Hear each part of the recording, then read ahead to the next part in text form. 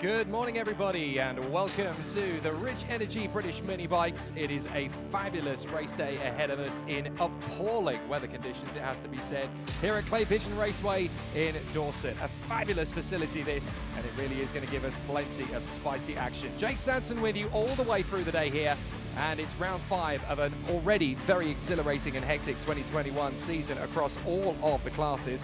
Massive thanks to everybody for putting on the show. A big shout out as well to David Sullivan for giving me all of the nod to get in here and make sure we've got some great racing ahead of us on this fabulous circuit. 815 meters, doesn't sound much in length, but it's definitely one of the most exciting. A 3.2 feet in elevation and 8 of the fastest and most technically challenging corners in British motorsport at this level. And as you can see, it's raining, and it's raining a lot. About 25 millimeters of rain expected over the course of the rest of today. Already feels like we've had most of that this morning. High temperatures at 19 degrees Celsius. It's currently about 13. And there's high wind as well, which is definitely going to make things tricky out there for the riders as they try to get their decent balanced setup over the course of the day. It's going to change every single race today as well, because we will get all sorts of different diverse battles and strategies from the riders as things go in. Let's talk you through a lap around this beautiful Clay Pigeon Raceway circuit.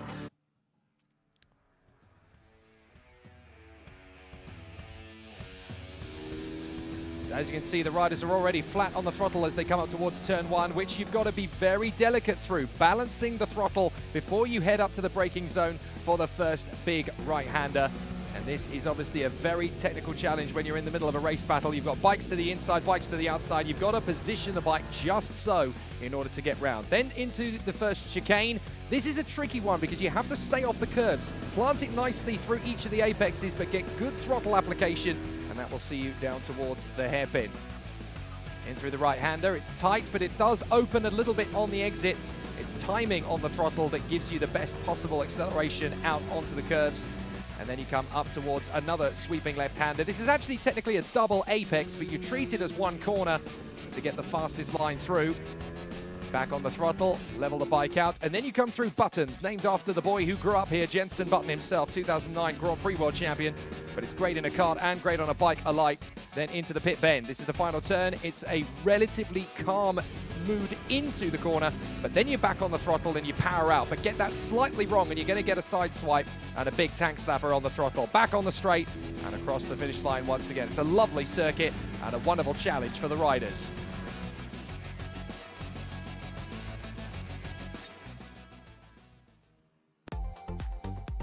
And of course today there's going to be plenty of drama and action around the course for the competitors to be dealing with.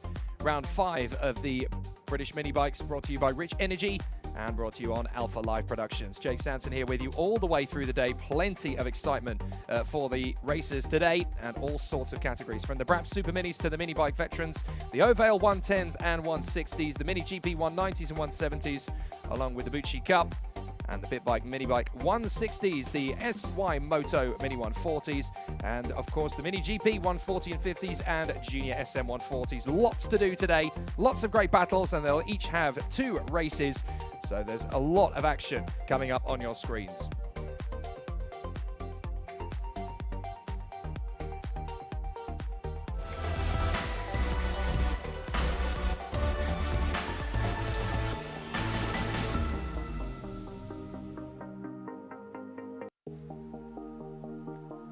So we're obviously going to start the day with the Super Minis, the first heat of the day.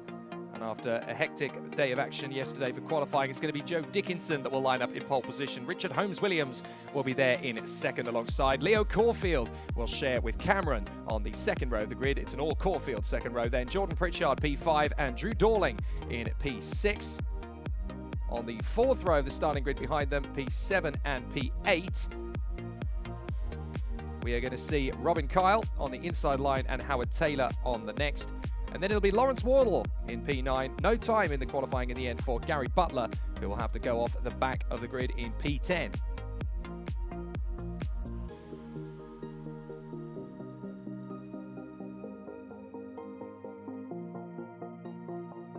It's been an interesting battle in the Brap Bike Super Minis so far. It is Richard Holmes-Williams that leads the championship by 2 points after the opening couple of meetings. Joe Dickinson, of course, the man he's fighting with. He's the defending champion, so there's going to be an interesting battle between those two right from the get-go. Jordan Pritchard is right in the mix. Only a few points between the top three after the opening weekends of the season, so plenty to do and plenty to discuss. The riders are obviously going to be working hard. This is going to be an interesting factor over the course of the day as well. Rubber pickup over the course of the race circuit. It does get very dirty, and there's an awful lot of marbles that come off the tyres, which is definitely going to make the abrasive nature of the circuit very challenging. Was talking to a couple of the riders this morning through the warm-up, and I have to say they're actually quite excited considering how torrential the rain out there is. They're actually really getting excited about the technical challenge of it, because this is such an abrasive circuit that even in the rain you can actually get a lot of speed out of the bike. So there's a lot of interesting battles and a lot of threats to the front end of the field with a lot of play-by-play.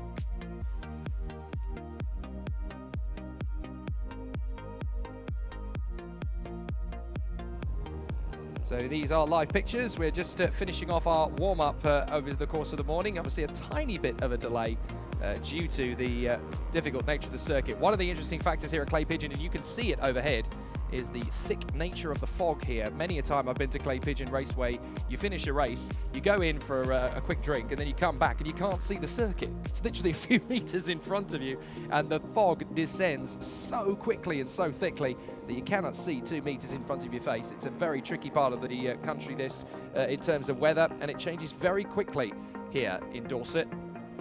And of course, you are not a million miles away from the coast, so Clay Pigeon Raceway definitely gives you plenty of excitement and a lot of great drama, which you will get to see plenty of over the course of proceedings. Do send your comments and messages in. It'd be great to have some banter and some chatter with you all as we go through the morning, and obviously we know there's going to be many of you that will be watching along.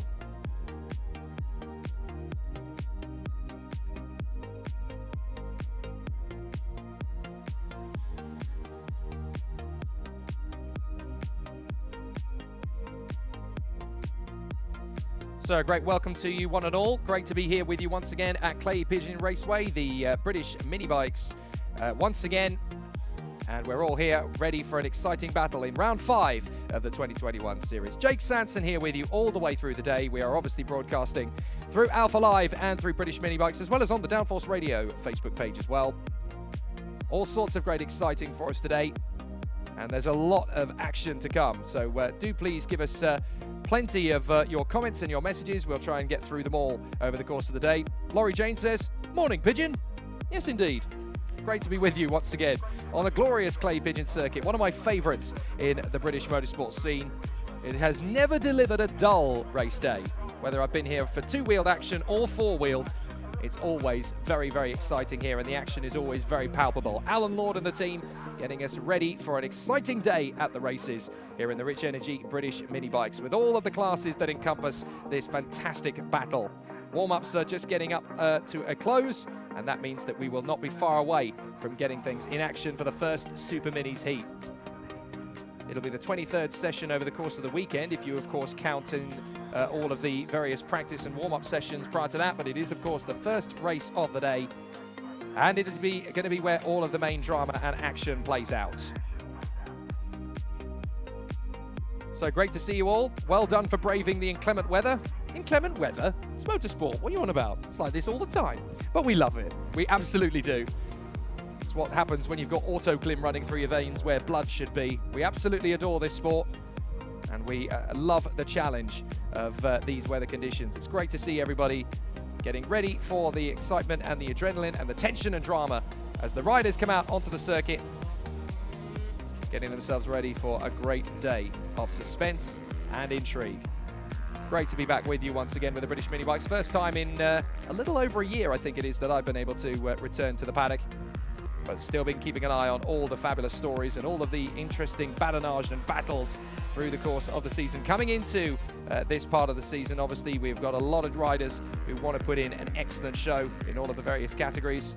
We'll keep an eye on all the big players in each of the categories. Obviously, the Super Minis, we need to keep an eye on all of the main players, such as Richard Holmes-Williams, Jordan Pritchard, Joe Dickinson, all the guys towards the front end of the field. Of course, when the mini bike veterans come out a little bit later on, we'll be seeing the battle between Messrs. Alan Brooks, Matthew Davies and Andrew Thompson once again.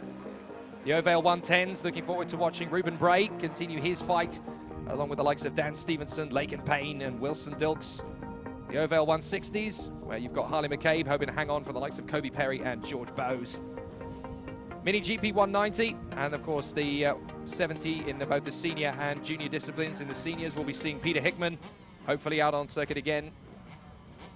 But now the riders getting themselves ready. Super Minis Heat 1 formation, they're ready for the suspense and drama. They're watching for the lights, and we're going to get ourselves underway. And we are racing for the first time here in Clay Pigeon. No problems at all out in front for the 48, Joe Dickinson, getting away ahead of Richard Holmes-Williams.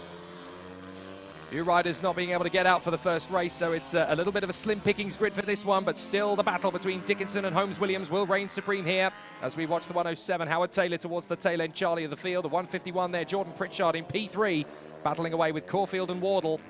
So no problems at all up at the sharp end of the dais, but Dickinson versus Holmes-Williams is the main battle, and that's what we're going to pick up on as they come through buttons. And already, Richard Holmes-Williams is on the tail of Joe Dickinson's bike.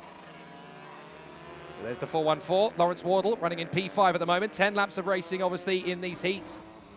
And it's now just down to 9, so the first one flashes by. It's a very quick lap here, of course. Joe Dickinson in front of Richard Holmes-Williams, and Richard Holmes-Williams already swarming around looking for an opportunity to get past Dickinson. So we're not waiting around, not hanging around for anybody. It's already going to be very exciting and very intense indeed as the riders continue to stretch their way through.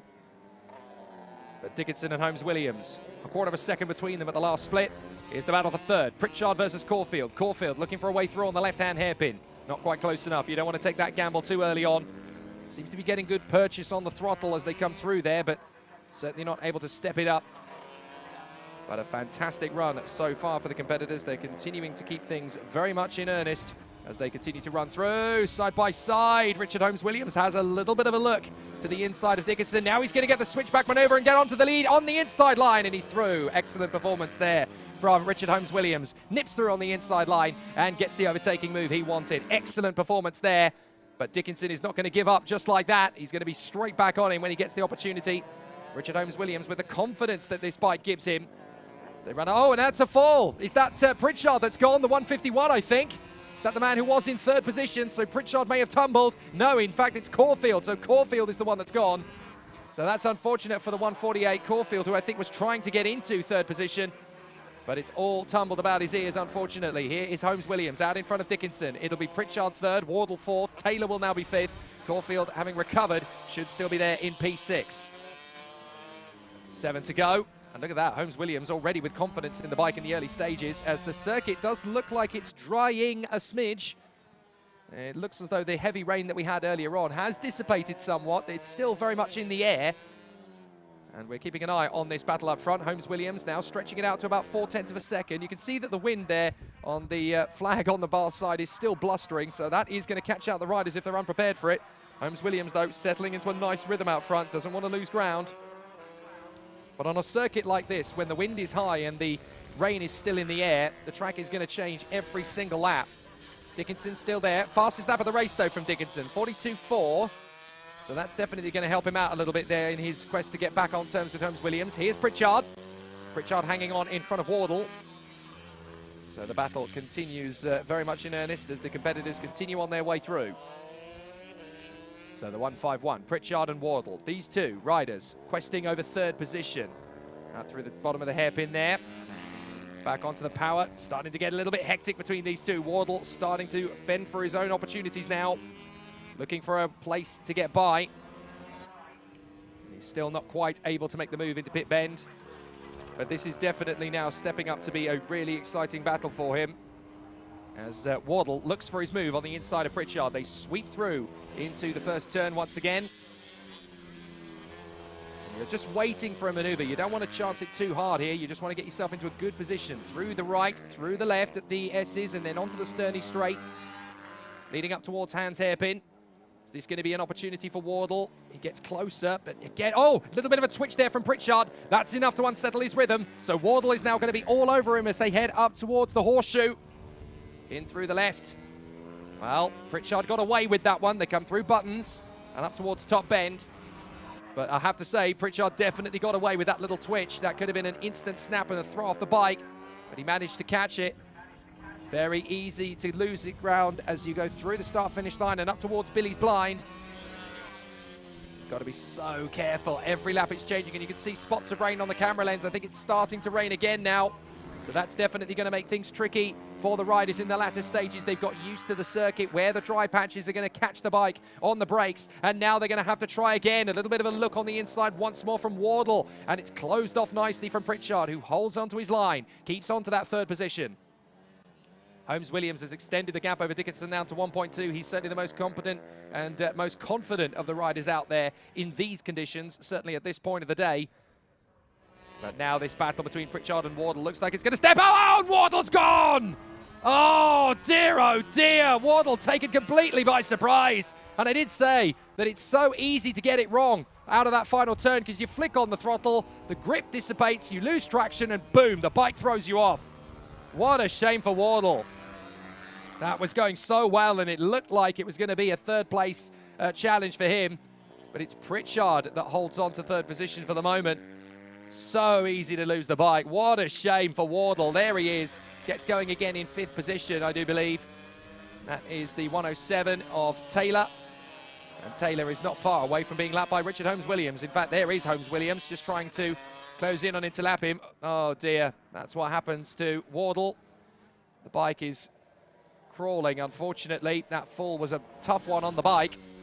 So Pritchard is on his own there in third position. No major problems for him. He can just coast home now in third position. He's still got a good 12 seconds on Caulfield, so he doesn't have to stress too much in third position, especially now that we're into the closing 2 laps of the race. So for Pritchard, third position is going to be nailed to the mast. Well done and dusted there. But very unfortunate indeed for Wardle, who definitely wouldn't have wanted that to be the way his race played out. He is still there, Lawrence Wardle, I think. No, in fact, he has now pulled it into the pits because the bike is too damaged to continue. Not at all surprised under the circumstances. Excuse me for the frog in the throat there. But Richard Holmes-Williams out in front of Dickinson to the tune of 3.3. And that is more than enough to keep this one nice and lit for Richard Holmes-Williams, his 2021 campaign. Getting off to a good start in Clay Pigeon. Obviously going to be an interesting battle as the races continue, but here in the Brabham Super Minis, it's all going well for Richard Holmes-Williams out of the final turn, and he cruises to the line. No worries at all. Richard Holmes-Williams takes the checkered flag in front of Joe Dickinson. He can be very happy with that, Richard Holmes-Williams. That'll do nicely, and he's happy with that. Look at the lead he's got. Very satisfied, Richard Holmes-Williams. That's a great victory, and he can be very happy indeed with that one. Here comes Wardle. He is going to cross the line, but sadly, it's going to be down in 6th position. And Pritchard is going to take 3rd position.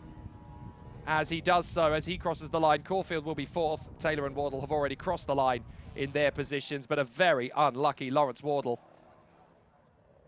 Doesn't always go according to plan, and it was looking like a good challenge for him there in 3rd position. Just wasn't to be in the end. Fastest lap of the race then in the end for Richard Holmes-Williams, a 41.5 was the best lap he was able to come up with through the course of that race on lap 6. So just before the rain started to come down again, essentially. So this could be a very interesting continuation for the day into the next race, the MB160s. Because obviously they're going to find it very tricky now that the rain is starting to come back. But it's Richard Holmes-Williams that takes the victory in fantastic fashion. Joe Dickinson in 2nd place from Jordan Pritchard and Cameron Caulfield. Howard Taylor and Lawrence Wardle were a lap behind. So let us continue on with our fantastic day of race action in Clay Pigeon. Richard Holmes-Williams, though, is your first victor of the day.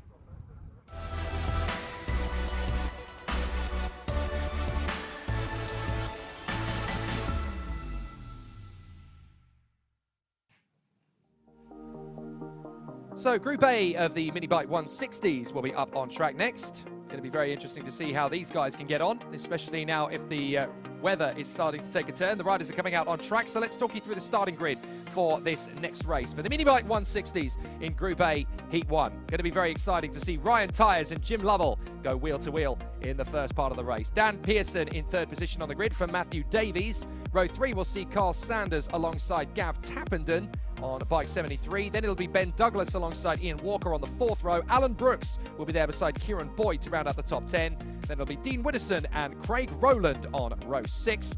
We'll see Tommy Champion in P13 from Rob Overend. and then Nick Shaw alongside Kira Williamson, and they'll be ahead of Kelsey Carter in 17, Charlie Hopkins in P18 on the starting grid with no time set yesterday. Likewise for James Mostaker, Phil Dickens, Will Horner, Tom White, Nathan Smith and Jim Lovell. They will rather charge their way through from the back of the field, and that's going to give us plenty of excitement in this first race.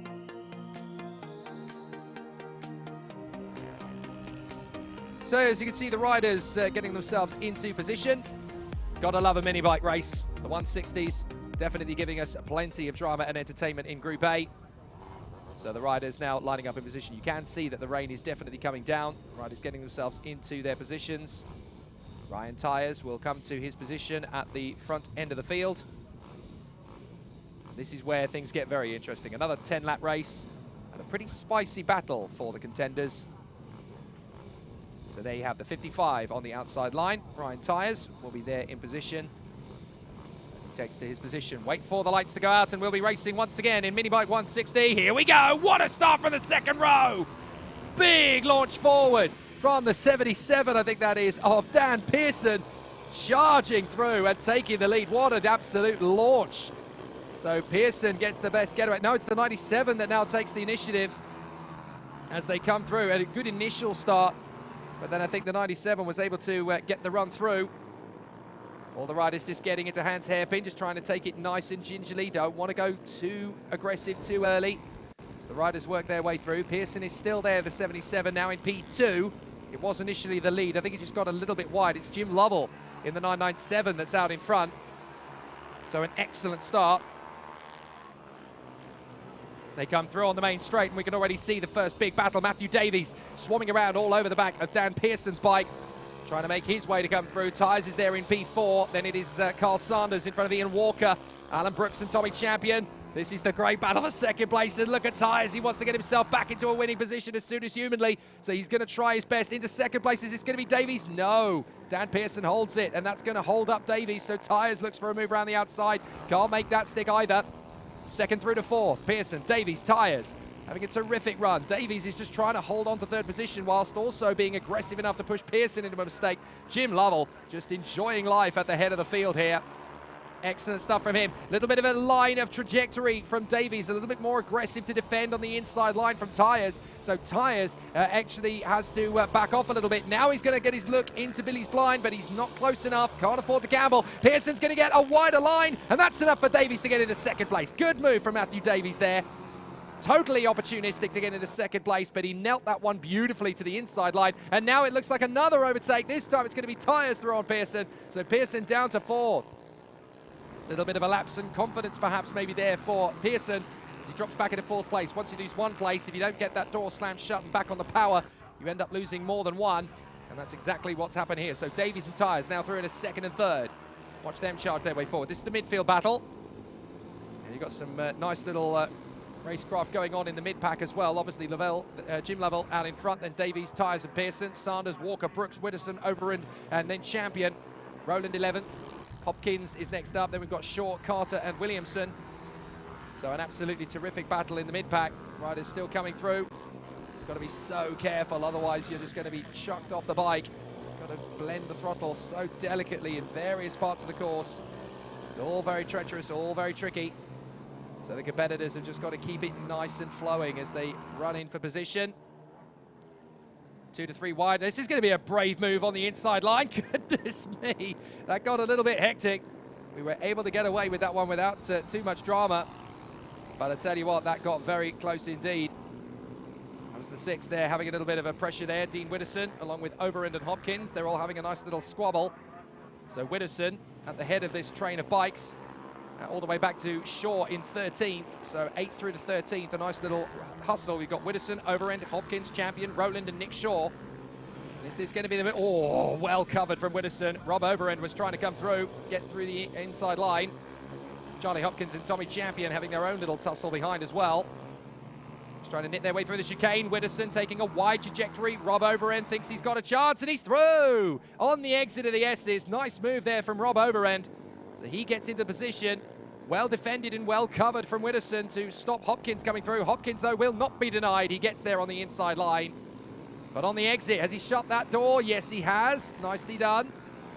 No more gaps covered needed there. And then in behind the 23, that is Tommy Champion, doing a great job in P11 at the moment, trying to work his way further forward. Got plenty of time to do something about the riders in front. And the man in front is Dean Widdowson.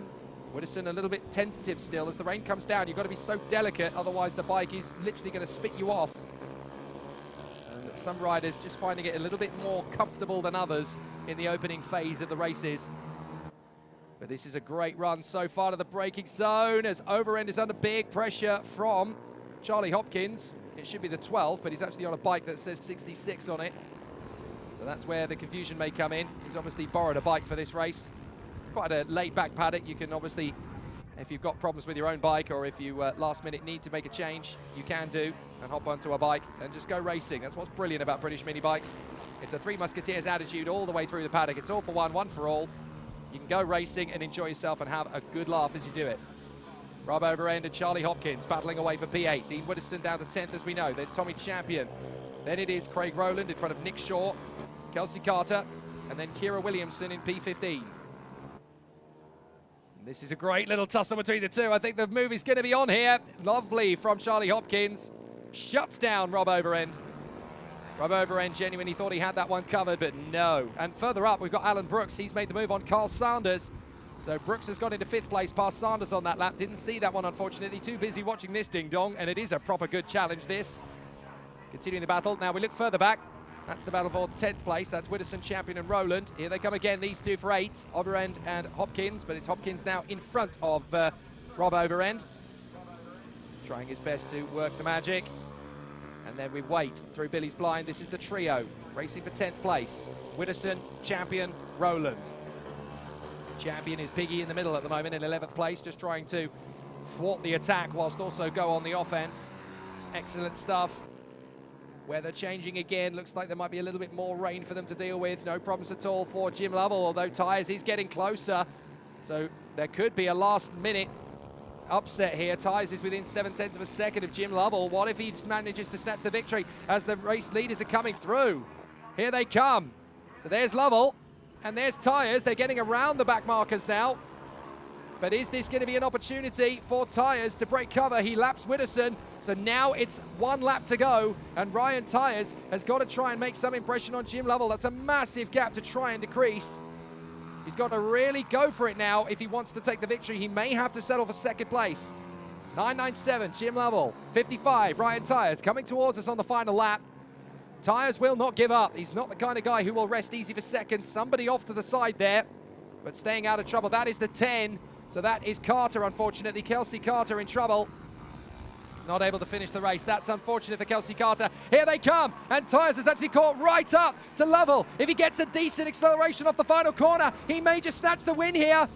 We have to have a look back and see the checkered flag is out. Who's going to get there? It is Lovell, just in front of Tyres, who sets the fastest lap in the process.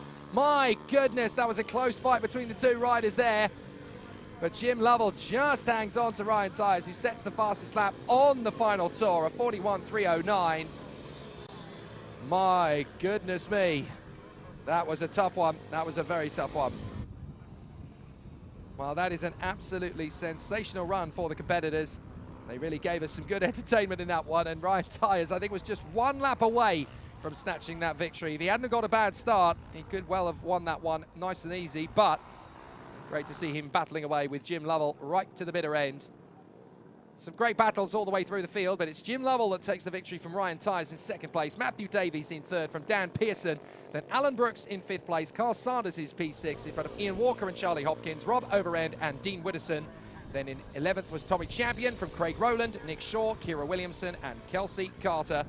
Great excitement there and some phenomenal battles from our competitors. They really did spice up the show quite considerably there. Excellent stuff from our racers. They are very much in Weetabix early in the morning mode. They've been up there doing a great job. Best wishes from Northern Ireland for a safe day's racing at Clay Pigeon from Two Brothers Photography, particularly the local riders from the IMC who have gone across to race. Love Stewart. And BR8 Racing Media, best of luck to Pritchard and the Super Minis. He loves the raid. He took the win at Rowra in similar conditions. Safe ride, everyone. I think we can all echo that sentiment. More great racing to come. And obviously now we have more great action from the Mini GP 190 and the Bootsy Cup.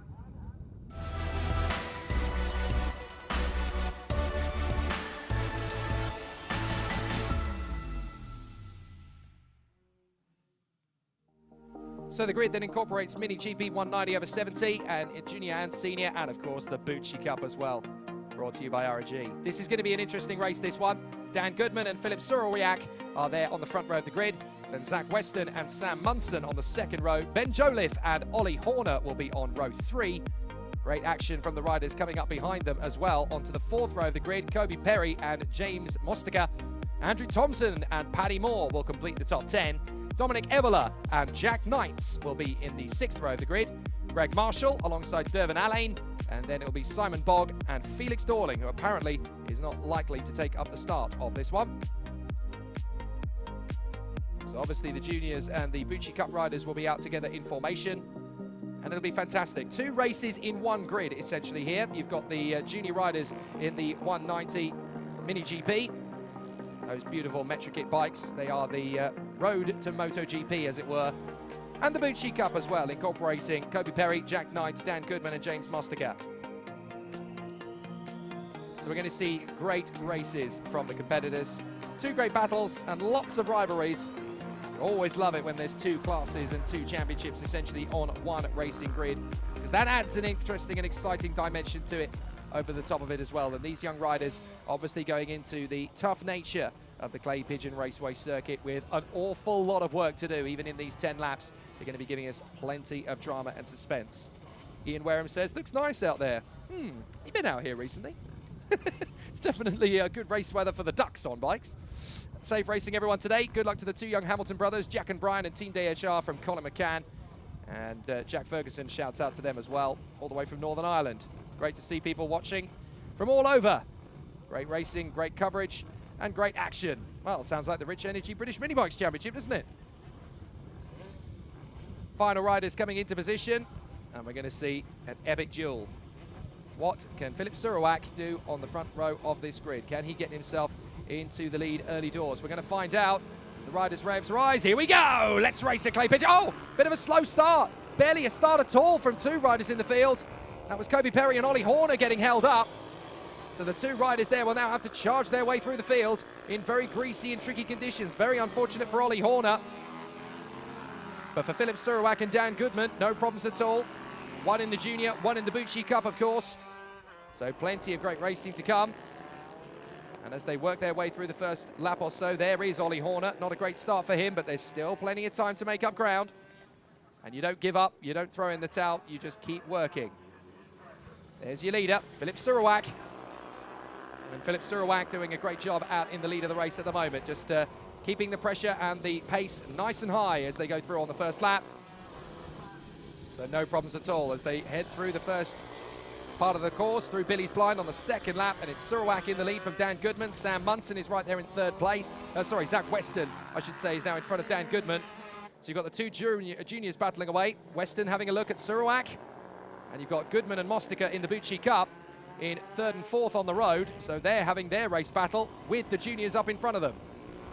Nice 4-way scrap. Always good to see if the Bootsy Cup riders can get in amongst the juniors up at the front end of the field, and today they certainly can. 1, 2, 3, 4, Surwiak, Weston, Goodman, Mostica. And this could be the chance for Goodman, having a look there at Weston. Weston's too busy focusing on Surwiak in the lead of the race, though. So he has to wait for his moment to stand Goodman. James Mostica right in there in 4th place, just holding on to things. Stan Munson, P5. He's got pressure from Ben Joliffe. There they come through the S's. Great racing so far. Is this the move for the lead from Zach Weston? Yes, it is. Weston gets through on the inside line through hands, and that's a lovely overtaking move. Now, what can Philip Surwiak do in response as they come off of the horseshoe and up towards Buttons? Through the right. Excellent racecraft so far from Zach Weston to get the bike into the lead of the race, and now just a little twitch as they go through the top bend. But he's got good energy and good travel through these apexes. Excellent run so far from Zach Weston. Into the lead of the race he's gone. Surwiak is there in P2. Goodman, Mostica, Munson, Joliffe. Perry is there in 3rd in class and 7th overall for the Bootsy Cup. Thompson, Evola, Marshall, and then Knights. Although Horner has now worked his way through past Knights. And then, of course, you've got Derv Allain, who is there in 13th for the moment. So out in front, it is Weston in front of Surwiak. Great battle and great challenge between these 2 thus far. Keeping the battles nice and intense at the moment. When are we going to see the moment from Goodman to stretch away from Mostica? Because Mostica is playing the long game here by the look of things, just keeping it nice and tidy. not going to get himself head up into any difficulties from his point of view as they storm through the flat-out left-hand bend. I say flat-out, it normally would be in dry conditions. It's drier than it was earlier on, but there are still some damp patches around.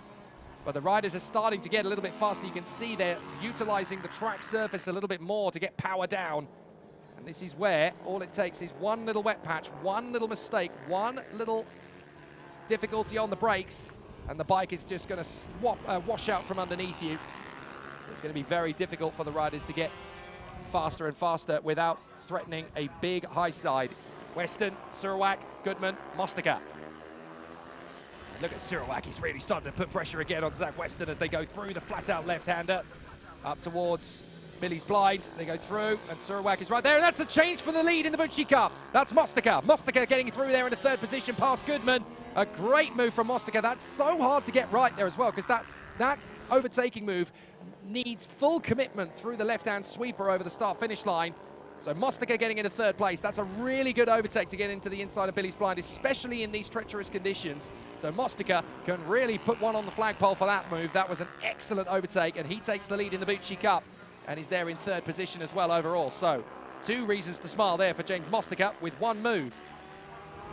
So there is Mostica holding on in front of Goodman. Goodman still giving it plenty of aggro. But the 2 leaders in the juniors, as you can see, in the mini GPs are just starting to stretch away. Let's look back. We should see Thompson versus Ovalie. They were very close together on the last lap. Got to wait a while for them, but here they are. Thompson and Ovalie. It's Ovalie now in front, I notice. So Ovalie has got through into the position. Thompson is there in 8th position. Then it should be Kobe Perry in 9th place. 3rd in the Bootsy Cup, 9th in the race. There he is.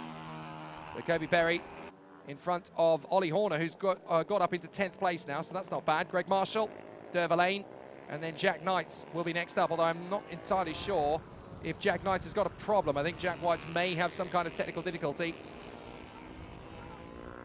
So the field continues on its way. This is the battle between Ovalie and Thompson, 7th and 8th. This is Dominic Ovalie and Andrew Thompson. Ovalie having got through into 7th place now, trying to stretch away and go after Ben Joliffe. They're still in the 42s for lap times, so about 2 seconds off the pace of the leading bunch. This all comes down to a little bit of confidence in the bike. It also comes down to various different factors. Perhaps the bike is not quite at the same level as some of those in front. But Ovalie and Thompson still having a great run. Obviously, you've got a nice combination of seniors and juniors out together in this field as well. That's also got to be taken into account. So there's still going to be plenty of excitement from the riders as they continue on their way. So they continue on their charge. Now that's Horner having worked his way back onto the tail of Kobe Perry and straight through. Goodness me, didn't even have time to blink there. So is that back through again from Kobe Perry? Yes, it was. So Kobe Perry not going to take that one lying down. Running 3rd in the junior rankings. Kobe Perry doing a great job along with the likes of Sullivan Mounsey and Dan Goodman. Obviously the seniors and juniors race out together in Mini GP 190 over 70. And then of course you've got the Bootsy Cup mixed in with that as well.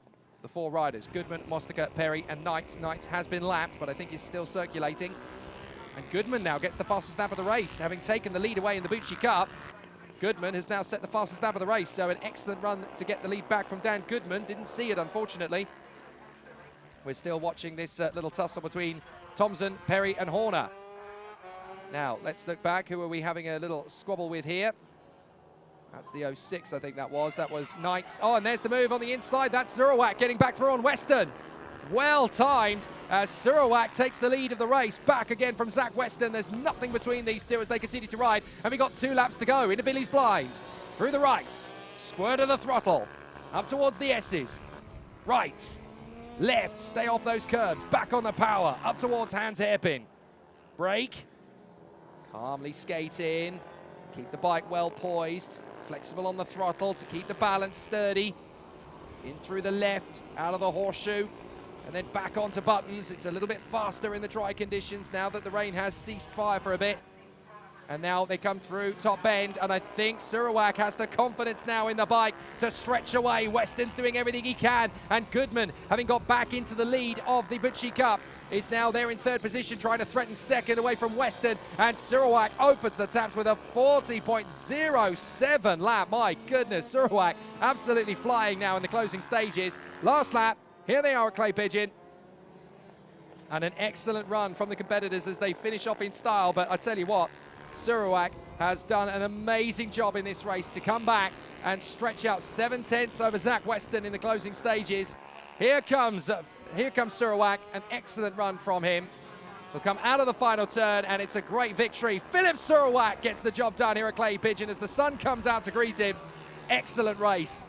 Great fight back from Philip Surawak, and that's a brilliant victory. Look, he's absolutely pumped. Philip Surawak, that's a big win. That's one that he didn't dominate. It's one he had to work for. He had to dig deep and find something special in the closing stages. So Philip Surawak absolutely dominating in the closing couple of laps, but had to work to get to that stage.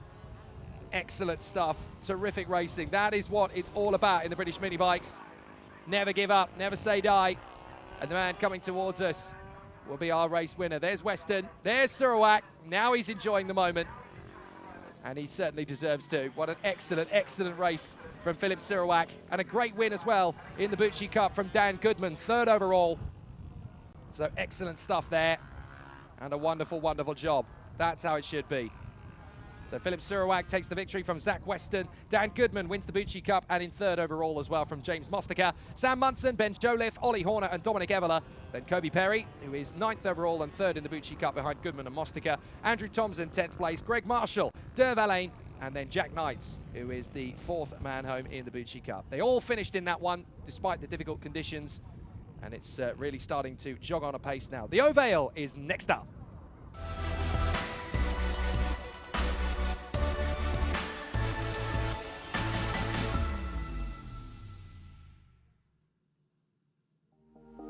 Nothing wrong with a bit of action from the Ovalie 110 Cup. It's obviously going to be an interesting battle with the likes of Stevenson, Bray, Payne and Dilks all battling away at the front end of the field. Let's talk you through the starting grid for this first race of the day from the Ovalie 110s.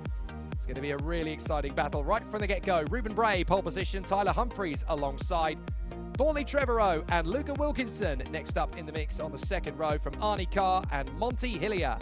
Then it's Wilson Dilks in 7th. Travis Shaw lines up P8 from Freddie Bridewell and Jack Hamilton to round up the top 10. Ralph Croft and Sydney Marshall will share the 6th row of the starting grid. The battle will be very intense from the get-go. 7th row of the grid will see Kobe Garbett and Jack Newton. Jonathan Payne and Izzy Carter will be on row 8. Tobias May and Laken Payne will be there down in 18th on the grid. It'll be interesting to watch him fight back. Ethan Dunning and Dan Deering will finish up the field. So the Ovalie GP 110s, here they are out on circuit.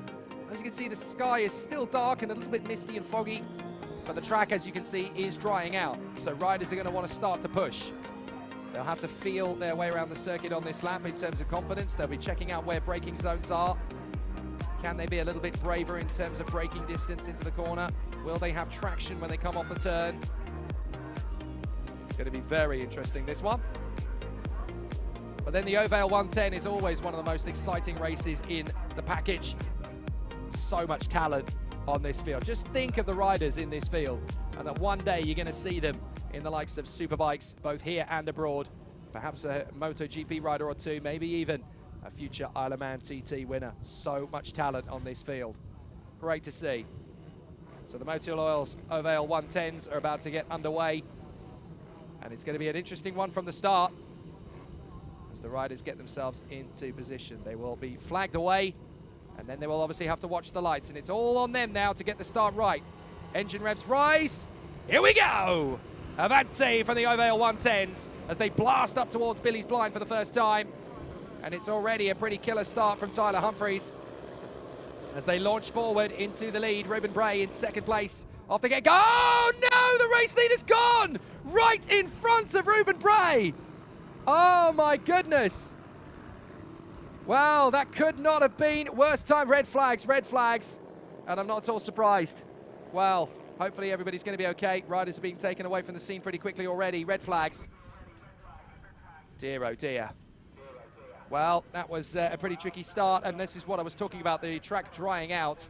But there are still some pretty slippery parts of the circuit, and there are still some damp patches.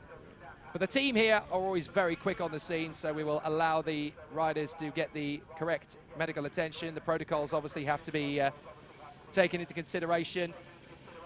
Such an awkward moment as the riders came through. And the leader just powered out of the throttle on the S's, and there was just not enough traction in the circuit, not enough grip for the bike to bite back. And unfortunately, it just kicked him off the bike. So easy to do. Big high side. And hopefully the riders are all going to be okay. The riders that are remaining in the race are obviously now just consulting. They will obviously compare notes. And hopefully the adrenaline won't be running too far away. We can't give you any information as to how things are. That would be completely inappropriate to give you any details when we're unaware of the full extent of the situations. You saw what we saw, so that's all we need to focus in on that one. But the teams are there. They will go through the correct protocols, of course, and they will make sure that all the riders are as safe as they possibly can be. They're in good hands, which is the main thing. So obviously the competitors will now have to focus in on that. It is drying out, but you can't afford to get too aggressive on that throttle too early. Otherwise, that's exactly what can happen.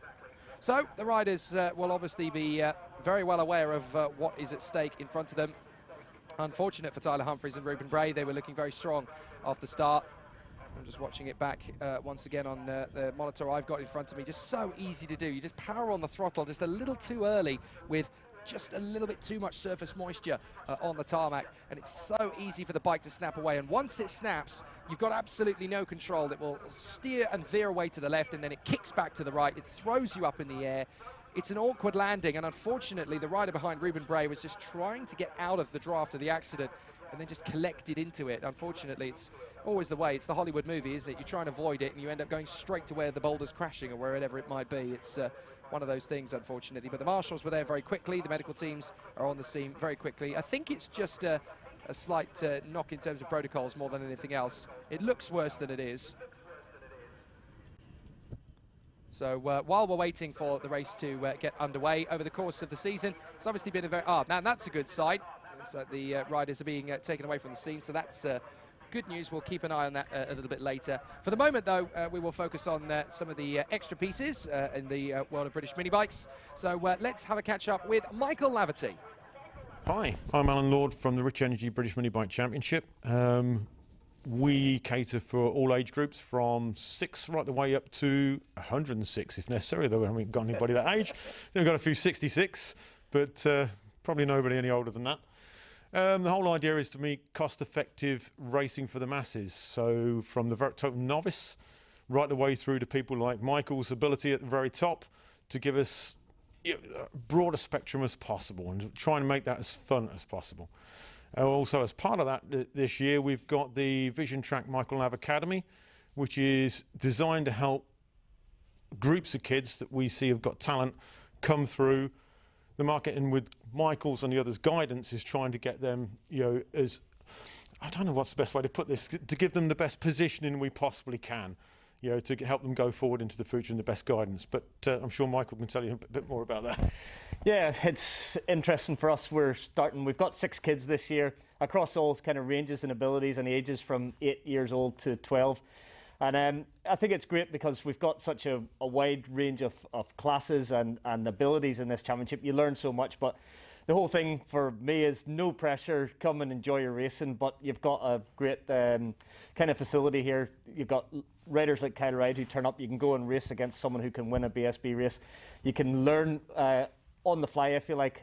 So with no pressure, you can continue to develop your riding. But inside the Vision Track Academy, we provide a little bit of a structure with a rider coach there, Joe Dickinson, who wins the Super Mini class here. So he keeps all the riders on track. We've got his technician there, Trick, who can help both the fathers and the riders learn how to set up a bike. So they use the environment here inside. We have the awnings all lined up, so they're all together in what would be a team environment. So if you want to make a career out of racing, you got to learn how to communicate with an engineer, with a crew chief, to work in a slightly more stressful environment whilst you're looking over at your rivals, essentially. So we've tried to replicate a little bit of that, a little bit of the professional environment, and it's working really good at the moment. It's our first race weekend together, so obviously there's always bugs to iron out, and we will kind of continue to improve it. But it's something that we've worked together with the BMB Championship, something we plan to grow. As I said, it wasn't like I picked the winners from every class last year. It was quite a diverse range of talents and abilities, and I think that's always got to be the focus, picking a rider who may not quite have reached the height of their ability just yet, but unlocking that and finding someone from the middle of the pack, taking them to the front, finding those who want to race for fun, and that's fine, trying to assist them, trying to find those who want to perhaps race in MotoGP in the future and kind of set them on their way. So I want to use the experience I've gained over the years, the knowledge and the know-how, the connections and the relationships, and open as many doors as possible. So not only in BMB, but also we're kind of broadening our horizons into the British Superbike Championship this year, maybe with a wild card in the British Talent Cup, with the new Ovalie World Series of the 160s going to be run alongside those events. So we're going to be dipping our toes in there with 4 of our academy riders. So yeah, we've got some lofty ambitions with the whole Vision Track Academy, and some great people in there, and I'm enjoying seeing that development of the kids. It's always a worry when you put young lads out there and they want to impress, and I hate when I see them crash, and we've had a few crashes already, and that's for me the nervous side of it. But I think we've got, hopefully they'll calm down, they'll realise there's no pressure, and they'll go out there and enjoy it and have fun inside the BMB racing scene. Yeah, it's a pretty exciting year, isn't it? There's a lot going on. We've got the World Series coming up, which the announcements come out. I know the FAM have already announced part of it, or the forming of it, and that we're running a UK version of it, but the full announcement of that goes out within the next, I think, 7 to 10 days, so people will see where the structure is that. And the academy is part of that, and coming forward, I think there's a whole lot going on for young sport this year in motorsport, cycle racing, anyhow. Yeah, it's great. I think it's something for me that I looked at that was missing inside the British UK scene. So we've got a great series here, and to have the academy running alongside it and have something that the other kids can aspire to hopefully join our team in the future. So I'm not quite sure how we'll do it, whether we can't go too big because we'll take up enough paddock space as it is, but actually, you know, have something available for a new rider every year, something they can aspire to be part of, and then hopefully the likes of, we've got probably our fastest rider in there is Harley McCabe, who won the Ovalie 110s last year, and he'll probably already be looking towards a future in Moto 3, so when he moves on, then be ready to find the next young rider to fit in there. So I think it's exciting. I know me as a 10, 12, 13-year-old, I'd love to have been part of something like that. So I try and think like a kid from the inner mentality of what keeps it fun and what excites you. And I think the smiles in the kids' faces for me is one of the great joys of it all. Yeah, I keep saying it's exciting times coming on. But yeah, if you want to be part of the British Minibike Championship, the Rich Energy British Minibike Championship, visit the website www.britishminibikes.com. All the info's on there. Give us a call, and we'll talk into how you can get your child or your pensioner into motorsport, and how you can come and enjoy the racing. Thank you very much. Cheers. Do you want to do that ending again? Just that one more time, so they say thank you very much.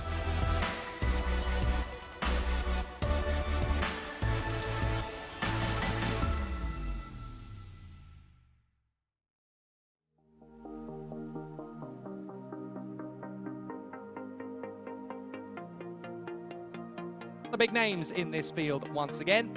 So let's talk you through the starting grid for this one. 900 metres around the Clay Pigeon circuit, and lots of great racing to come. Harley McCabe and Henry McCartney on the front row of the grid. Sam Munson and Josh Williams on the second row. Blake Wilson and Joel Grieg are together on row 3. Next up behind them on the fourth row of the starting grid, it is Ollie Sims and Kobe Perry, then George Bowes and Lewis Mullen. Craig Dance is on 11, and then Dan Deering in P12. Row 7, Marianne McCartney and Mason Greasley, and then it's Cade Watt, who should be there hopefully in 15th.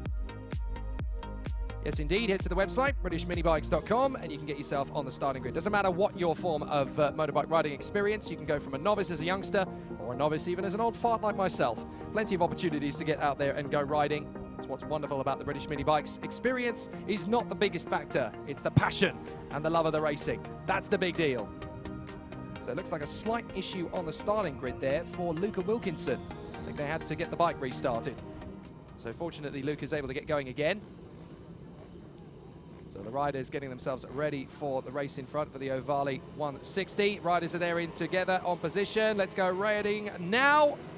Obviously a missing Tyler Humphries. He was involved in the earlier race issue, so he will have to be back out a little bit later. Oh, very aggressive start there from Thorley Trevorrow.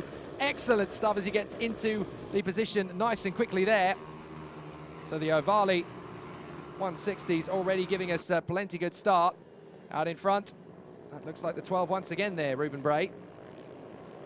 Having a terrific run as the riders continue on their way through. Luca Wilkinson is in the mix there, still riding through. But the battle continues on its way. The Ovalie's a fantastic class of bike this, and great racing from the young competitors as they continue to charge through out of the final turn. And on the power once again through the flat out first kink that makes up the start of the race. But it's Ruben Bray from Thorley Trevorrow after his immense move into second position. Trevorrow's up for a scrap here. He really wants to go for this. Wilkinson third, Monty Hillier in fourth place from Dilks, Shaw, Bridewell, Croft, Hamilton and Laken Payne ahead of Jonathan Payne. And then we got Sydney Marshall. Oh, for the lead of the race already, battling away these two. Bray and Trevorrow already having a scrap. I think Trevorrow had already got through, but Bray said, no, I want to win this one. You're going to have to try something else, mate. So Thorley Trevorrow already starting to kick up the moves for the lead of the race, but Ruben Bray is right there in the hunt for position. Out of their turn they come. Ruben Bray and Thorley Trevorrow battling away for position as they complete the lap. Not much to choose between the two. They continue on. Wilkinson there in third, then Wilkes, then Shaw. Hillier's down to sixth. So Hillier's not had a great lap that time around. Hamilton down to 10th place behind Laken Payne now. So Jack Hamilton having to continue the fight. Here's the move from Trevorrow. Trevorrow has again got Bray back to the inside line. So Trevorrow so confident in those first 2 or 3 corners, then obviously has to try and hang back as Ruben Bray gets back on the power through these sweepers at Hans Hairpin and the Horseshoe. So the two riders very closely matched, incredibly closely knit together in terms of their raw pace. But I tell you what, there's not much to choose between them in terms of raw energy. Here comes Trevorrow, back to the inside line, taking the lead of the race back again. Good run from Trevorrow. He retakes the lead. Into Billy's blind. Leaves the door open. There's the move from Bray. Bray gets back into the lead. Swapping positions all the way through the race. Excellent stuff. So Bray back into the lead. Trevorrow in second. Trevorrow getting alongside. But it's Bray that's got the inside line for Hans Hairpin. Trevorrow trying to tuck back in and dive back across. Not going to happen. Not yet. Now he's going to have the loop for the inside line, but he's got that damp patch on the inside of the Horseshoe, and that's thwarting his attempts to come through. It's in the final turn here where Trevorrow is most confident. Look, he's so good through top bend. Watch. Powers out of the throttle, goes right round the outside of Bray, and should be able to get alongside and back into the lead through turn one again. Bray holds it this time round the outside. Trevorrow is the one that has to back down. So Trevorrow will have to try again. But he's obviously very strong through the chicane, through the S's. He's got good speed and pace here. Now he's got to try and get back out of the turn and get up alongside. Bray to the inside line. Trevorrow across to the outside. Trevorrow trying to hold his nerve. The bike is twitching under braking. They're fighting for traction and stability as the wet, damp conditions still give it plenty of gusto. Trevorrow on the inside gets back in on Bray. Great move from Thorley Trevorrow. They were covered by 900ths of a second as they came across the line, but Thorley Trevorrow having a terrific race here as he battles with Ruben Bray. And now he's got a little bit of gumption. He should be able to build a tiny gap over Ruben Bray, but Bray's not giving up. Bray's going to try again. Now they've got some back markers to deal with. This is going to be very tricky. It's not gone well for Bray. Bray's had to back out of it. Wilkinson has lost a bit of time there. Goodness me, Wilkinson dropping off the leaders as a result of that. So Ruben Bray is now going to have to try again on Thorley Trevorrow. Excellent racing between these two. Thorley Trevorrow really coming out of the grid start, the hatchings there with 7 bells behind him, really pushing. Here's the battle going on further back. Difference of opinions in where the best line around the circuit is. This is Hillier, Bridewell and Payne, I do believe. Here's the move up the inside. So good little battle going on there. Is that Bridewell getting through on Hillier? I think it might be. No, Hillier just hanging on for the moment. Bridewell is right there, and then of course you've got Laken Payne in the 41 bike. As they cut through the traffic, Bridewell trying to come through. Freddie Bridewell on the 118. This is the move on the inside, and Bridewell takes it. Lovely sweeping move out of Billy's blind, and then into the S's. Excellently taken there from Freddie Bridewell. But now round the outside, you've got Laken Payne trying to get one over on Monty Hillier. And Monty Hillier now holding on to his position. just got to shake off that move from Bridewell. Never mind, forget about it. Get on with it. Get after him again. If you can, don't lose another place to Lake and Payne will be his attitude. Dilks and Shaw are up the road. So Dilks is there in 4th on the 85. Shaw on the 4 is there in front. But here's Bridewell. Hillier, Payne. A couple of seconds back, you've got Ralph Croft, and then Jack Hamilton is in 10th place. Some great racecraft from these young bikers. Excellent stuff. 3 laps to go for the leader, Trevorrow. Still only 3/10 ahead of Ruben Bray. That could end up getting spicy if Bray's got a little bit more traction underneath him in the closing couple of laps. But let's see, is Lake and Payne going to get his opportunity? He just can't get on the throttle quick enough to get alongside Hillier up towards the horseshoe. He's just got to wait for a little blip. He's got to wait for a moment. Excellent stuff so far from the competitors. And some really tight-fisted racing from them. Oh, again, well covered by Hillier. Payne is all over the place trying to get through, giving him plenty of aggression, plenty of good racecraft maneuvers. Just trying to dive in to the left, to the right, to the left, to the right, but Hillier places the bike exactly where he needs to coax the bike around. Getting out of the way, that was the 60 of Tobias May. So Tobias May gets out of the draft there and gives it plenty of space for the opposition to come through. Dilks, Shaw, Bridewell, Hillier and Payne. And then there's the 60 of May. Behind them, that is the 49. That is Ralph Croft, doing a fair job in 9th position in this race, just keeping it nice and tidy. Having a good run. There is your leader, though, Thorley Trevorrow into the last lap. What a ride from Thorley Trevorrow. This is a groundbreaking race for him. Really has come out of the blocks here at Clay Pigeon and done a sensational job. Ruben Bray is not the easiest rider to beat when he's got his dander up. So fair play to Thorley Trevorrow. He really has come out of the blocks fighting fit here and has done a fantastic job. The elbows were out from the first lap, and he's put himself into a very authoritarian position out in the front of this race. Some great racing, good confidence in the bike, brilliant confidence in himself, stood on everything through the braking zones, got the application of throttle perfectly everywhere. Thorley Trevorrow is going to come through for the victory, and what a win it is! Thorley Trevorrow, excellent ride. Great job, Thorley. Spot on. And he can have the histrionics. He can have the party. A little celebration on the rolling down lap. An excellent ride from Thorley Trevorrow. Superb. Absolutely superb. That was really, really sensational craft from the young rider. And it's not easy to beat Ruben Bray. So Thorley Trevorrow, that's a groundbreaking moment. You're going to see plenty more great rides from that.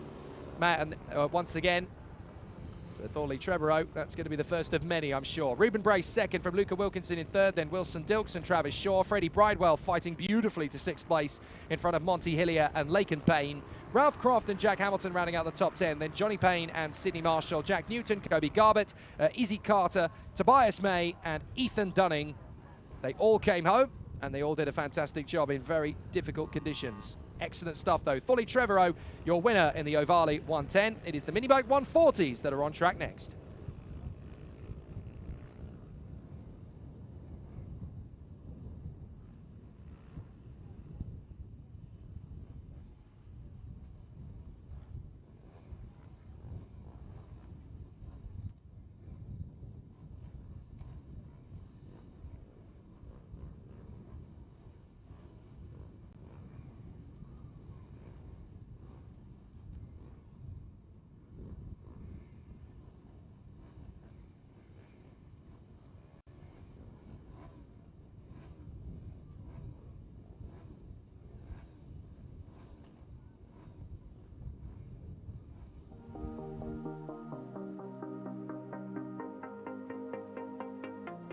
So the riders coming out onto the circuit then for Minibike 140s.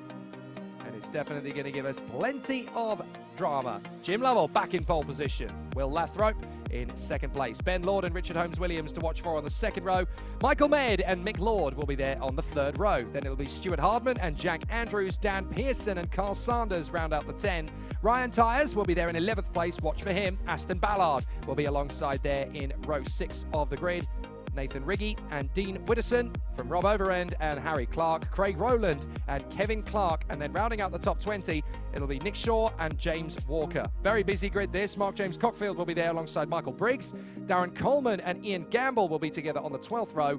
Then Kelsey Carter and David Barfoot along with Jack Wolf. And then the riders who didn't get times in the end, Reese Morgan, Nathan Smith and Connor Wyatt as the riders finish off in fantastic style. 30 riders on the grid, plenty of drama to come.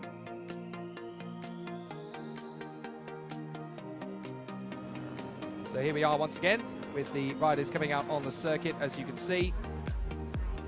Always excellent drama from these guys. And the Supermoto's Minibike 140s.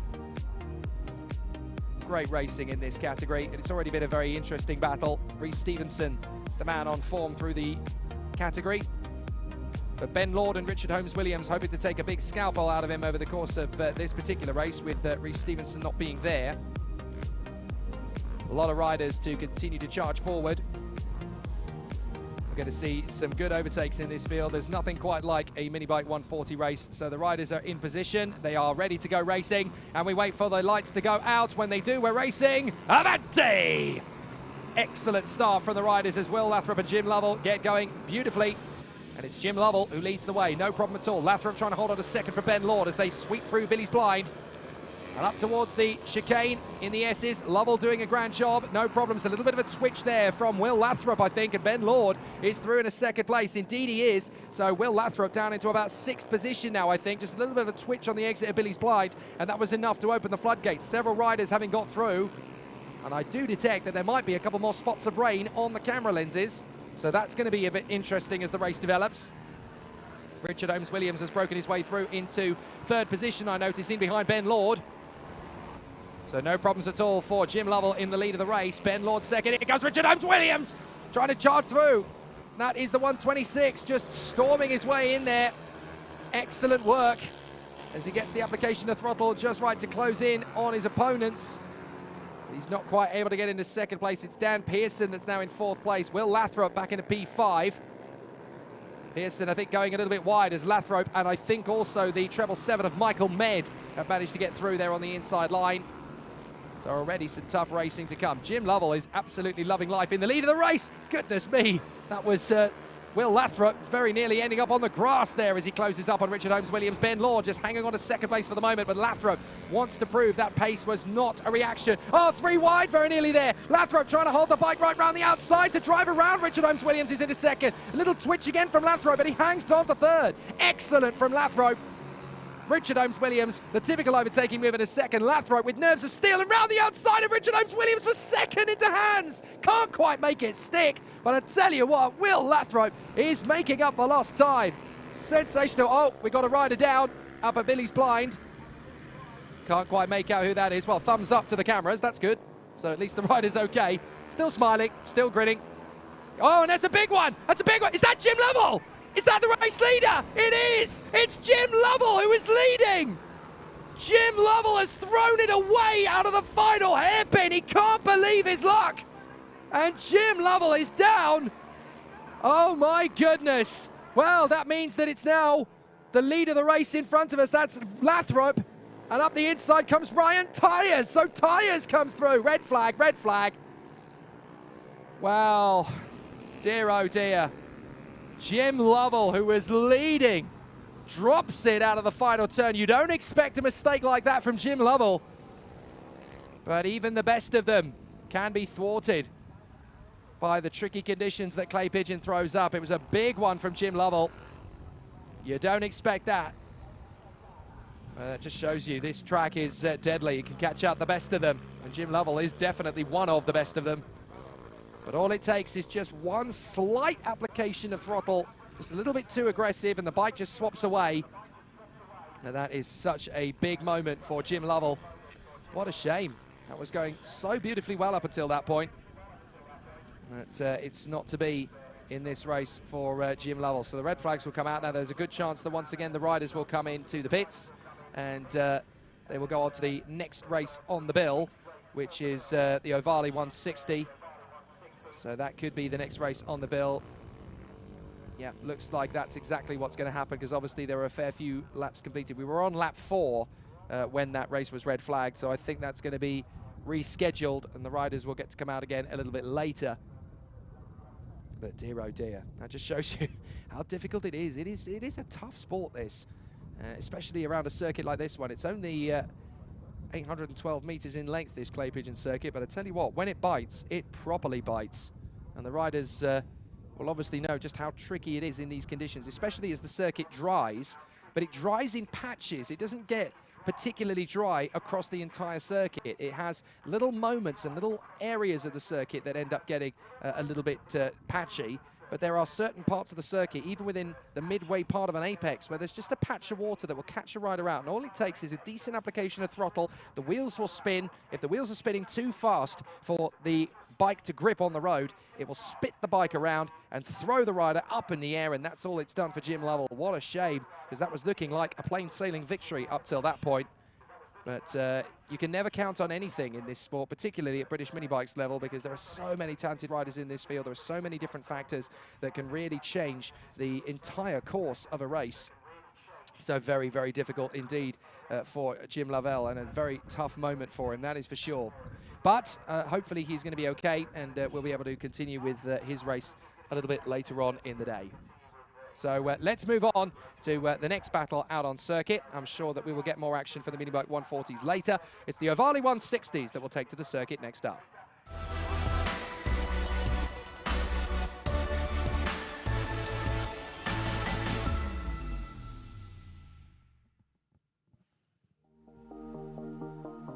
So the riders preparing then for the Ovalie 160 Cup, one of the most competitive and exciting disciplines within the Rich Energy British Minibikes Championship paddock. Here's the grid for the next race. Harley McCabe will be out on pole position alongside Henry McCartney. Sam Munson and Josh Williams will be together on the second row of the grid. Blake Wilson will be alongside Joel Grieg on the third row. And then to complete the top 10, on row 4 is Ollie Sims alongside Kobe Perry, and then George Bowes alongside Lewis Mullen on the 5th row. Craig Dance will be alongside Dan Deering on the number 80 bike. Marianne McCartney, and then Mason Greasley and Cade Watt should finish up the grid. So the Motul Oil's Ovalie 160 Cup head out onto the circuit as the riders will come through. In fact, actually just keeping an eye on the riders that are out on the circuit. I'm not entirely sure that is the class of bike that's out on circuit. Indeed, it's not. So it looks like, I think we're getting a rerun of the Minibike 140s. I do apologise. Happens sometimes. The organisers have to take a split-second decision. So here come the riders out again, and I think it will be the Minibike 140s once again. Yep, that's the 62 Carl Sanders getting himself into position. I can see Mark James Cockfield on the number 7 bike as well. And the riders coming back into position. So Ben Lord is there. Richard Holmes-Williams on the 126. Yep, there he is. So there is Richard Holmes-Williams getting himself into position.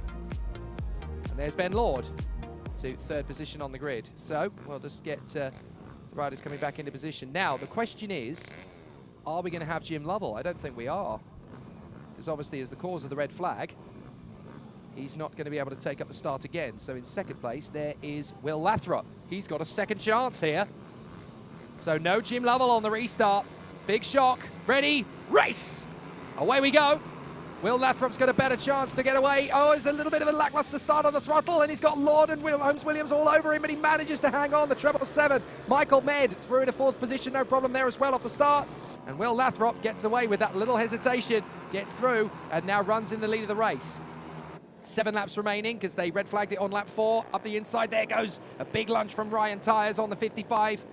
He gets through on the inside line there into Hands. I think he made the move stick. As the riders continue their quest through, that's Aston Ballard just having a battle in the midfield. They come up towards Top Bend. And already some very exciting stuff from the competitors as they complete the first lap of this restarted race, which is technically lap 4, of course. Although it's a fresh restart officially, it's just a 7-lap sprint. So Lathrop, Holmes-Williams, Lord, Med, Tyres, Pearson, Lord, Hardman, Jack Andrews and Carl Sanders in the top 10. Excellent racing from the riders. But out in front, it is the 226, Will Lathrop, under big pressure from Richard Holmes-Williams. Lord has got pressure now from Tyres because Michael Med has got through into 3rd place. Good restart from Michael Med on the treble 7. So Med is there into 3rd position. Lord and Tyres having a good duel over 4th and 5th. Pearson is there in 6th, well, was in 6th actually. That looks like Mick Lord has got through into 6th position. Up into the inside line, Ryan Tyres swarming around on Ben Lord. Tyres versus Lord once again. It's the age-old scrap between these two. Right round the outside! Amazing from Ryan Tyres. Just pure commitment on the throttle. Gets through to 4th place. Excellent from Ryan Tyers, and now he's shaping up Michael Med. So Ryan Tyers into 4th. We saw how fast he was earlier on. Lathrop under big pressure from Richard Holmes-Williams. Holmes-Williams on the inside and through on the exit, but not for long. Lathrop straight back on the inside of the horseshoe. Excellent. Into Buttons. Holmes-Williams is still right there in behind Will Lathrop. Come on, man, get on with it. I'm getting through if you don't, Melton, get this overtaking move done. Here comes Holmes-Williams. Good throttle application out of the final turn, and he's going to sweep by and takes the lead, but Lathrop is still there to the outside, back on the inside for Billy's Blind. Holmes-Williams waits, gets back on the switch. Excellent overtake from Holmes-Williams. He was wise there. He decided, you know what, I'm going to let him have it, then I'm going to take it back. Lathrop is going to be back on him once again. On the inside line, can't get there. Holmes-Williams chops across. Tyers, by the way, has already got past Med and already disappeared. He's up to 3rd. He's catching these two. So now we're going to have that epic 3-way scrap in the final 3 laps and a bit. Holmes-Williams in 2nd again because Lathrop has got back through into the lead. So Lathrop in front, Holmes-Williams 2nd. Here comes Ryan Tyers. Watch for the 55 bike. He's going to be right there to hustle through the first turn. Up to Billy's. Into the inside line. Lathrop confident. This time he's got good poise as he heads towards the S's. Right. Left. Now watch for the 55. Ryan Tyers. He's going to want to make the move on Holmes-Williams before Holmes-Williams goes for the lead on Lathrop. On Tyers is going to try and commit up the inside of Holmes-Williams. Can't make it stick. They swarm around off the turn into the horseshoe once again. Holmes-Williams looking for that gap on the inside of Will Lathrop. Ryan Tyers is right there in 3rd. Holmes-Williams with a chance into the final bend, but he actually hangs back a minute. Wants better throttle application off the turn to try and get alongside Will Lathrop along the straight. Could go right round the outside if there's enough grip to the outside. There isn't. So now he has to hang back. Now he's going to try and get the switch on the inside of Billy's Blind. Lathrop not leaving a lot of space. 2 to go. Through the S's, Holmes-Williams with a good throttle speed off the turn, and now has a good chance to get up alongside Lathrop. Back to the inside line, hands hairpin. It's stalemate between these 3, and this is a great battle. A little hesitation off the turn from Lathrop. Holmes-Williams trying to get there. There was a bike off to the side. Couldn't quite make out who that was. Holmes-Williams has watch. Oh, that's a big fall out of the Billy's Blind. That's the 146. That's Briggs. That's Michael Briggs has gone down. So Michael Briggs has gone down. Now these guys are about to approach the scene of that. It's going to be yellows. It's not going to be any overtaking there, and there isn't. Well, they've just about got round that one without too much issue. I think the back marker's out of the way, so I don't know if that one counts or not. And their hands are in the air. I think that's it. Has it been declared? Yes, red flags, red flags. So the race ends. It's a bit of an anticlimax in the end. That crash for Briggs has brought out the red flags. And there is Briggs just walking in front of the camera, so I'm assuming he's okay. Wow, a bit of an anticlimax in the end then, sadly, for Lathrop, Holmes-Williams and Tyers. That was going to be one heck of a ding-dong between those 3 towards the end of the race there. But sadly, it is not to be, and the battle sadly dissipates due to that red flag. Well, it would have been a very exciting and intense race, and hopefully we're going to get to see another one. But there's definitely going to be some interesting badinage between those 3 over the course of the day. It's declared at the end of 6 laps. Will Lathrop takes the win then from Richard Holmes-Williams and Ryan Tyers. Michael Med in front of Stuart Hardman. Ben and Mick Lord, 6th and 7th. Then Jack Andrews, Aston Ballard and Carl Sanders. Behind them, Craig Rowland and Rob Overend. 13th, David Barfoot in front of Mark James Cockfield and Kevin Clark. James Walker and Nick Shaw, Harry Clark and Michael Briggs, who is classified as 19th despite going down. Ian Gamble, Darren Coleman, Kelsey Carter, Dan Pearson and Nathan Riggy was the retirement that we saw off to the edge of the road. Well, fascinating stuff and great battles continuing. Hopefully now we should have the Ovalie 160 Cup.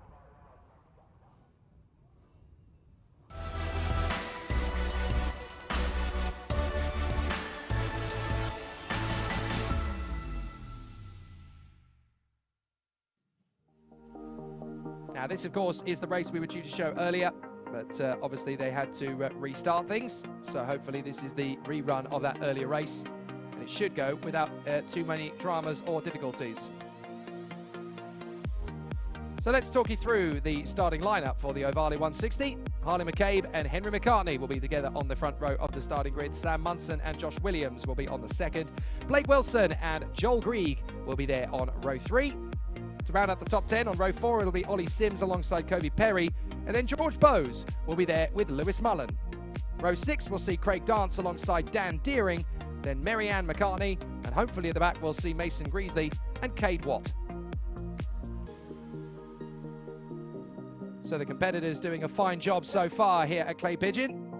Some kicking up drama, some kicking up grass and mud, others just giving us plenty of entertainment. The Motor Oil's Ovalie 160 is next, and the riders making their way to the grid.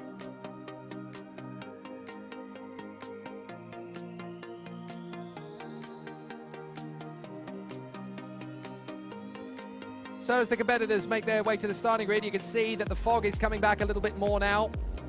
And with it, it will bring a little bit more moisture. Hopefully it's not going to be falling too hard. Again, the rain, we've already had plenty. Thank you very much. We didn't need any more. But you can see there, even to the outside of Hans Hairpin, there's a big damp patch. So the track dries quickly, but it dries in stages. There are parts of the circuit that still collect a massive quantity of water. You've got to be very careful where you place the bike. And there are even parts of the circuit that are patchy and damp that you don't really see on the cameras. You can't really tell where the wettest and most treacherous parts of the course are.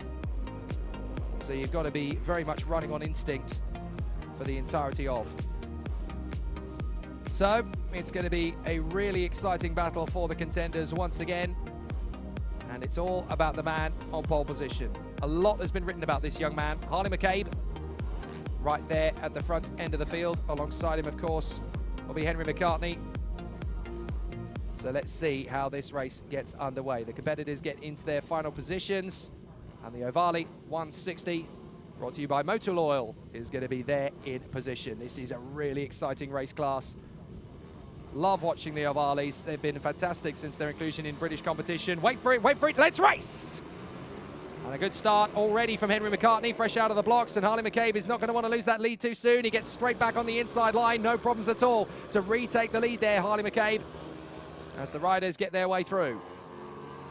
So a good start to proceedings for Harley McCabe, the number 31. He already holds a decent line. Oh no, sorry, that's in second position, I do believe. So Harley McCabe on the 79. It is definitely the 31, Henry McCartney, who is there in P2. I can see that bike there from a long distance away. And there is your leader, the 79, Harley McCabe, just settling into a decent rhythm, nice and early. Sam Munson is there in third position already, just settling again into a very decent rhythm as he wants to get well clear of the rest of the field. Oh, and that's the lead already taken away by McCartney. McCartney has got through and has taken the place away from Harley McCabe. So that is a big change. McCartney has obviously got a better line off the turn. So now Harley McCabe is going to have to come back at him side by side. Down to Hans Hairpin and around the outside. Good overtake from Harley McCabe before they even get to the braking zone. So McCabe is able to stretch back into the lead of the race. He really does enjoy life on this bike. There's Harley McCabe. Very settled and very smooth when he can be. And certainly very controlled in qualifying yesterday. So let's see how he's able to continue this rapid pace. There is McCartney. They're in second position. Third place, that's Munson. And then you've got Wilson there on the 8 bike, I do believe. Still running very comfortably in fourth position in front of Josh Williams and Kobe Perry. There is Kobe Perry on the 53. Just in behind Josh Williams. Joel Grieg is doing a good job there in 7th place on the 3 bike. Then Craig Dance and Ollie Sims. Some good racing. Here they come towards us. And that's a good run to cover Josh Williams there from Blake Wilson. Munson's got a little way ahead of them. But this duel over 4th position, very close indeed. Blake Wilson, Josh Williams, Kobe Perry, 4th, 5th, 6th. Joel Grieg is there in 7th from Craig Dance, Ollie Sims and Lewis Mullen, and George Bowes, Dan Deering and Mary-Ann McCartney. So the 13 riders continue to press around the circuit here at Clay Pigeon, side by side. That's going to be Perry on the inside of Williams. Excellent from Kobe Perry, but is there going to be space on the inside? No, there is not. Kobe Perry shuts it down nicely. Just full confidence on the racing line. And holds it. Now Kobe Perry launching after Blake Wilson. Can he make another overtaking move? He has a look to the inside. He's got confidence, but he just doesn't want to be too big a gambler. Still a long way to go in this race. 9 laps including this one. He needs to know the move is going to go, not just hope it does. Oh, a little bit of a hesitation from Josh Williams. That could be enough for Craig Dance to storm through. Dance is trying to get through on the inside line. So Craig Dance on the 19 is right there, looking for the opportunistic moment. But out in front, it is McCabe and McCartney still. Munson in 3rd. Here's the battle between between Perry, Williams and Grieg. That is Craig Dance getting on the inside, but runs out wide, and there's a problem for Williams, I think. Back to the inside line. That's a beautiful opportunistic move there from the 3 of Joel Grieg. So Joel Grieg is able to sweep back in. Oh, Kobe Perry right in there with Blake Wilson. Wilson is not giving him any space at all. Kobe Perry launching in. And I think it's mechanical problems, I'm afraid, for Josh Williams. The bike is going very slowly indeed. So Josh Williams looks like his race is over. That is such a shame. Was going very well up until that point. Arne McCabe now stretching out the lead to Henry McCartney to 3.5 seconds. So he's got his mojo together, and on the inside, Kobe Perry makes the move on Blake Wilson. Excellent overtake there into Billy's blind. So up at a P4 goes Kobe Perry. So Perry now in 4th place ahead of Blake Wilson. But Blake Wilson's still going strong. Just shows you that Kobe Perry's got so much raw confidence in this bike. He knows where it's going. And that is Josh Williams to the side of the road there, you can see.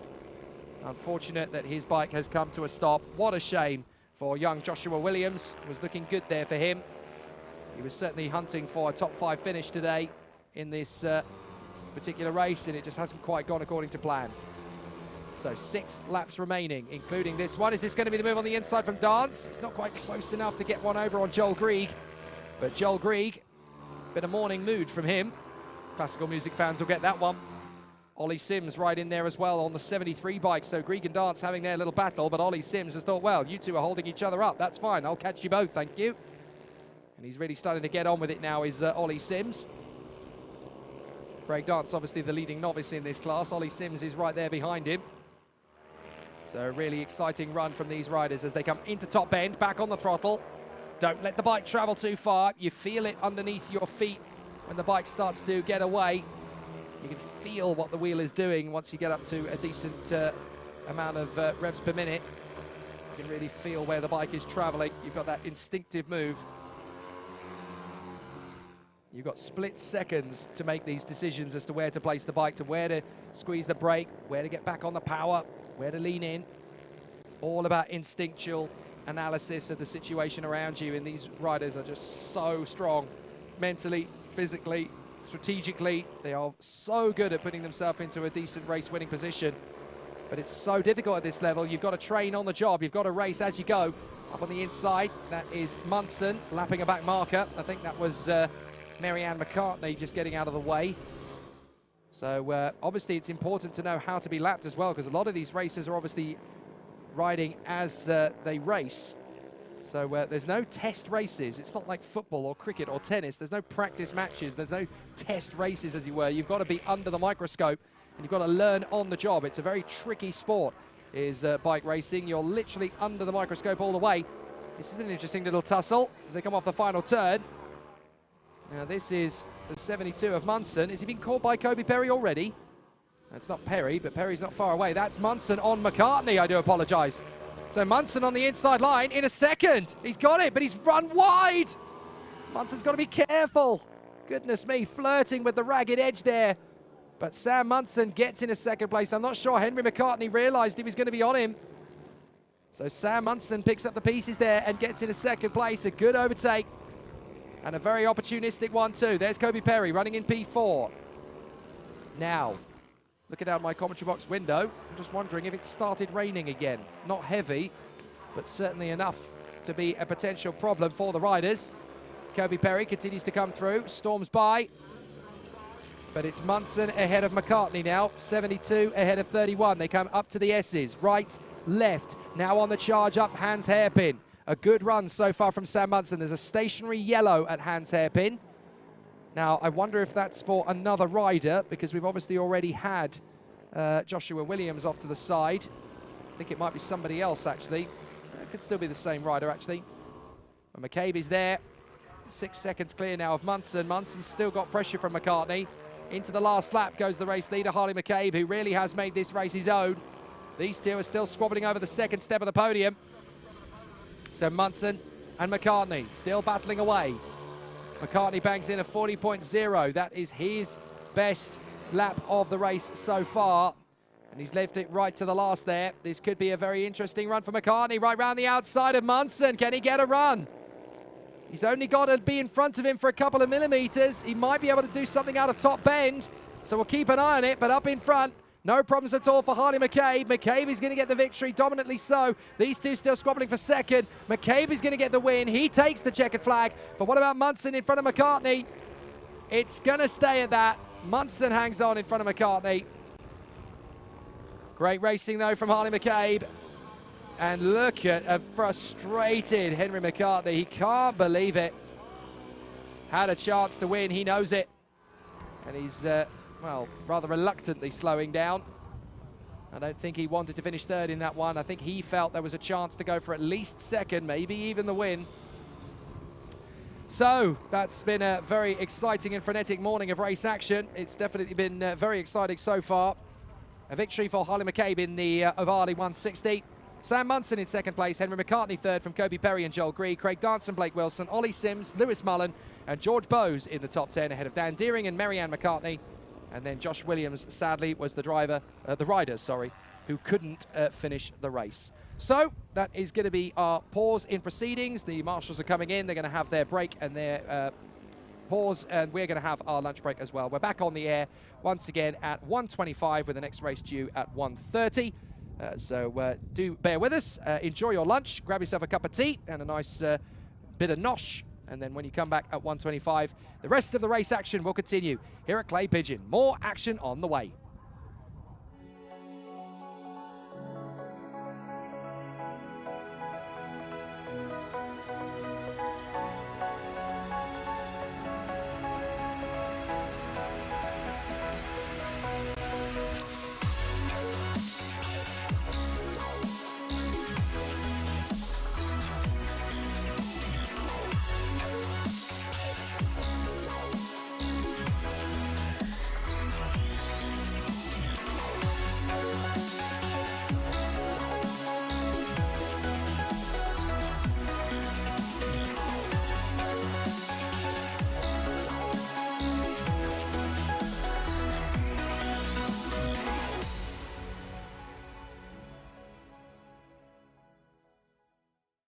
Welcome to Alpha Live, the live streaming service where you can be part of the action from home.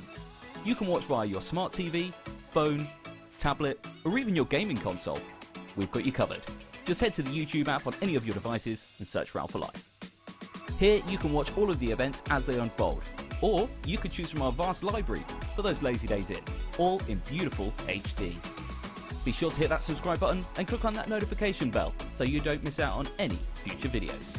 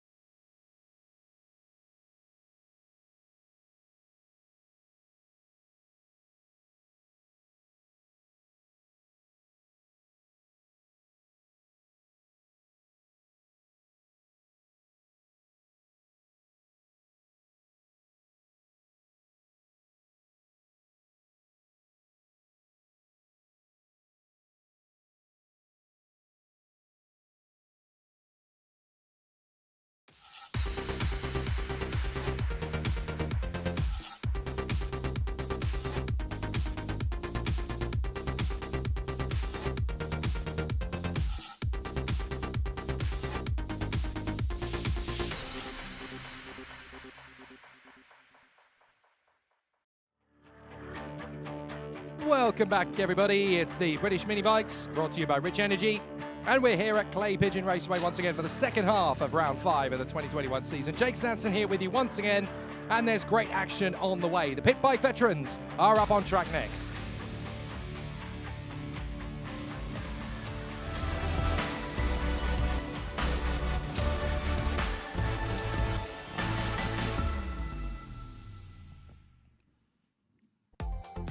Always good to see the vets out on circuit. They're going to give us a short grid, but a very exciting one nevertheless. It's going to be Simon Gates and Matthew Davies on the front row of the starting grid for this one. Ben Douglas and James Mostiker will be there on the second row.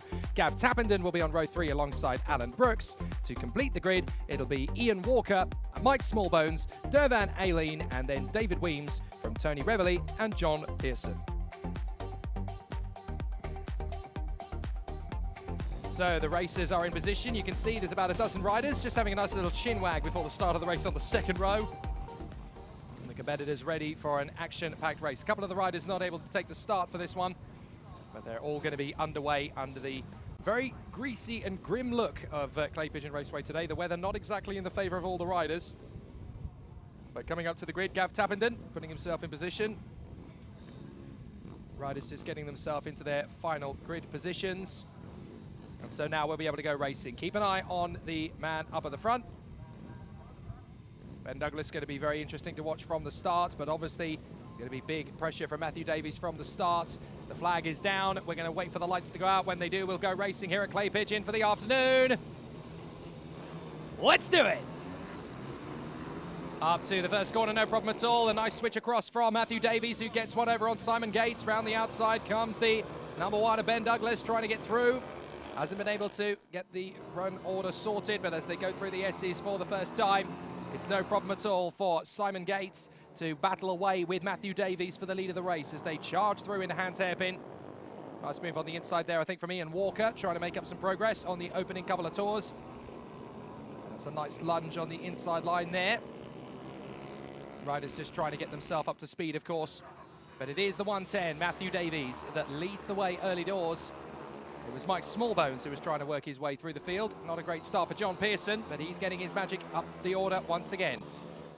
So there's James Mostiker on the number 1 bike. Of course, he runs under X27 as well, but Ben Douglas in 4th, then Gav Tappenden in 5th place. Walker, Smallbones, Brooks, Weems, Dervan, and then Pearson in 11th place. No change at all for the moment, but Mostiker getting very much stuck in there behind Gates. You can see the 27 on the overalls. It's number 1 on the bike, of course.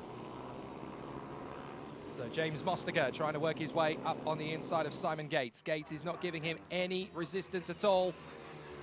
And then in 4th place, you can see the 13 now. That's Tappenden. So Tappenden has got past Ben Douglas on that lap. Here comes Mostiker trying to run around the outside of Simon Gates. There's not a lot of room to play with there. You've got to really be patient and make that one work.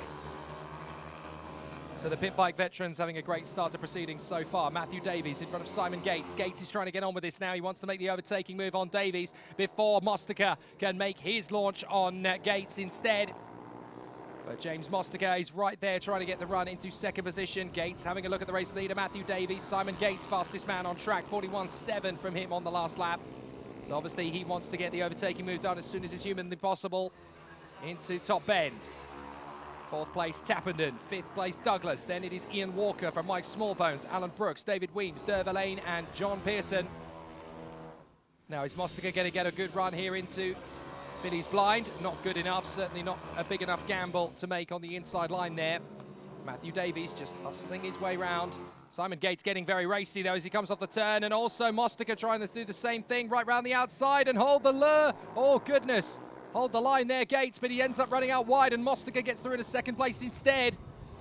So now that Mostiker is through into 2nd position, that's a bit of a hesitation for Simon Gates, and it's enough just to thwart him as they went wide through Hans Hairpin. Gates is coming again. And Douglas is getting back on terms with Tappenden. Here they come down the main straight. Davies, Mostiker, and Gates. Mostiker through into 2nd place, as we know. Having a look on the inside line into Billy's Blind, just being a little bit cautious. Gates is trying to get stuck in there, one wheel alongside, but he has to bail out of it.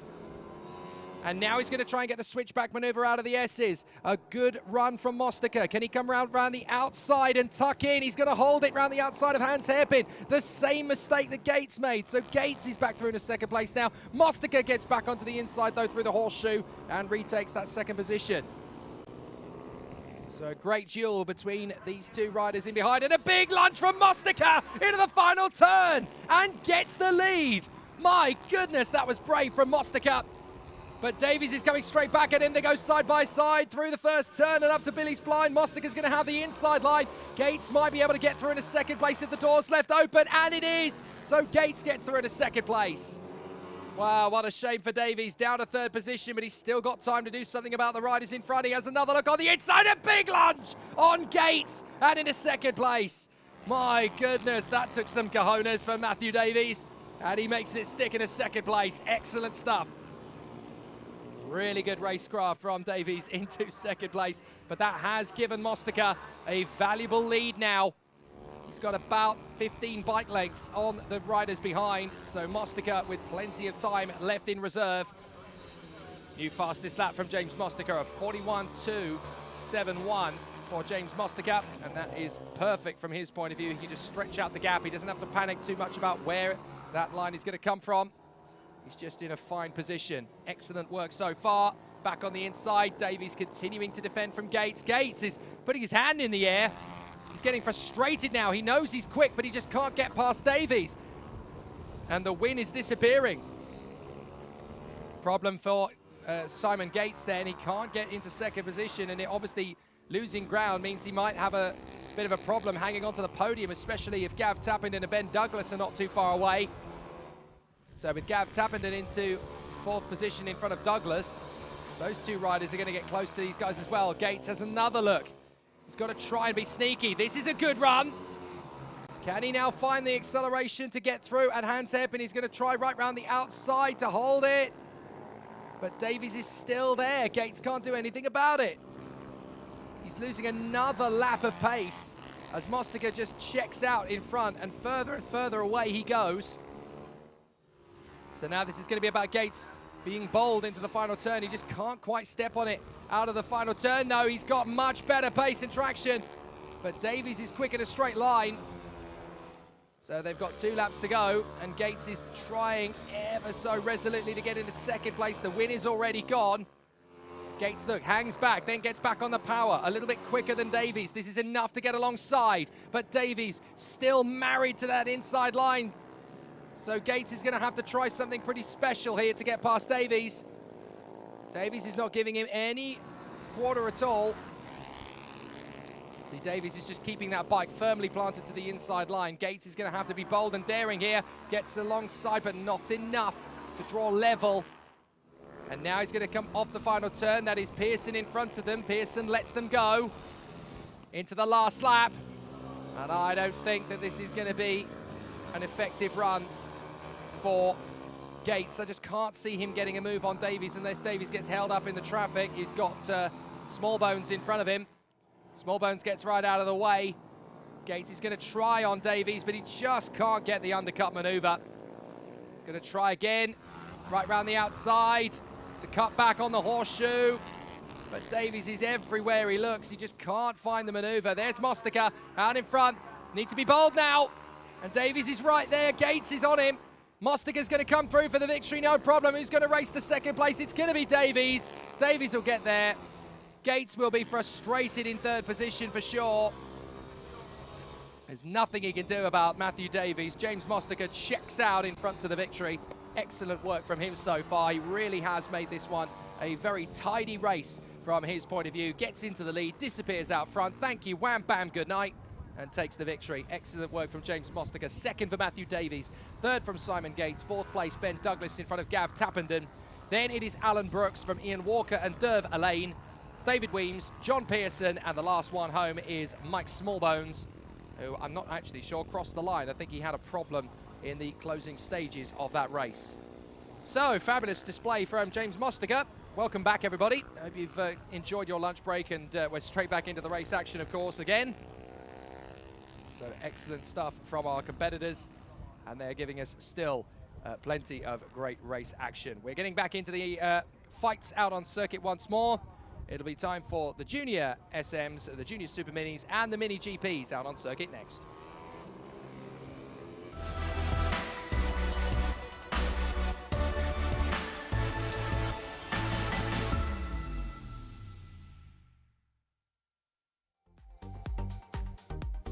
Back into the action again. Junior Super Minis and Mini GP as well. Harley McCabe and Ruben Bray will be in the mix with Laken Payne and Brian Hamilton. Zach Weston and Marco Holt will be together on the third row of the starting grid for this one. Row 4 for P7 and P8 will be Arnie Carr and Wilson Dilks. Rounding out the top 10 will be Harvey Lathrope and Lewis Mullen. Luca Wilkinson will go off 11th place along with it's going to be Craig Dance, Josh Williams and Ollie Sims, then Joel Grieg and Toby Skaman. Bobby King will be there alongside Jack Newton.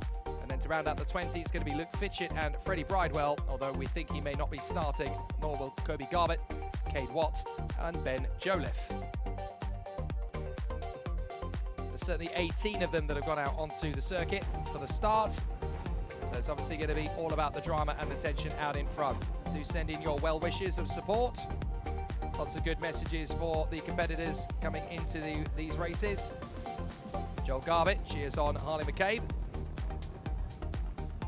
Several supports for several riders in the field. Always great when we get to this stage of the races, as everybody's had their bedding in race, so to speak, and now they can really go hell for leather in the second race of the day. This usually delivers us the most high octane and intense of drama.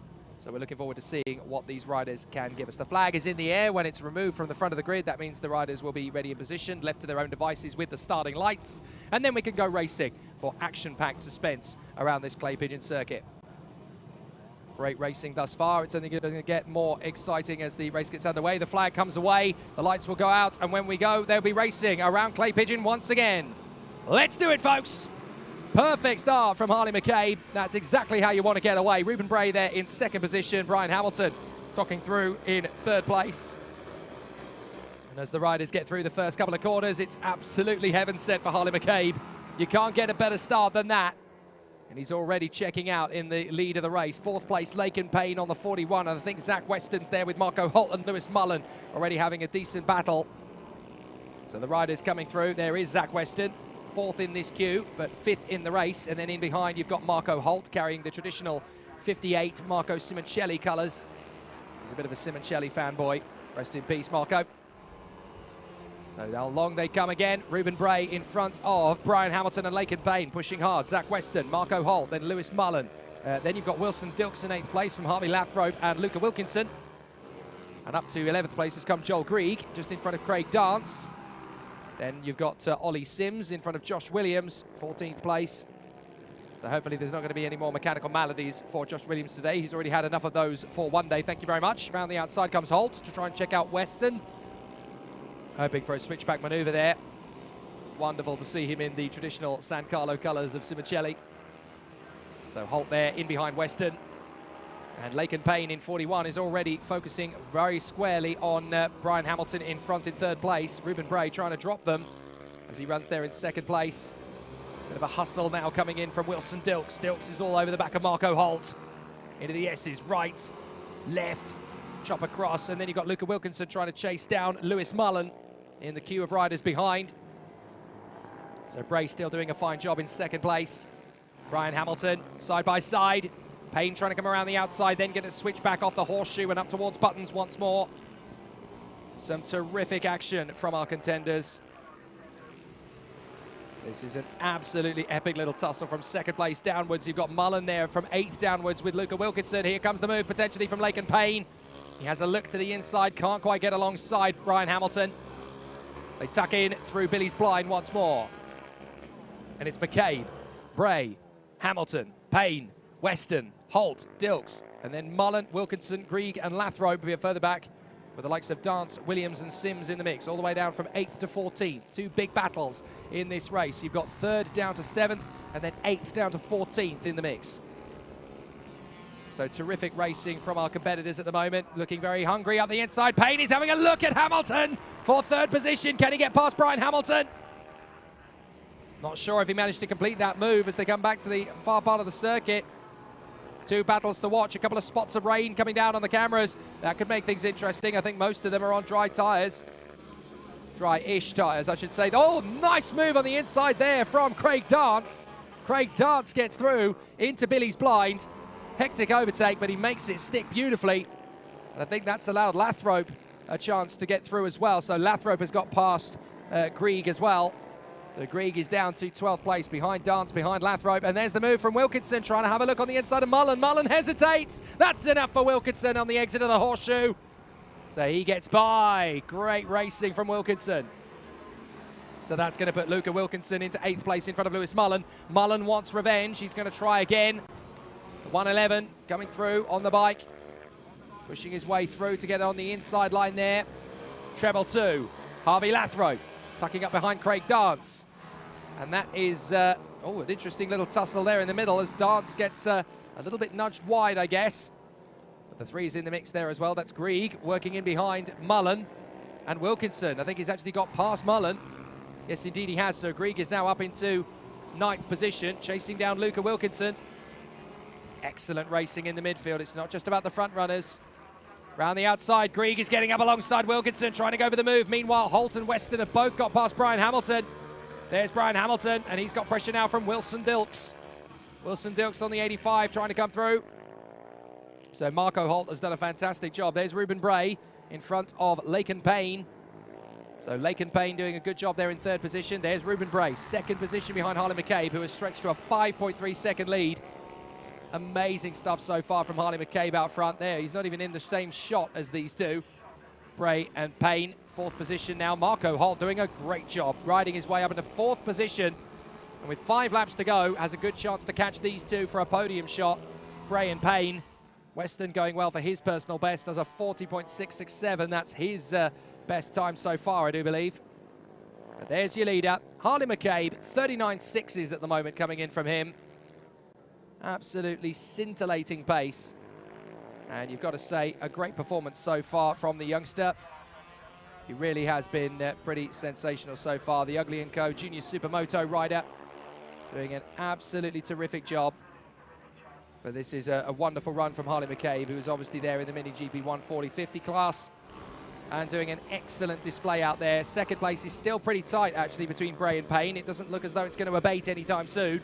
The 2 riders still giving it everything they've got and trying to eke out that little bit of extra pace from the bike through the S's. Now, this is for 4th position. This is Holt and Weston. Weston's just set his personal best lap of 40.508 for him.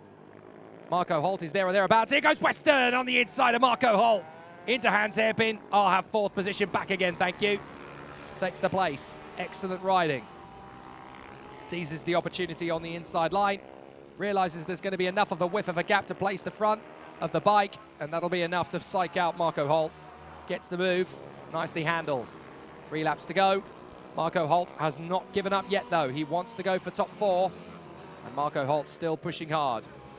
Races fast and hard here through Billy's blind and up through to the S's. Still no change. Brian Hamilton is there in P6. 7th is Wilson Dilks. Up to 11th now comes Josh Williams. He's worked his way through the pack and got past Harvey Lathrope. So that's a good run from Josh Williams. He now gets up into 11th position. As they come off the horseshoe, still a very tense battle. But Harley McCabe in front of Ruben Bray to the tune of just about 6 seconds. So Bray hanging on from Laken Payne. Just 2 laps remain for Harley McCabe out front. And for Bray and Payne, it is stalemate. Laken Payne is doing the best job he can to get that gap down. It's not working. They're in the traffic at the moment.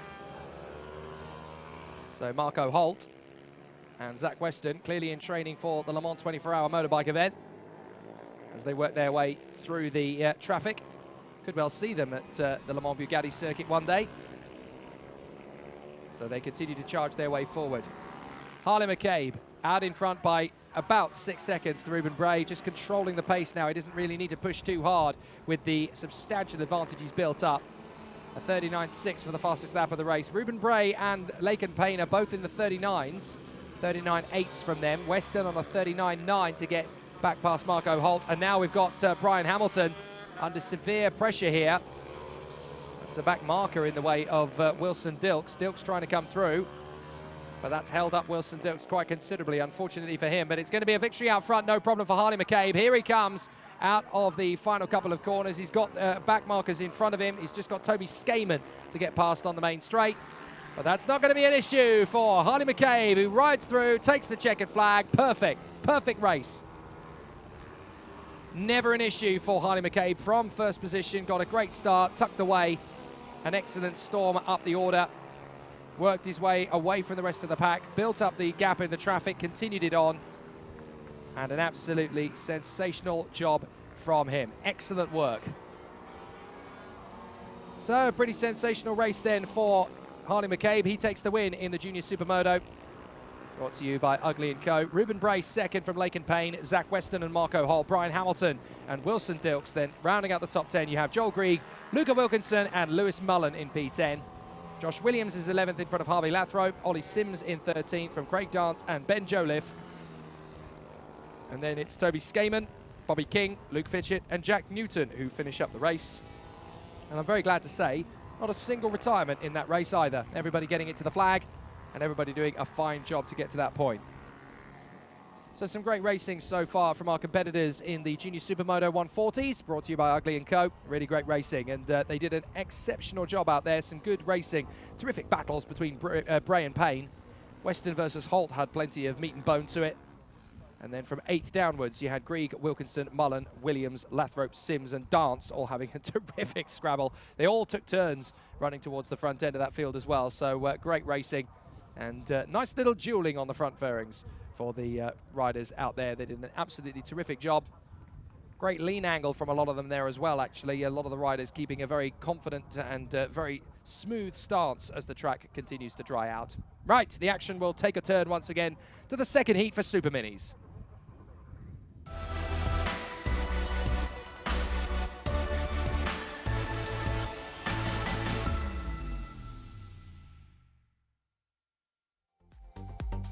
So the Brack Bikes Super Minis head their way out onto the circuit. We'll talk you through the starting grid for this second heat. It is Richard Holmes-Williams and Joe Dickinson on the front row of the grid. Jordan Pritchard and Lawrence Wardle on row 2. Cameron Caulfield will be there in 5th. Howard Taylor will be there in P6. To round out the top 10, we'll have Leo Caulfield and Drew Dorling on the 4th row of the grid. And then it'll be Robin Kyle and Gary Butler that will finish us up.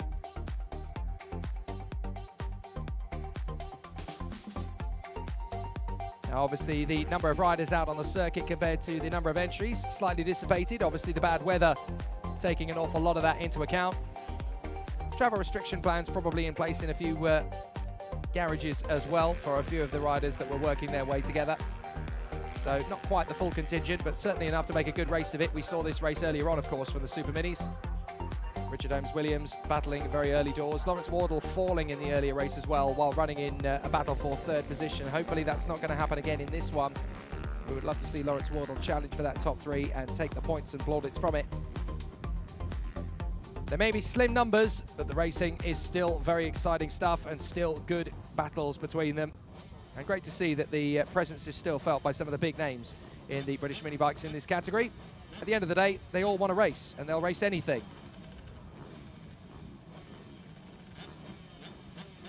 So the opportunity for the competitors to get ready. Now it's all on them. Holmes-Williams versus Pritchard, take 2.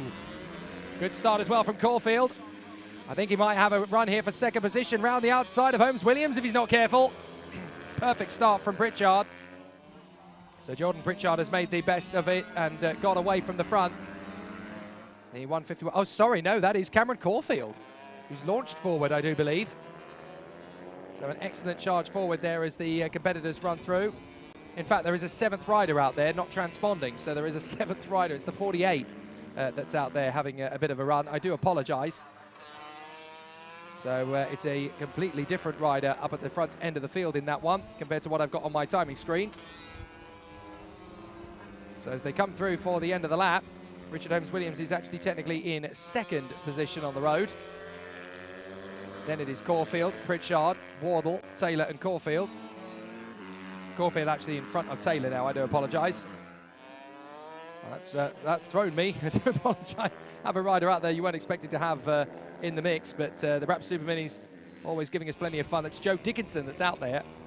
So Joe Dickinson, who wasn't able to start the first race, if you remember, but he is out there now. So Joe Dickinson had to miss the first race, and now Joe Dickinson is leading the way in front of Jordan Pritchard, then Richard Holmes-Williams, who is trying to, oh no, Holmes-Williams is there in second position, I should say, stretching out in front of Pritchard. Then it is Wardle in front of Caulfield. Caulfield trying to get the run on the inside of Lawrence Wardle. That'll do nicely. Excellent overtake out of Billy's blind.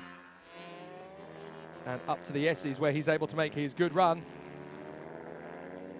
So the 48, Joe Dickinson, is actually out there on the road, the defending champion. He's ahead of Richard Holmes-Williams, although for some reason that isn't coming up on the timing screen. Not entirely sure why, but certainly the Joe Dickinson, the number 48 bike, is out there at the head of the pack. Richard Holmes-Williams next in behind. Then, as we mentioned, Caulfield, and we're watching the battle for what is actually 5th position, not 4th position. That's Wardle versus Caulfield. And we know that at the moment it is Caulfield ahead of Lawrence Wardle. In fact, Caulfield is slowly starting to get onto the tail of Jordan Pritchard. So Pritchard may be in trouble for 3rd here, round the outside, into the braking zone. And Leo Caulfield is having a look to see if he can make the move stick. Comes around the outside of the horseshoe, tries to tuck in for the inside, has to wait for his moment. But certainly, it's looking pretty racy for Caulfield at the moment, as he's having a good race out there. So Caulfield with a good exit speed off the turn. But it is Richard Holmes-Williams in front of Cameron Caulfield for 2nd and 3rd. Pritchard 4th from Leo Caulfield, Lawrence Wardle and Howard Taylor. Is Caulfield going to get his run here on Jordan Pritchard? Still swarming around all over the back. Joe Dickinson, of course, on the 48 bike is out there in front. Round the outside, here comes Leo Caulfield again. Can't quite make the switchback maneuver on the inside line of Jordan Pritchard as they come up to the horseshoe. So the tally continues of yet another lap where he's not quite been able to get through on Pritchard's bike. Trying to make his move to the inside line into top end. Just can't quite get close enough, but has the opportunity on momentum off the corner. But it looks as though Pritchard is the measure of Caulfield. Caulfield's got to be brave and stick it up the inside line and hope that the pit bike is going to slow down. Super Minis doing a great job here. I do apologise. Super Minis doing a fantastic race. Here is Pritchard in front of Caulfield.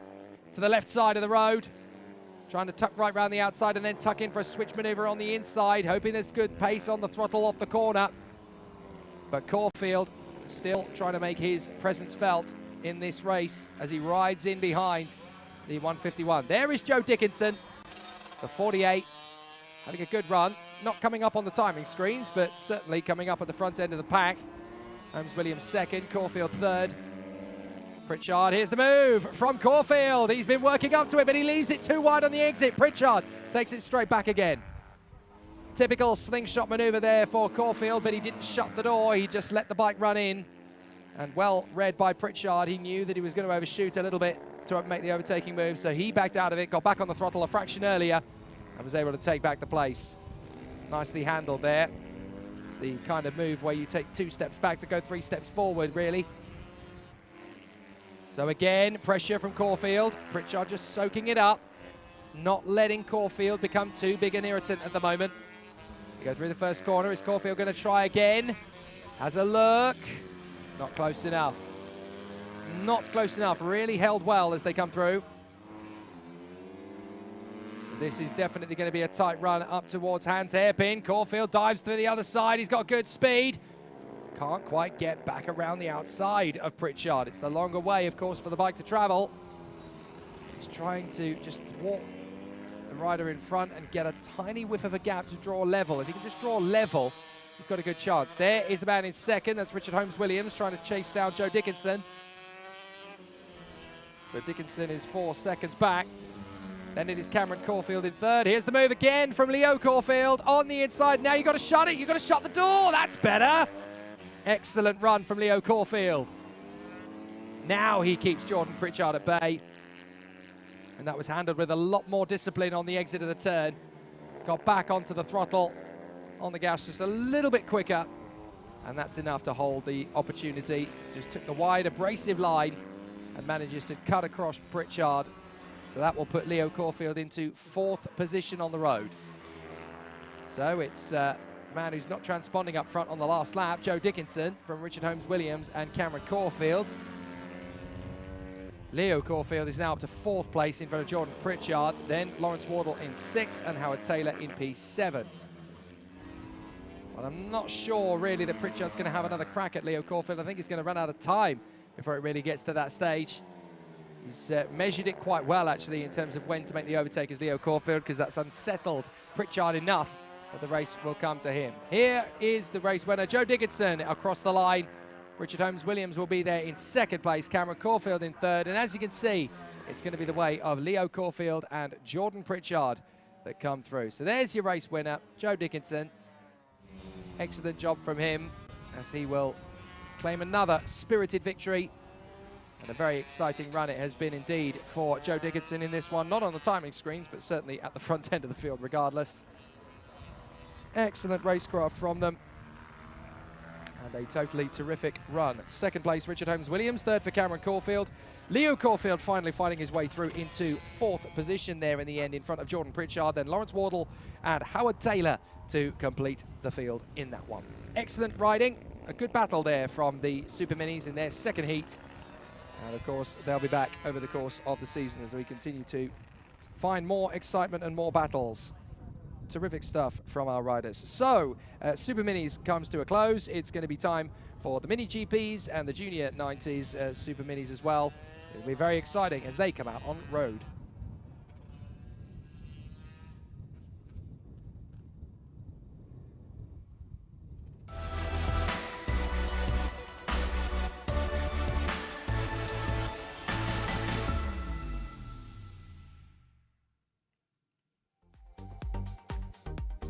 So the All Seasons Interiors Mini GP 90 and Junior Supermoto 90 will be out on circuit together. Great racing from these guys once again. 2nd race about to head out onto the circuit. All about the man on the top form at the moment, Travis Shaw, along with Harvey Saville and Jack Hamilton in Junior Supermoto 90. In the Mini GP 90, of course, it's all been about Valentino Kimi-Kirk, Billy Carter and Charlie Ward. So let's talk you through the starting grid for this one. An interesting battle in Mini GP 90 and Junior Supermoto 90. Here it is, Valentino Kimi-Kirk in pole position from Travis Shaw, then Jack Hamilton and Billy Carter together on the 2nd row of the grid. Leo Solio and Hudson Cooper are on the 3rd row of the grid for this one.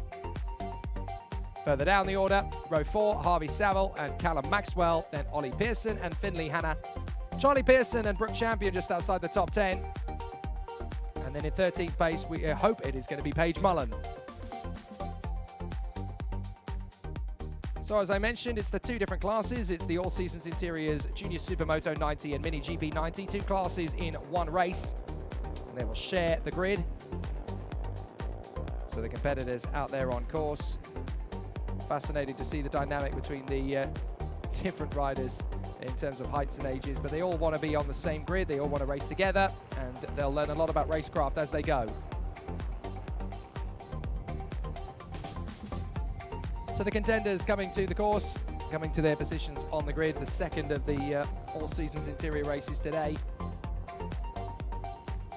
And they come into their positions. You can see Brooke Champion out there, the 468 Valentino Kimi-Kirk. It's going to come out on circuit. Named after Valentino Rossi. No surprises that there's a 46 somewhere in his race number, 468. Hudson Cooper, the 217. Finley Hanna, the 13 is in there as well, as is, of course, Callum Maxwell and Billy Carter. They're all still in the mix as well. So the last few riders taking to their grid positions, and they'll obviously make the most of the opportunity to run at the sharp end of the dais. They want to give us plenty of drama and suspense through the course of their race, so obviously the competitors are now lining up in formation. I count 11 of them, so that should be more than enough to give us an exciting battle and a great race. Let's see as we get underway. So the riders come through. A good start up at the front for Valentino Kimi-Kirk, Travis Shaw and Billy Carter. 12 laps of racing around the course here. My timing screen decides it's having a bit of a temper tantrum. Now it's come back, so all fortunate. We can actually follow the racing. It is Travis Shaw in 2nd place, then Billy Carter, 3rd position, as the riders make their way through. And the 217 in the mix there, that's Hudson Cooper trying to make some ground. But so far, it is once again Valentino Kimi-Kirk who is out in the lead of the race, and the 468 doing a fair job of it as Valentino continues on his way. Travis Shaw, second position. Billy Carter in third place. There is the 85 of Carter. And then Leo Solio in 36 in fourth position.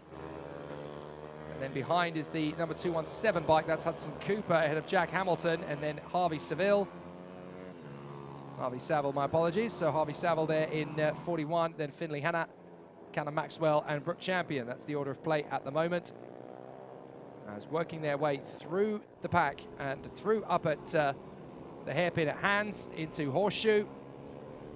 Jack Hamilton giving plenty of pressure to the 55 rider in front. That is, of course, the bike number 217. Oh, sorry, no, that's the 36. I do apologize. That's Leo Solio. So Leo Solio taking all of the pressure from the 28 of Jack Hamilton, and then in behind, of course, Hudson Cooper. So Jack Hamilton, the one that made the overtaking move initially. Leo Solio is making it quite difficult for Jack Hamilton to have a look at an overtaking move, never mind even complete the move. So through the S's, a little bit of a challenge coming in as well from Harvey Saville behind Hudson Cooper. So Saville isn't out of this race by any stretch of the imagination either there in P7. Just working a little bit closer to the rear wheel of the 217 Hudson Cooper.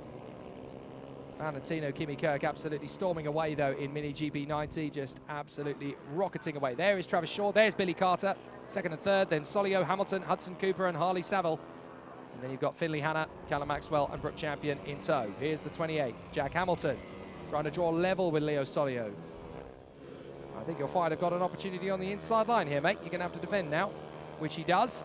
Through Billy's blind and then up into the chicane. Right and left, stay off the curbs, especially in these conditions. And then up to Hans hairpin. Is this going to be a challenge now from Jack Hamilton on the back of Leo Solio? Certainly having a look at it. Side by side, and Solio's left it wide open. So Jack Hamilton does get the move. Now I wonder, are we starting to get the semblance of some spots of rain again? Because if the psychological rain is what caused the issue there for Solio, you've got to be starting to seriously consider just how tough it's going to be from here on out. Still a solid race from the riders as they continue to come through. There is Leo Solio just working along there in fourth position now behind, fifth position I should say, behind Jack Hamilton. Billy Carter is the man a little way up the road. But so far, so good for Valentino Kimi-Kirk. He's just stretching out an incredible, phenomenal advantage on the 46A.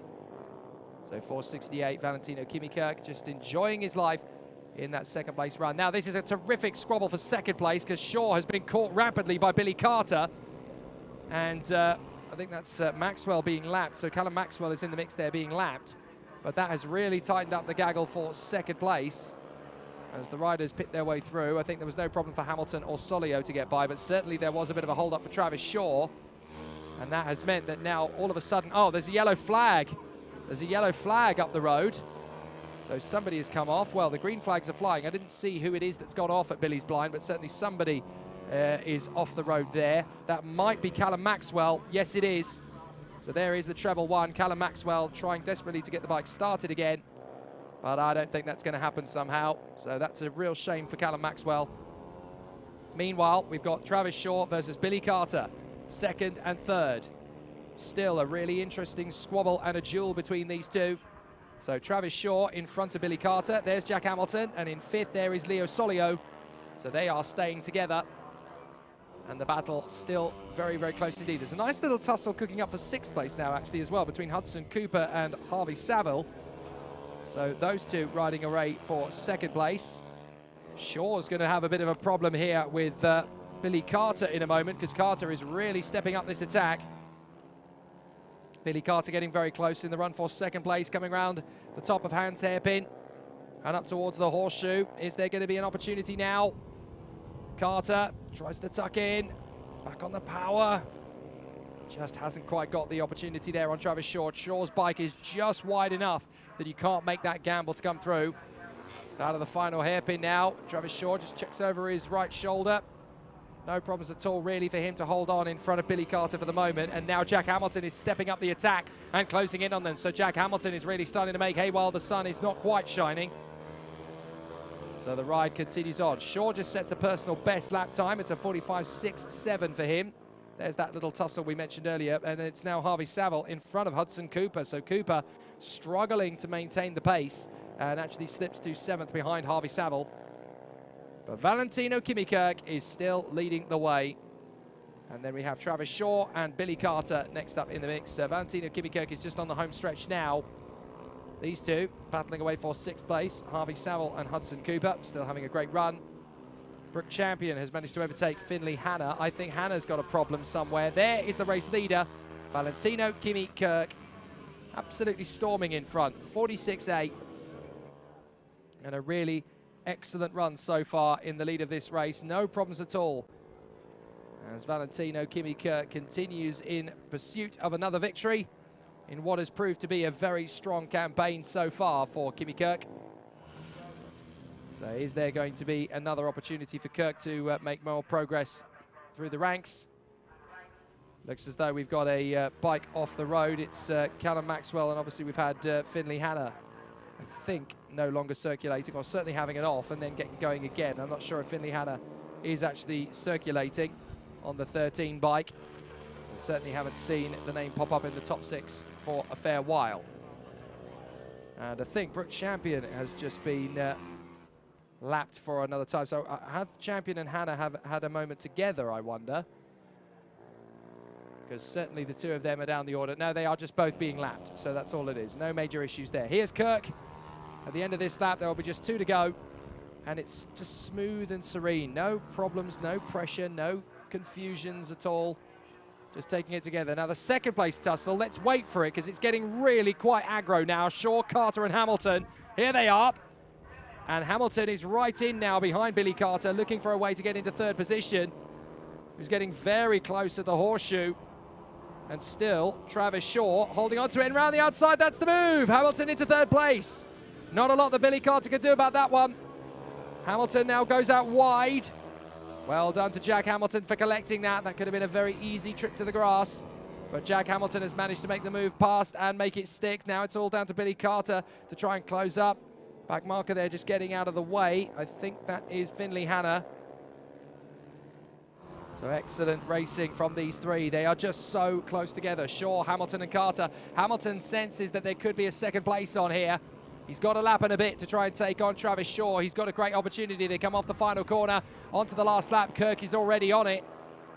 But for Shaw versus Hamilton, there's a good race on now. Hamilton knows that Shaw is there, and he's had a look behind him. Has Travis Shaw. That's an invitation for Jack Hamilton. Now I know you're nervous about me. Now I know that I can push you, and I'll probably be the one with the best opportunity to get into 2nd place. Through the S's. Hamilton's right in behind Travis Shaw. Shaw just checks around to see where Hamilton is. Hamilton's keeping him guessing, and he's gone right round the outside at Hans Hairpin. Jack Hamilton, 2nd place on the last lap, has stolen it away. Brilliant comeback ride from Jack Hamilton. That's how it's done. And up in front, it's going to be Valentino Kimikirk who takes the checkered flag. He gets the win at a dominant pace. But what about that fight back from Jack Hamilton? 2nd place, excellent ride. And across the line, Jack Hamilton steals 2nd position on the final tour here at Clay Pigeon. Absolutely stealing the limelight from Kirk up front as well. Jack Hamilton, what a sizzling last couple of laps. From 4th position, he just suddenly found it. He suddenly found it from somewhere. Excellent job, excellent job. Great to see the riders coming in at the finish of a thrilling race there in Mini GP and Junior Supermoto. But it's Valentino Kimikirk that gets the victory from Jack Hamilton in 2nd place and Travis Shaw in P3. Then it is Billy Carter and Leo Solio from Harvey Saville, and Hudson Cooper. Then Brooke Champion and Finley Hanna. And the retirement, obviously, we saw earlier on was that of Callum Maxwell. So some great performances, some great rides, but what a fight back from Jack Hamilton in the final lap of it. Absolutely sensational stuff from the competitors. They really have given it hell for leather, quite literally, out there on the circuit.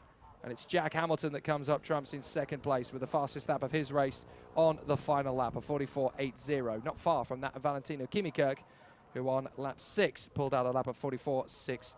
4. Great racing, and it's time for the Mini GP 190s for juniors and seniors, along with the Bootsy Cup.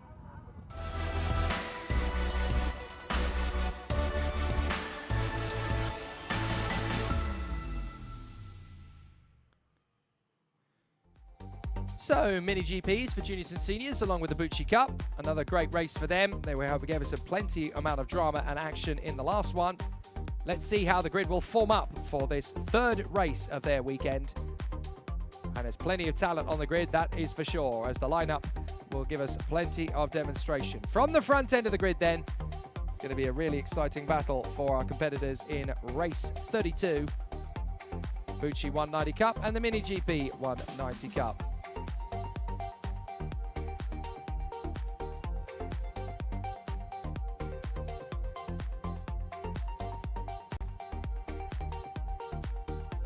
So here is the grid. It is Philip Surawak alongside Zach Weston. Dan Goodman will be there alongside Sam Munson on the 2nd row. Ben Jolliffe and James Mostica will be in the 3rd row of the starting grid. Then it will be Ollie Horner in 7th alongside Dominic Evola. Kobe Perry and Andrew Thompson to round out the top 10. Greg Marshall will be 11th alongside Derv Alain in P12 on the 189. And then in 13th will be Jack Knights alongside the 3 riders. Well, there are the 3 riders who will not take the start. Paddy Moore, Simon Bogg and Felix Dorling. We'll see them next time. So Mini GP 190s along with the Bootsy Cup. The riders are coming to the starting grid now. And as you can see, there is still a little bit of rain in the air. It's not falling heavily. It's still there or thereabouts though, so anything could still happen in this afternoon's race day. The riders making their way to their starting grid positions, and after the brilliant performance last time of Philip Surawak, he's definitely one to keep an eye on this one. 5th position on the grid for young Philip Surawak. So there's a couple of riders that will be starting the race from the pits as well, by the look of it. And our drone is able to fly again. Thank goodness for that. That shows you how much more improved the weather is compared to what it was earlier on. So we should be getting some fabulous pictures from the drone over the circuit. Another fabulous feature of this Rich Energy British Mini Bike season. You get to see a full aspect picture of the race. We wait for the lights, and when they go out, we'll be racing here at Clay Pigeon. That's now! And a fabulous start from the 2nd row of the grid is launching forward. The competitors have already got themselves a pretty exciting run through to Billy's Blind. Then they come up towards the S's. It's an epic start from the 3rd row of the grid, 2nd row of the grid. I think that was for James Mostica, I want to say. As the field gets their way through. We'll pick up the order as they come around. But certainly a good start for Zach Weston, I think it is, who is actually out in front. Zach Weston from Dan Goodman, Philip Surawak, Sam Munson and James Mostica. Certainly a very interesting start for them so far. So let's see how the battle continues. They come over the line. It is Weston in front of Dan Goodman. Then Ben Jolliffe in front of Philip Surawak. And then Sam Munson in P5 in front of Kobe Perry, James Mostica, Jack Knights, Ollie Horner. Then Greg Marshall and Dominic Evola. They're the 2 that had to start the race from the pit lane. But they are now in a decent position from where they are. So the battle very much truly joined at the front end of the field. Weston leading, Goodman 2nd, Jolliffe in 3rd. And Philip Surawak, the winner of the race earlier on today, now finds himself there in 3rd position. Still a good battle, still a very interesting tussle as well. But Weston, Goodman, Jolliffe, Surawak, Munson, Perry, Mostica and Knights. Some very exciting tussles as the riders come through. Horner, Marshall, Evola to complete the field. Horner has got past Jack Knights now. So Ollie Horner making up progress. It is the leading junior versus the leading Bootsy Cup rider at the moment. Weston in 1st and Dan Goodman in 2nd. That would be a good fillet for the Bootsy Cup if Dan Goodman was able to get past Weston and take the overall victory. The R&G Bootsy Cup along with the OMG Mini GP 190s. And still the race continues on here in fine style. Weston is a 2nd clear of Goodman at the moment. Jolliffe in 3rd place. Surawak is in P4 from Munson, Perry, Mostica, Horner, Knights, Evola and Marshall. And it's obviously been a very exciting start to the race for Zach Weston, who's now on lap 4, has pulled out a 38.69, so already half a second a lap quicker than his competitors around him. There is Philip Surawak on the blue machine, the 75. all underneath Ben Joliffe on the 125. Joliffe runs a little bit wide. Surawak gets his front wheel in there and gets the position.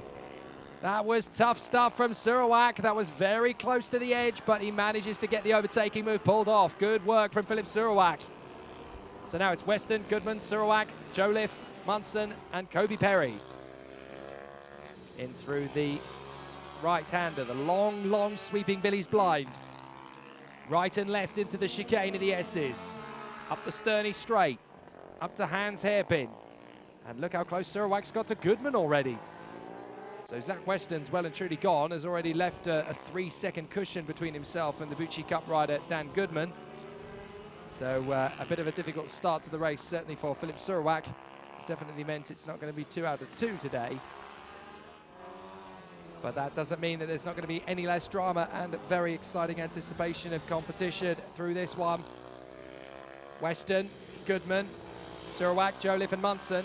Kobe Perry P6, James Mostiger in 7th place, then Ollie Horner, Jack Knights, Dominic Eveler and Greg Marshall.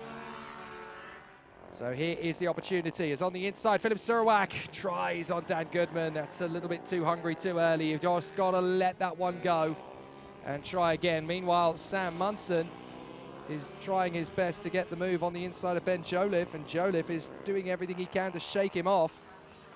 That's a very determined Sam Munson in behind. There's the 53 bike of Kobe Perry in front of James Mostiger. So there it is, the 72 of Sam Munson, just trying so hard to get one over on his opponent.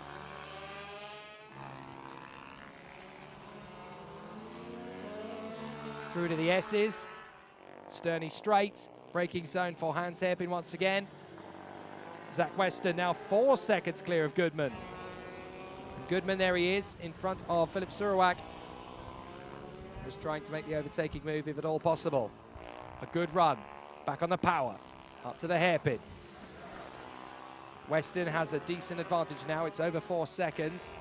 But Surawak wants this position, he's going to try everything he can to get past Dan Goodman. Goodman, who was 3rd in the earlier race, proved that the Bootsy Cup riders really can run in the top 3 all season long.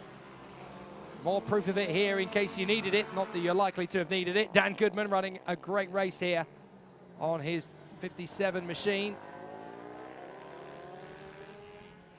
And still, Goodman holds the position. 2nd place from Philip Surawak. Joliffe is there in P4. That's Ben Joliffe. And then Sam Munson in P5. You're going to have to count a few seconds. And there is Kobe Perry, the 53, ahead of James Mostiger. 2 of those riders in the Bootsy Cup. 4 laps to go. It's all done and dusting bar the shouting for Zach Weston. Philip Surawak is making sure that it's definitely not done yet. Surawak wants the place, wants to take it from Dan Goodman, who is able to run up there amongst the rest of the opposition. Surawak gets the move into the hairpin at Hans, and that's in a 2nd place. Lovely move from Philip Surawak. So that puts him into the 2nd position. He's been working his magic up to that on Dan Goodman, and he gets the place. So that was really well worked. Good formulaic performance there from Surawak. He's got good pace, up at a P2. Now he's going to charge after Zach Weston, but that is a 5.5 second deficit to make up with 3 laps remaining. Time to cue the Tom Cruise music. Mission Impossible has begun for Philip Surawak in 2nd to close up on Zach Weston. 5.5 seconds is absolutely gargantuan as a gap. And I don't really see that one coming back, but Surawak is definitely going to be there to 2nd position. Goodman, though, still giving plenty of pressure. 4th and 5th place. A little twitch there from Ben Joliffe, actually. Joliffe had an opportunity to work his way into 3rd position there, but the bike just got a little bit sideways, and that was enough for Sam Munson to get back onto the rear wheel. So a very tricky situation for the riders as they come through. Sam Munson has got a little bit of pressure from Ben Joliffe now. So they come through. Now, this is the battle a bit further back. This is Kobe Perry and James Mostiger even, I do apologise. So James Mostiger are all over the back of Kobe Perry. Perry just holding the line for the moment. No major concerns there. Through the S's, right, left, back onto the turn, on the Sterney straight, and then up towards Hans Hairpin. But this man, absolutely lightning so far, Philip Surawak. And he's coming up to the final turn.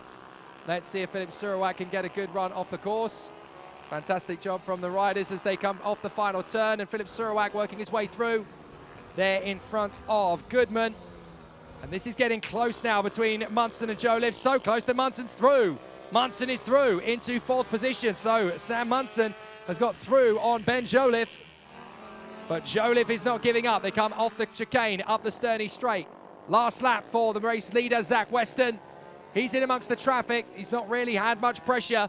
So off the final turn now, up at top bend, Zach Weston is going to come through and take the victory in fantastic style. He has rid the entire race to perfection. He comes off the turn. Zach Weston victorious here at Clay Pigeon.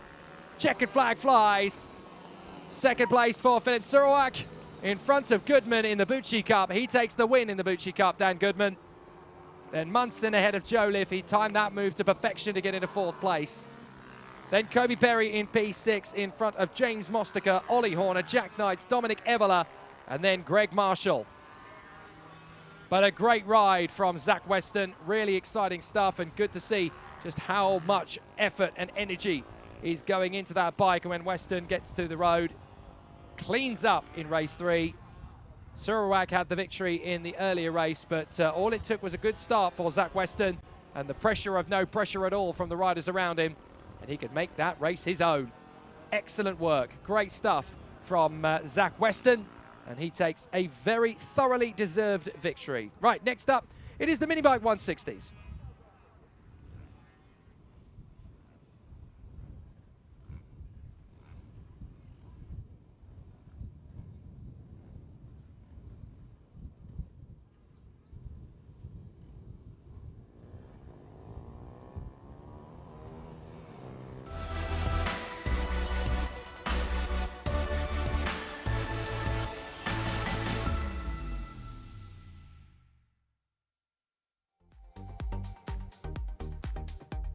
Back once again to the pitbikeparts.co.uk Minibike 160s. Great racing earlier, and there's some more on the way. Jim Lovell alongside Ryan Tyers on the front row of the grid. Can Jim do what he couldn't quite finish off earlier? Matthew Davies and Dan Pearson on the 2nd row. Alan Brooks and Carl Sanders are next up. Then it is Ian Walker and Charlie Hopkins, Rob Overend and Dean Witterson, Tommy Champion 11th, and then Craig Rowland in P12.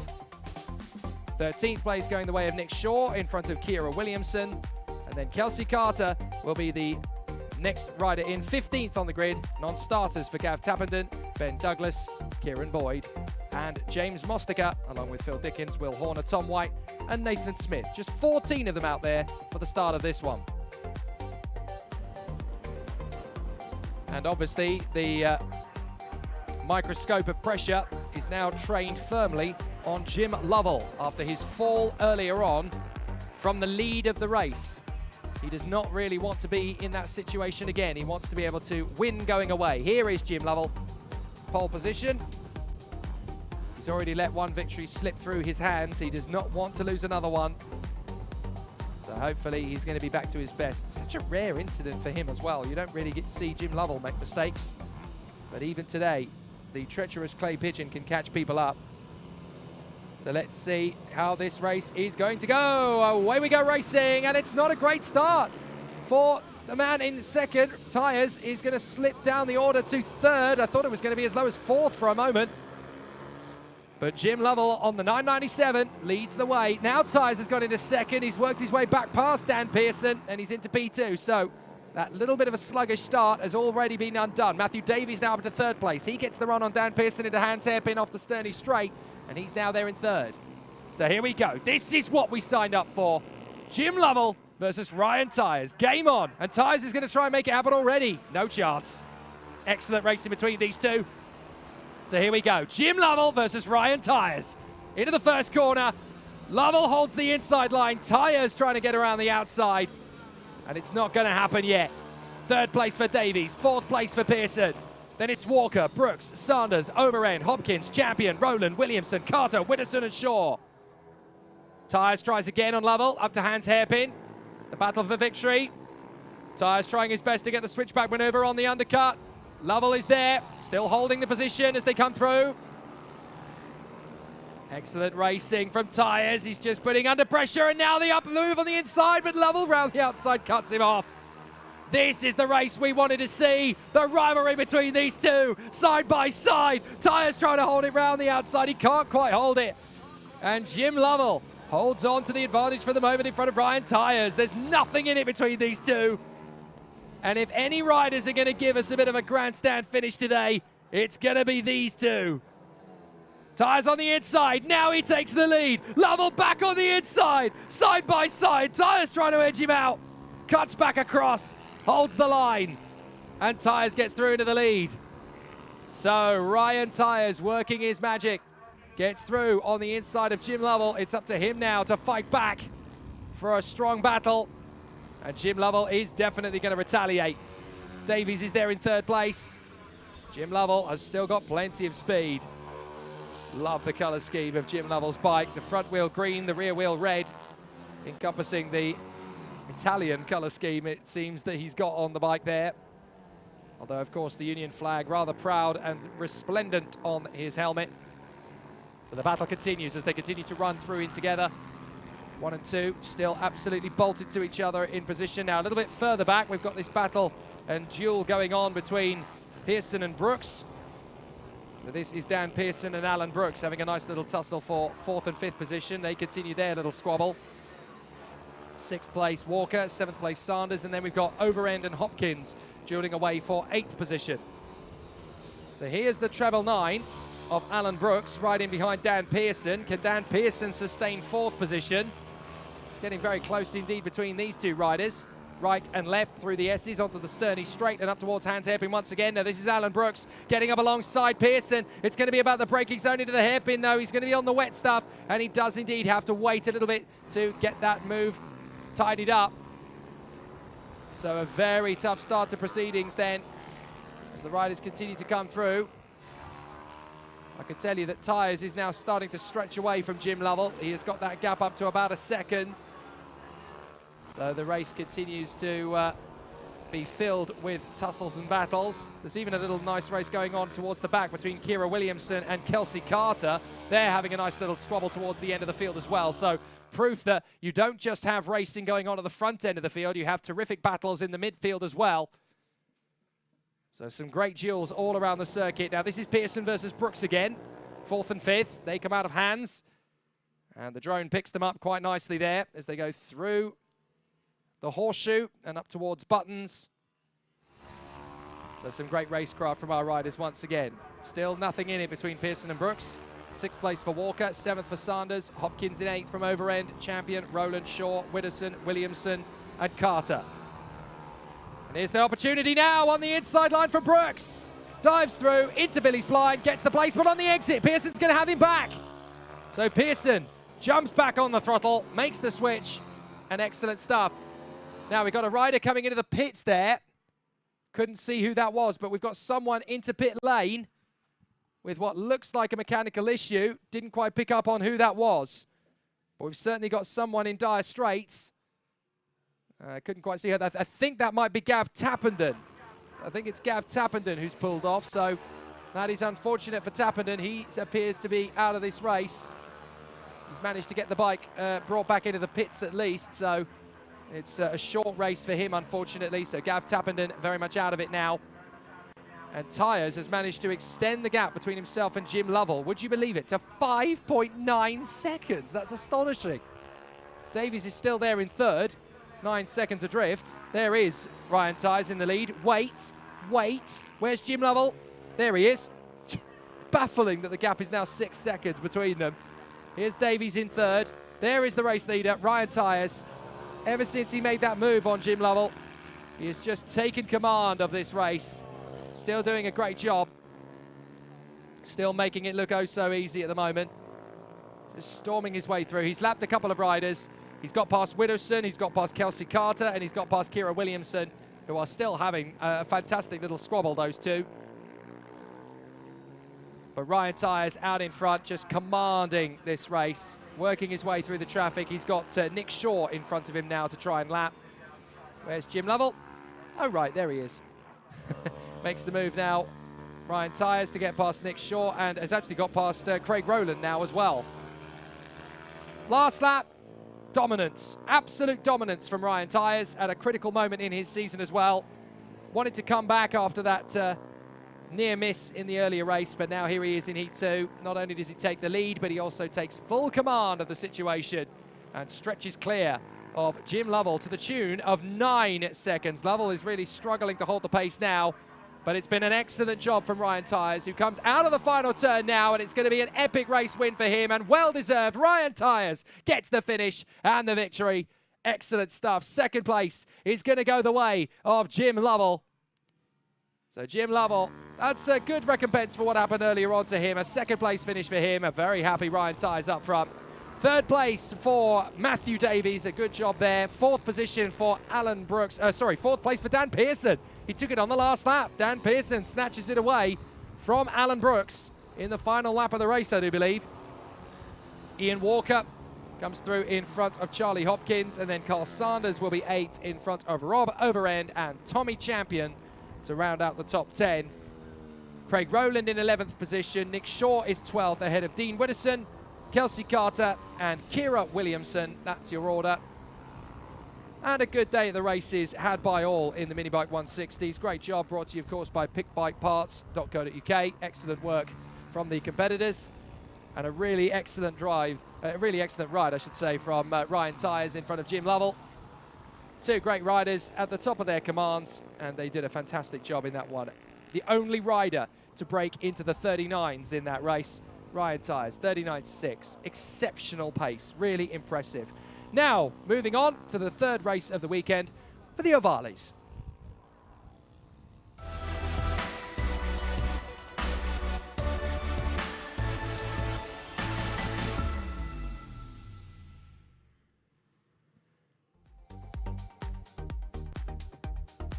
Into the action we go then for the Motul Oils Ovalie 110 Cup.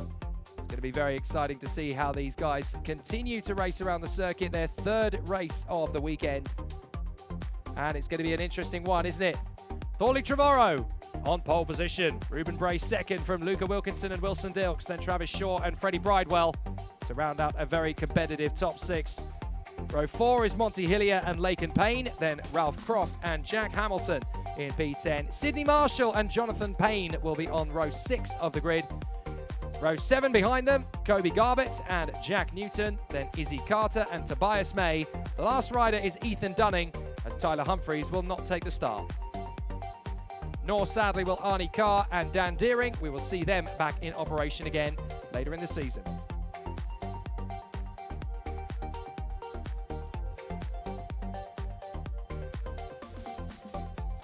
So the riders making their way to the grid then for the Motul Oil Ovalie 110. And it has been a very exciting day at the races, particularly for the man at the front, Thorley Trevorrow. This is going to be a really interesting ride for him. Let's see what he can do. It was a brilliant ride in the earlier race, wasn't it? And now he's got a chance to make it 2 from 2.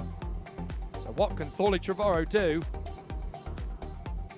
up against the might of some incredible competitors in this category? We obviously know that Ruben Bray is in there. Had a massive lead in the championship, but now it's Thorley Trevorrow who's really starting to make him look a little bit sheepish. Let's see how this race gets underway. Trevorrow versus Bray once again. It's a long wait, but now we go racing. And it's a good... Oh, a fall down on the main straight. Well, I think that's going to be a red flag straight away, and it is indeed a red flag, a red flag. So 4 bikes come down in front of us then on the main straight. And a rather lackadaisical start, unfortunately. Several bikes, so there were a couple of bikes there that couldn't start. I like that from Wilkinson and Trevorrow, actually. They were there on the slowing down lap, basically communicating to each other. Now, it was a red flag, mate, red flag. We need to look after each other. Yes, mate. And there was an attempted fist bump from them, but they were just a little bit out of reach from each other. But that's lovely. I love the sportsmanship in this particular category. They are all racers and rivals. Yes, of course they are, because the second the gates shut, you don't have any mates. You just race against each other. But when it comes to the sporting rivalry between these competitors, they are all very, very calm and delightful youngsters. Wonderful characters, all of them as well. They're all brilliant little people, not just great racers, that they genuinely have plenty of talent behind them as well. And you can see that the riders have stopped there just on the exit of the horseshoe, and they should be able to take up their positions again, hopefully on the starting grid to re-grid. I think all of the competitors that were involved in that red flag are now up and on their feet. They are indeed. So that's not going to need not even any medical attention either, I don't think, because I think they've just had a quick once-over. Are you okay? Yes, yes, I'm fine. I just want to go racing. Can we do that again, please? So they're going to get gridded up. These racers really are made of strong stuff, aren't they?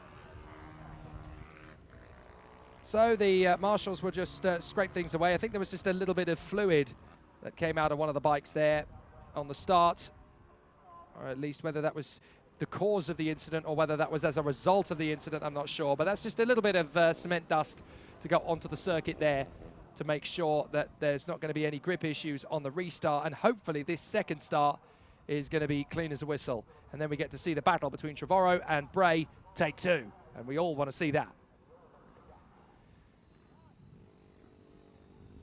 So the riders will come off of the horseshoe, and they will obviously then take up their positions on the start once again. A massive thank you, by the way, to the Orange Army, the officials and marshals around the circuit. We can't go racing in this category without them. They are the real heroes of the hour. No matter how talented the racers and the mechanics on the bikes are, it is these guys that are the real heroes. Without the marshals, without the Orange Army, as they are affectionately known, you cannot go racing at all, and they are the real heroes of the hour.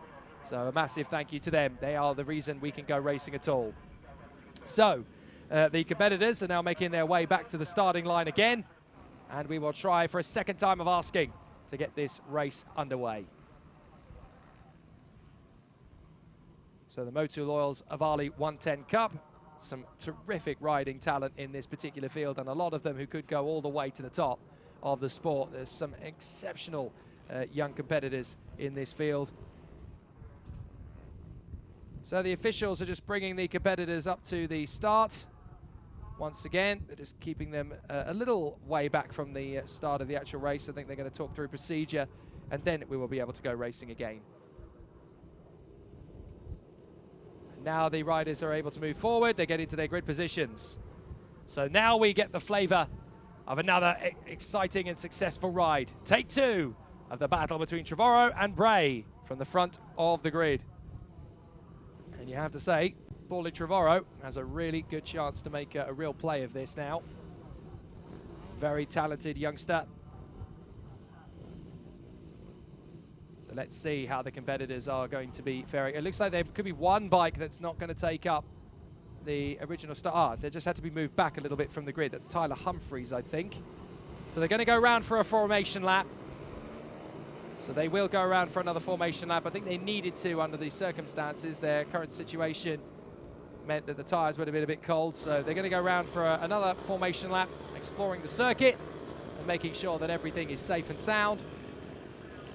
But the racers are going to be very exciting off the start in this Motu Loyals Ovalie 110 UK Cup. Great bikes, great riders. That's the Rich Energy British Mini Bikes for you. There's talent everywhere you look in this field. And it is really wonderful to see the sporting nature of these young competitors as well. As tough and as brutal as it is in motorbike racing at this age, there are some exceptional characters. And I have to say, you really do get a flavour of some of the best spirited competitors in the entire field of motorsport, never mind motorcycle racing in this category. They all love the sport. It goes right down to their very bone marrow. It's absolutely wonderful just how much passion there is for this sport at this level, and with some exceptionally talented riders to take their way to the grid. So now the competitors will have another chance to have a go at this, and it's going to be an exceptional battle as Trevorrow and Bray take their duel to another chapter. So are we going to get to see this competition continue on in great style for Clay Pigeon? Let's find out. Away we go, and it's a great start for Luca Wilkinson from third on the grid. Looks to have made a good launch and almost gets alongside Paulie Trevorrow, but has not quite been able to make that overtaking move stick. So it is Bray in the lead, Trevorrow second, third place Wilkinson. Wilson Dilks, I think that is up into fourth place along with Monty Hillier. So already a very interesting start. Riders getting through. That was the 41 Laken Payne, I think, trying to make an overtaking move there into Hans Hairpin. So an exceptional start to racing, and the competitors are already doing an absolutely phenomenal job as they continue to charge forward. Great racing into the final turn. Laken Payne having another cheeky look. I think that was on the inside of Travis Shaw. trying to get through on the inside. No, my apologies. That was Monty Hillier. They're side by side, and I think that is the move from Laken Payne on the inside. Excellent work on the inside of Monty Hillier. So Laken Payne having a P5 behind Wilkinson and Dilks. So it's Ruben Bray leading. Thorley Trevorrow, second place, and he's getting straight back on it. Third place for Luca Wilkinson, fourth for Wilson Dilks, fifth for Monty Hillier. No longer, because now it's Laken Payne. Freddie Bridewell, P7. Travis Shaw, Ralph Croft, Kobe Garbutt, Jack Hamilton, Johnny Payne, Sidney Marshall, Tyler Humphries is 14th in front of Jack Newton, Izzy Carter, Tobias May, and Ethan Dunning. They come off the turn, back on the straight. And Trevorrow is already starting to step up the attack on Ruben Bray. Thorley Trevorrow, a great performance in the earlier race, an absolutely epic ride to victory. Now he wants to do it again. We've got a nice little battle cooking up here for, I think that's 8th place, the little tussle between, that might be 9th actually, between Croft and Garbutt. Battles everywhere you look in this field. That's what we like about this sport. It's very close and it's very tight indeed. But this little rivalry is really starting to cook up a gear, isn't it? Ruben Bray and Thorley Trevorrow. Nice little riders, these two. And excellent to watch them. So out onto the main straight once again. Powering on the throttle. Here's Wilkinson, third place, as he tries to shake off Wilson Dilks and a fired up Monty Hillier. Monty Hillier pushing very hard there in 5th place, having got back past Laken Payne. So Monty Hillier is now in P5 on the 37. Laken Payne is there or thereabouts. There we go, Ruben Bray versus Thorley Trevorrow. Trevorrow is still pushing hard. We saw how Trevorrow got one over on Ruben Bray last time. I apologise, that is Laken Payne in 5th place. My timing screen appears to have frozen over for a moment. So that is obviously going to be updated very soon, I hope. Laken Payne is now in P5, although might not be for long because he's got a good run on Wilson Dilks. Dilks has got a good opportunity here to get close to Luca Wilkinson, but I think Laken Payne is going to try and get into 4th position before that. So they continue to ride on in fine style. Top 5 is steady at that, but Laken Payne is doing his best to get up into 4th position in behind Wilson Dilks. Is there going to be a chance at a Hans Hairpin? He certainly thinks there might be, but he can't quite commit to the overtaking move without risking big stuff happening. So he decides to hold back. He decides to let it sway a little bit. But this is absolutely fast. Oh, we've had a rider down. Rider down. Now, that is the 49, I think. That's Ralph Croft. So Ralph Croft, unfortunately, has gone down. They're just making sure he's okay. And I think Ralph Croft is going to be able to walk away from that incident. It's unfortunate, yes, but I think he's going to be all right and the race can continue. So it's game over for Ralph Croft. He's come off just on the run to the S's, or just after the S's, I should say. It's 2 riders down, in fact. 2 riders are down. Now, who's the other one? I think that might be Kobe Garbutt. It is Kobe Garbutt. So Kobe Garbutt was the other one. Unfortunately, it's Ralph Croft and Kobe Garbutt, but they both look okay. And that was wonderful from Kobe to make sure that Ralph was okay. He wandered over. Are you all right? Yeah, great sportsmanship from those two. Just keeping an eye on each other. Yes, they've got into an incident, but that doesn't mean humanity dissolves. They could teach quite a few racers a trick or two there. That's great sportsmanship. So Dilks and Payne battling for 4th position. Laken Payne with a good opportunity here. So Laken Payne coming through the chicane, right in behind Wilson Dilks. Is there going to be an opportunity from Laken? Here he comes on the inside. It's a late try. He had to bail out of that one. Goodness me. That could have been nasty. That was sensible from Laken Payne. You're going to get another opportunity if you just hang back a moment. And he read that situation quite wisely under the circumstances. He saw that there might be a bit of a nasty moment otherwise. And the back marker's not giving him a lot of space to negotiate, but Laken Payne does get through. They were lapping Tobias May. Unfortunately, May made it just about okay for them to get through without too much drama. But Ruben Bray has really started to take prisoners now in terms of lap times. Mind you, fastest lap of the race has now just come in from Thorley Trevorrow.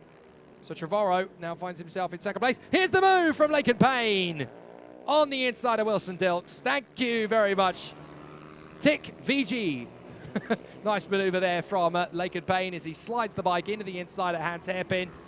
And that'll put him into P4. Now, has he got enough time to close up on and then pass Luca Wilkinson? There's going to be 2 laps to go. I think he's just about got time, but he really needs some decent laps from these 2 last laps. It needs to be absolute A-game. Great battles all the way through the field, of course, as well. keeping an eye on all of them is very difficult. You've got Hamilton, Payne, Marshall and Newton further down the road as 4 riders battle over 10th position. That is Jack Hamilton, Jonathan Payne, Sydney Marshall and Jack Newton having a terrific squabble. A little way in front of Izzy Carter. There's Luca Wilkinson and Laken Payne still battling over 3rd place. Ruben Bray has well and truly extended that gap over Thorley Trevorrow. I don't think Trevorrow is going to have enough in the tank to close up in the final lap, but here is Laken Payne getting pressure on Luca Wilkinson into the final lap. That was a good previous lap. They go into the last lap now, and Laken Payne has a chance. He's coming from a long way back. Goodness me, he's fired up. He wants to go for Luca Wilkinson, who sets his personal best lap of the race, but Laken Payne is still half a second a lap quicker, so let's see if Payne can go for the move. Wilkinson looks to the left. That's not where he is. Well, he is now. He's moved back across. Laken Payne is sliding up a move to get on the podium in the final possible moment. Is he going to get his opportunity because he's running out of time? There's Thorley Trevorrow. He will get 2nd place. But up front, it's going to be Ruben Bray. Checkered flag will fly. And it is Ruben Bray who takes the win in front of Thorley Trevorrow. Great race from those two. But in 3rd place, it is going to be Wilkinson just in front of Laken Payne. But well done to Ruben Bray. Excellent ride. And he takes a very deserving victory there. Excellent work from Ruben Bray. Not easy when you've got such phenomenal opposition to put you under so much pressure so long. But it's excellent work from Ruben Bray. He takes the win from Thorley Trevorrow. Luca Wilkinson in 3rd place from Laken Payne and Wilson Dilks, Freddie Bridewell and Monty Hillier, Tyler Humphreys, Travis Shaw, Jack Hamilton, Jonathan Payne, Sydney Marshall and Jack Newton. They come across the line pretty much together. And in that order, Izzy Carter 14th from Tobias May and Ethan Dunning, the 2 retirements, Kobe Garbett and Ralph Croft after their incident earlier on. But fortunately, not only are both riders okay, but neither of them have lost their competitive sportsmanship spirit. Excellent stuff to see. And a good end to racing in the Ovalie 110 Cup, brought to you by Motor Oil. Excellent stuff. They've been really exciting and action-packed drama over the course of the day from some of the best young motorcycle riders in the world. Next up, we have the Pit Bike veterans for their 2nd heat.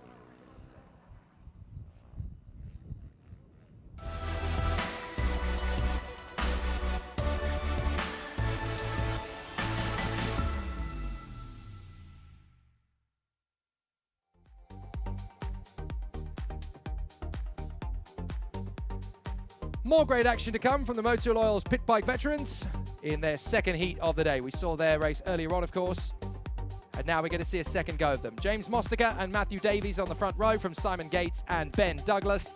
In the 3rd row, it'll be Gav Tappenden and Alan Brooks on the treble 9.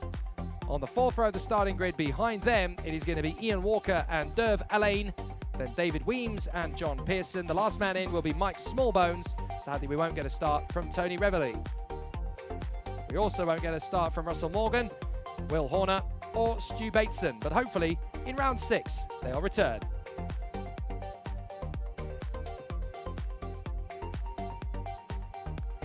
So the Pit Bike veterans make their way out onto the circuit. It's definitely looking drier than it has done for the entirety of the day. You can see the circuit surface for yourself. And obviously with the track temperature still quite cool, the air temperature is around 17, 18 degrees Celsius. There's high pressure in the air. We've had rain, a lot of rain, but what we could really do with actually to bring that pressure down and cool it down a little bit again is a really good thunderstorm. That would really sort things out after races, after we've gone home, this evening, you know, when it's gone dark. Let's have it then, when we're all tucked up in bed. Then tomorrow we can wake up and, chilled, refreshed, cool. Let's not have the thunderstorm anytime soon, eh? Tomorrow wouldn't be bad. You know, as long as you're not working out in construction or something. So the riders make their way to the starting grid. And James Mostiger will be there in pole position with plenty of great racing action. Great to see so much support from everybody on the social media channels. And great to see everybody tuning in from all over. Not just all over the UK, but also into Ireland itself. I noticed there's a lot from Northern Ireland, obviously. That is, of course, still Great Britain, but there's a lot from Ireland and a lot of people from even further afield than that watching. Especially salut to all those watching from France. Here we go. The race battle is going to take us into the action, and away we go. James Mostiger with a good start, but not good enough to lead initially. It's going to be Matthew Davies that holds that honour, so Mostiger down to second. And as the field skirts its way through Billy's blind, they come up to the S's. Right, left, now down the Sterney straight, and up towards Hans Hairpin. Matthew Davies leads. James Mostiger in behind second. Third place, the 71 of Ben Douglas. So not a bad start. One bike running from the back of the field, I think. But it's Matthew Davies, James Mostiger, and Ben Douglas initially. Then Simon Gates in fourth, I think, from Brooks, Walker, Elaine, Pearson, Smallbones, and Weems. So it's an initial very good start indeed. There is David Weems on the 40. No, sorry, I think that might be John Pearson, actually. Here they come. Is this going to be the move for the lead already from Mostiger? Yes, it is. Catches Davies completely by surprise and gets the move into Billy's blind. Sets him up for the maneuver. Puts the bike into position. The number one is up in front once again. James Mostiger in front of Matthew Davies. Ben Douglas is still there in third. Now watch Mostiger from this point, because in the next couple of laps he's going to create a gap that's wide enough to fit a few buses through. That is an absolutely charging stance from Mostiger. Now he's got into the lead. He just wants to check out and leave them all behind. So Davies, Douglas and Gates, they will be left to scrap over second place, and it does look like Douglas wants to be up for the scrap. There he goes, through the left, up towards Billy's blind, to the inside. Nah, it's not quite going to happen. Fourth place though for Gates. Is there going to be an opportunity again? He has a look, comes through the S's. This is going to get very tricky, very treacherous. Up the inside, Davies defends. Douglas and Gates are still there, swarming around for good measure. But are we going to see some more? Will there be some good banter again from these riders? Fantastic stuff from the competitors. So let's see how it continues to scrape away. We'll have some wonderful performances from the riders as they continue. Mostiger out in front of Davies, Douglas and Gates. They continue to push through, 8 laps remaining. And there's the move on the inside. That's not going to work. Oh, Benjamin. Just going to have to let that one be chalked up to experience. He was lucky because there was definite contact between the two riders' leathers. He was lucky that didn't turn into a big accident. Matthew Davies is lucky he didn't lose the place to Simon Gates either. So Ben Douglas drops into 4th position, manages to slot in ahead of Alan Brooks. That's the best of both worlds, really, there. Didn't make the move, lost ground, lost momentum, but he didn't lose the bike, and certainly hasn't lost the race either. He could still fight back from there with 7 laps remaining. So Simon Gates trying again on Matthew Davies. Now it's just the two of them battling for second place. Has he got a chance? Every chance. Is he going to pull it off? Time will tell. Through the S's along the Sterney straight. And Ben Douglas looking very motivated, quite fired up. He's going to be alongside as they get to the Hans hairpin. But the problem is, once Davies protects that inside line, it's very difficult to commit to the outside, especially when you know that it's still fairly damp on that outside line. You could probably power in on the throttle and take a risk if you wanted to, but it's definitely high risk. And you run a serious threat of crashing out. So it's all about Simon Gates just measuring his pace, hoping for a good opportunity and trying to read the stance of Matthew Davies in the hope that he can get a move through. Gates getting very hungry. He looks behind him there just to make sure that Douglas isn't too far away. Has another look. Gets alongside, but in the braking zone, Davies could take a shorter line and the inside line, so that's where he's able to benefit once more. But Simon Gates getting very fired up in behind Matthew Davies. Back on the throttle. Top bend. And now we've got the 71 Ben Douglas trying to charge in as well. Alan Brooks is still there in P5 from Walker, Elaine, Smallbones, Weems, and John Pearson is there in 10th place, the 177. So the 110 going well. Matthew Davies still second in front of Simon Gates. Gates is still swarming around all over the back. Can he make a way to come past and into the position? Still very tricky. Gates always uses that opportunity in the S's just to check over his shoulder, make sure he hasn't got anybody right underneath him. That gives him a little bit of breathing space, but it also just reassures him. It means, don't worry, you're not being hunted down by anybody. You can do all of the pushing here to Matthew Davies. So this is a much better opportunity for Gates than it is for Davies. Davies has got to defend whilst also not lose ground to Mostiger. You can't do both. You've either got to hang on to second place or go for the victory. And I think it's definitely the first of those two options for Matthew Davies. He says he seems certainly like he's going to hang on to second rather than challenge for the win. They've come off the S's again. This is all going to be about commitment to the manoeuvre for Simon Gates. He gets close again and alongside Matthew Davies up to the braking zone, but in the braking zone, Davies has the best line. He's just placing the bike in all the right places. He's not really to one side of the road. He's just keeping it bluntly in the middle of the road at every opportunity so that there isn't really a chance for Gates to get by. And there are certain corners where Gates is not even able to try the overtaking move because he just knows that Matthew Davies is going to chop straight across, get back to his line. He doesn't want to lose the momentum and lose the ground because Alan Brooks isn't a billion miles away in 4th place. He's only about 4 seconds further back from these two, 3 seconds I should say, further back from these two, so there's still every chance. Around the outside again, Gates is frustrated by Davies, who again just knows exactly where to put the bike. But this is towards the end of their day for these particular riders, so they've got to just keep hunting and keep finding the opportunity.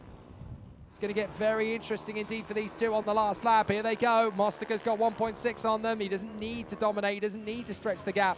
He just needs to keep it nice and tidy for this last lap. There is the man in 4th. That is Brooks. And now we've got Douglas closing in on Alan Brooks. So a fascinating situation between these riders. I think that's actually Pearson in front of them. Pearson needs to get out of the way. Oh, and again, last chance for Gates. But Davies still holds that inside line. He can't do anything about him. He's got to hope that he gets the perfect line out of the final hairpin. Here is James Mostaka. He's going to take the victory in fine style. Who's going to be second, Davies or Gates? This could be to the line between these two. It'll be Mostaka that gets the race win, and it is going to be an attempt for Gates, but it's not going to happen. Davies will get second. Gates will be third. 4th place will go the way of Brooks. Just a whisker in front of Ben Douglas. So the 4th place battle was side by side at the flag. That's what they wanted to see. 6th place for Ian Walker ahead of Derva Lane, Mike Smallbones, David Weems will be 9th, and John Pearson will come home in 10th position. What a sizzling ride for James Mostaka. An excellent job, and a great win. 40.963, the fastest lap of the race, set on the 7th lap around there for James Mostaka.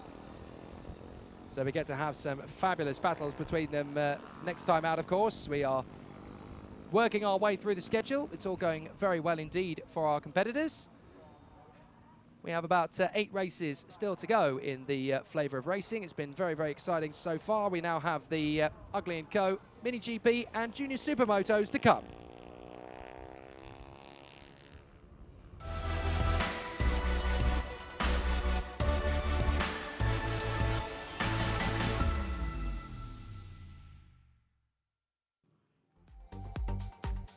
Third race of the weekend for the Ovalie & Co. Junior Supermoto and Mini GP 140s. This is another exciting race where we get to see 2 grids in one race and obviously twice the excitement and battles. And that gives us plenty of drama to talk about and plenty of action to get excited for. Plenty of bikes, plenty of racing, and plenty of drama and suspense. Always good to see. So let's talk you through the starting grid for this particular race. It is going to be an exciting front row, that is for sure. Harley McCabe and Ruben Bray, 2 of the best on the grid, on the front of it. Laken Payne and Zach Weston on the 2nd, Marco Holt in the 58, and Brian Hamilton on the 191. Then it's Wilson Dilks and Joel Grieg, Luca Wilkinson and Lewis Mullen complete the top 10. Then Harvey Lathrope is alongside Ollie Sims. 13th is Craig Dance, Ben Joliffe is 14th, then Toby Skaman and Bobby King from Luke Fitchett and Jack Newton on the 9th row of the grid. To round out the top 20, well, we should have these guys, but they're not going to take the start, sadly. Arnie Carr, Freddie Bridewell, Kobe Garbett, Cade Watt, and Josh Williams. So there will, in fact, be just 18 riders in this race. But, as we mentioned before, there are 2 grids in one for the Ovalie & Co. Junior Supermotos and Mini GP 140s. So 2 battles in amongst themselves is always very exciting and very fever pitch for us to witness. Always wonderful to watch these guys do a great job. The Junior Supermoto 140s and Mini GP 140s, of course, with 50 more brake horsepower than some of the other bikes out there. It gives us plenty of excitement and drama. In the OMG Racing Mini GP 190s. Later on, we're going to see them. And of course, this is all about the Supermotos 140s. And now we go racing. The battle begins, and we're right into the hunt for the victory as the riders make their way through. Keep an eye on Harvey Lathrope trying to make his way through in the Supermoto 140s, but obviously at the front it is all about Harley McCabe and Ruben Bray in the Mini GP 140. And Harley McCabe has already got an astonishing start. Well, leading by example and just disappearing out in front. He wants to be right up at the sharp end, and he's already gone. Look at that. He's got a decent lead already, has Harley McCabe. No longer a contest by the look of it. 41. Laken Payne all over the back of Brian Hamilton. Not a great start for Ruben Bray. So Ruben Bray struggling off the line. And Joel Grieg is in the mix there as well to start things off. So where is Ruben Bray? 16th at the end of the first lap. Terrible start for Ruben Bray. As the field works its way through, here is Laken Payne trying to go for second place early doors on Brian Hamilton.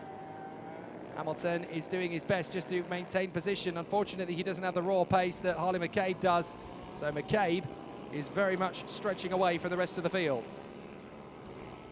What that does mean, of course, is that we've got a very intense battle further in the field, trying to pick up the leaders in the Junior Supermotos as they race for position. This is, very close indeed between Grieg and Hamilton. Grieg is coming through.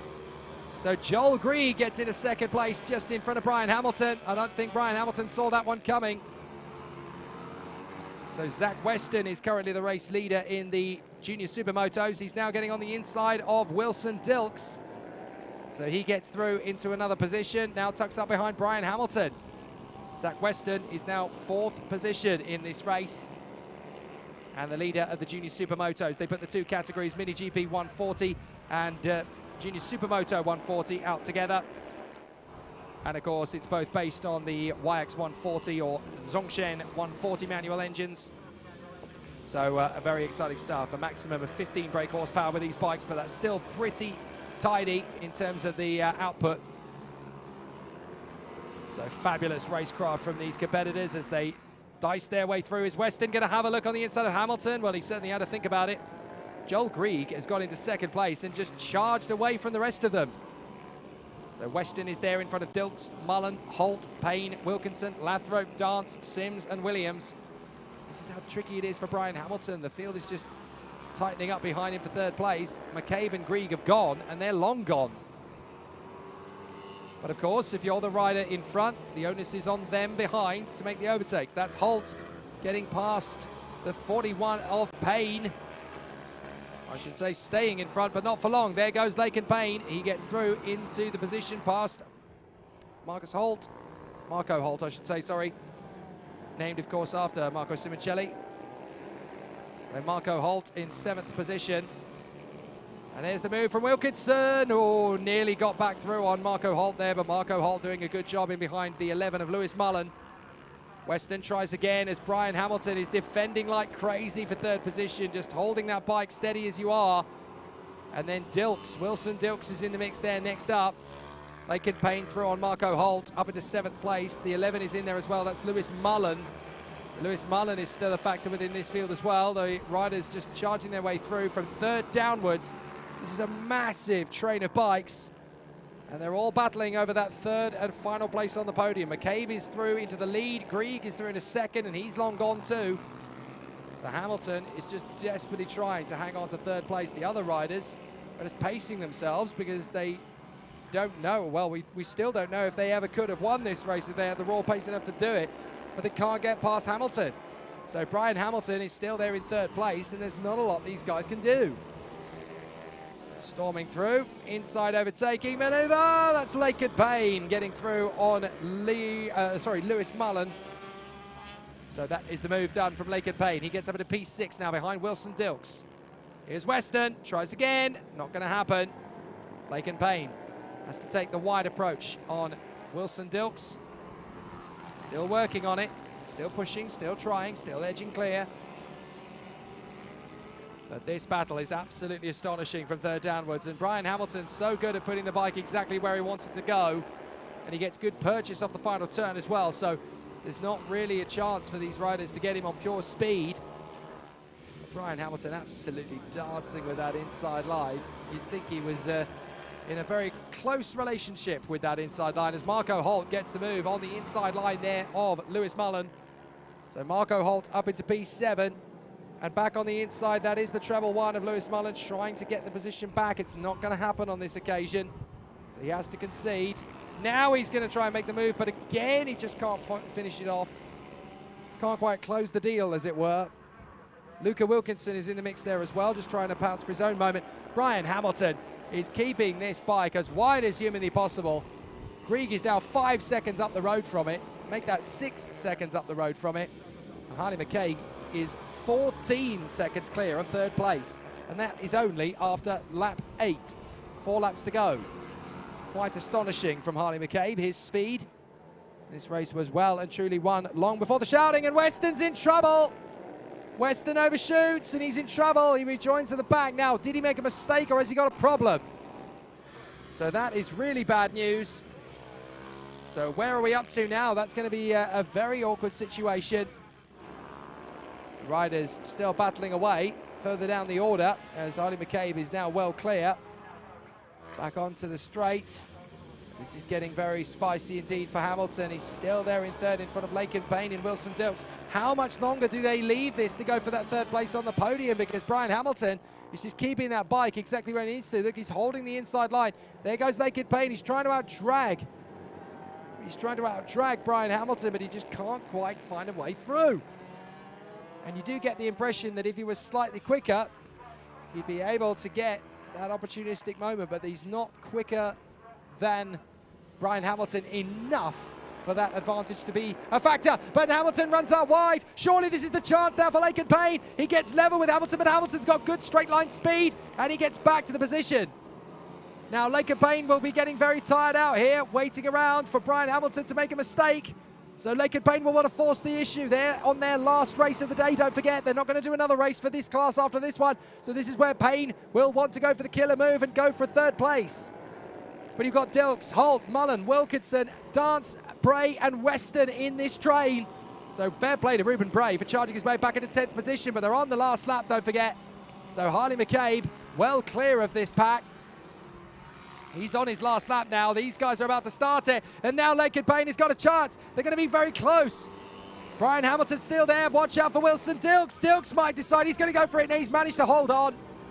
And Brian Hamilton holds on for that third position right to the line. Excellent stuff there for Brian Hamilton.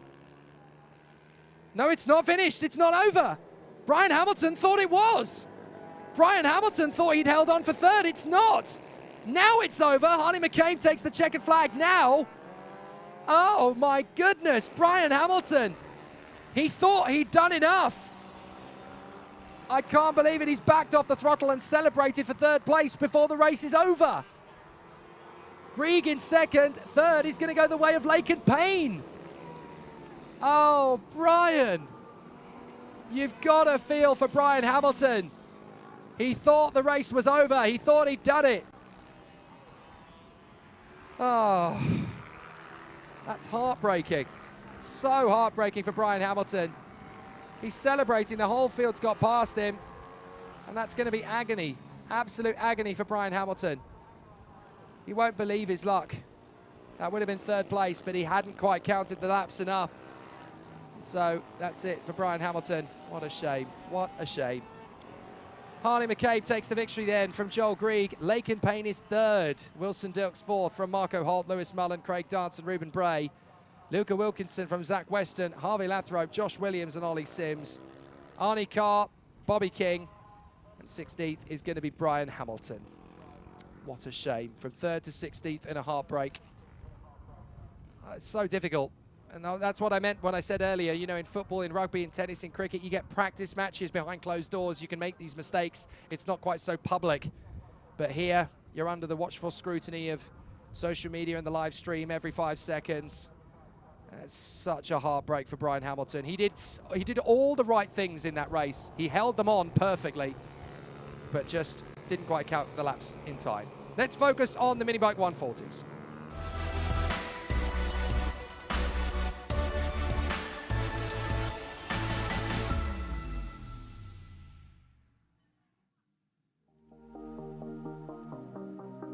Well, from one dramatic race to another as we get ready for the Minibike 140s. And this is another tough race ahead of us.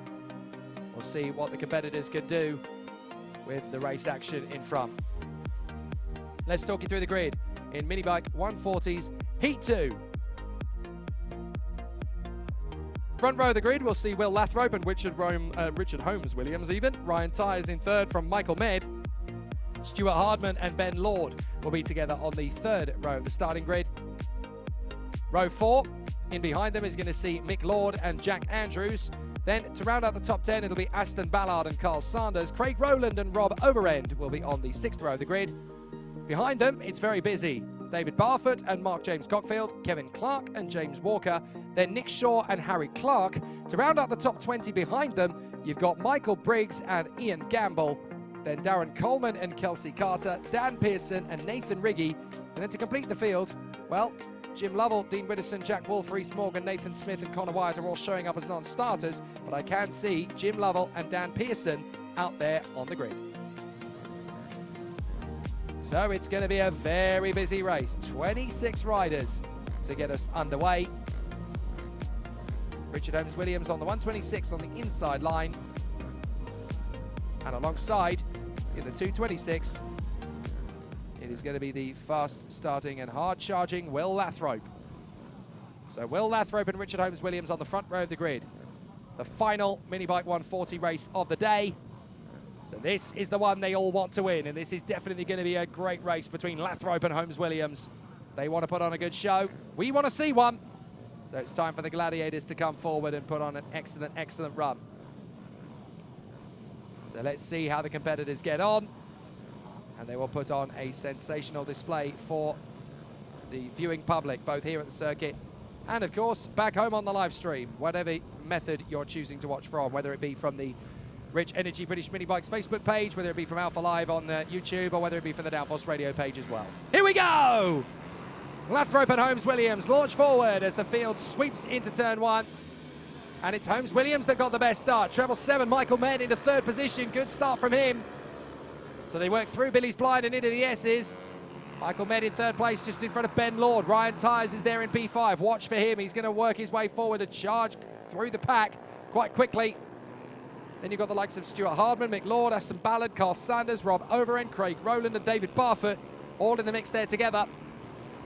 We'll see some terrific race battles from these guys, but Richard Holmes Williams is out front, and he's right close to the ground already as he hustles in that very, very low stance on the bike, just trying to cut through the air as best as possible on a windy day like today. Got to be absolutely on it. Good protection for the 226. That's Tyers through into fourth place past Lord. Excellent work from Ryan Tyers. We saw how dominant he was earlier in his battle with Jim Lovell. Jim Lovell, by the way, has worked his way all the way up to 8th place. So an excellent start from Jim Lovell, who started back in 19th. Or started right at the back of the field, but now he's cutting his way through the field quite rapidly. So there he is, Jim Lovell, 97. Just absolutely charging through, like scissors through wet newspaper. Absolutely rocketing through. So Richard Holmes Williams has got Will Lathrop in behind. If those two start to battle, then they are going to lose massive time to this man, Jim Lovell. And Jim Lovell has obviously got a lot of work to do from 7th place, but now he's in front of Mick Lord. So there's still battles, there's still great rivalry to come. Richard Holmes Williams keeping the battle nice and steady in front of Will Lathrop. Ryan Tyers is now in 3rd. He's got past Michael Med. Didn't see it, sadly, but he's there in 3rd place, and now these three are going to battle again. Holmes Williams, Lathrop and Tyers. Last time we had a closed race red flag that thwarted this battle. Now this time, surely we're going to get to see these three rock around the racetrack for race victory. Will Lathrop right in behind Richard Holmes Williams. If Lovell keeps charging through the field, he could even make this a 4-way fight. Across the line, Holmes Williams, Lathrop, Tyers. Through to Billy's Blind. Big look from Lathrop. Can't quite make it on the inside of Holmes Williams. Ryan Tyers still there in 3rd position as they come off Billy's Blind. Through the right, through the left. Keep off the curbs. Back on the power down the Sterney Straight. And then they come up towards the Hans Hairpin. This is lower down in the field. We're just watching some of the lower runners. That is the 107 of Kevin Clark, I think, going through. Oh, Tyers round the outside of Richard Holmes Williams. Trying to commit to the power. Lathrop is through in the lead. So Lathrop has taken the lead away from Richard Holmes Williams. Ryan Tyers in 3rd place still. But that's the first lead change. So now they're on the main straight once again. Holmes Williams with good speed, good pace, good power, good commitment. But is this going to be a move on the inside? No. Will Laverty off the line. Ryan Tyres, he's right there on the inside of Holmes Williams, commits and gets the place into second position. Good run from Ryan Tyres out of Billy Blind. And he's there into second place now. So Ryan Tyres into B2. There's still plenty of time for this race to come to Ryan Tyres. There's still plenty of opportunities for Richard Holmes Williams. He may be down to third position, but he has got opportunities. And now Ryan Tyres sizing up the move on Will Laverty. He's going to try into the final turn, and he's there. Brilliant from Ryan Tyres. Boom! Thank you and good night. Into the lead. Excellent from Ryan Tyres, but it's not done yet. Laverty is all over him again. Richard Holmes Williams still there for the fight. And they continue to hustle out of the S's, down the sturdy straight. And Ryan Tyres is just giving it everything. Now he's got into the lead, but Will Laverty is still right there. This is excellent, excellent racing from Ryan Tyres. He really has been an absolute monster around this Clay Pigeon circuit. But then this year, things are really starting to come to Ryan Tyres. Will Laverty in second, still very strong. Richard Holmes Williams, still very competitive there in third, is out of the way, gets the 10 bike. I think that's Kelsey Carter. So Kelsey Carter gets out of the way, lets the leaders go. Will Laverty still there in second place in front of Richard Holmes Williams. Personal best from all three riders in that one. Tyres on a 39.5, Laverty on a 39.9, Holmes Williams on a 39.8. So they're all very close in together. But this is all about how you go through the traffic, how you work your way around the slower riders. So that's going to be Ian Gamble first. Gamble gets out of the way. So no problems at all there as the riders work their way through. Tyres has cut. Oh, and into the barriers! Into the barriers! Now, who is that that's gone down? Now, that could be another red. We'll have to double check on that one. But certainly someone sliding straight into the barriers there. I couldn't quite make out who that was. I think that's Med. Well, Lovell has actually got past him for an overtake, so it's not Med that's gone down. It's Lovell that's taken the position away from Michael Med. Yeah, Michael Med is still there through, so he's okay. But I didn't see who it was that slid into the barriers. I think that, well, can't make out the number of the bike there either. But a big slide in the background and straight into the barriers. I think the rider is okay.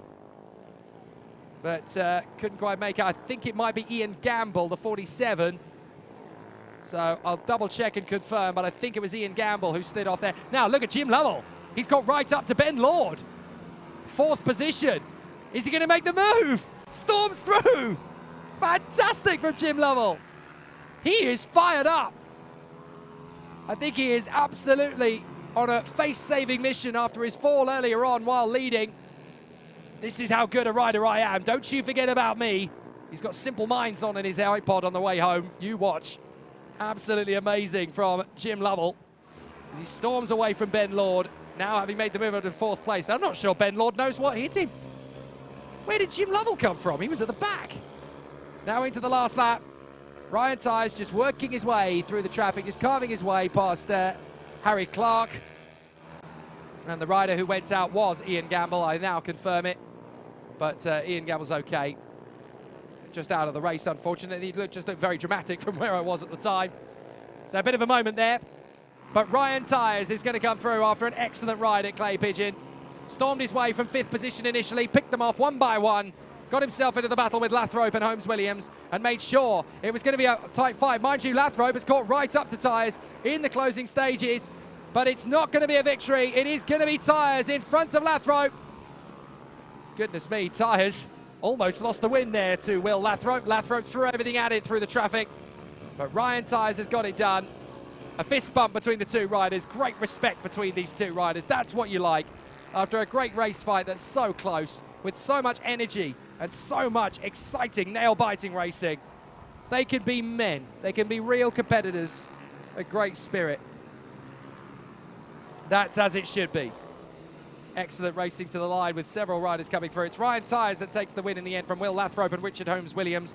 Jim Lovell in fourth place from Ben Lord and Michael Med, Stuart Hardman and Dan Pearson. Carl Sanders, David Barfoot in 10th from Aston Ballard and Rob Overend.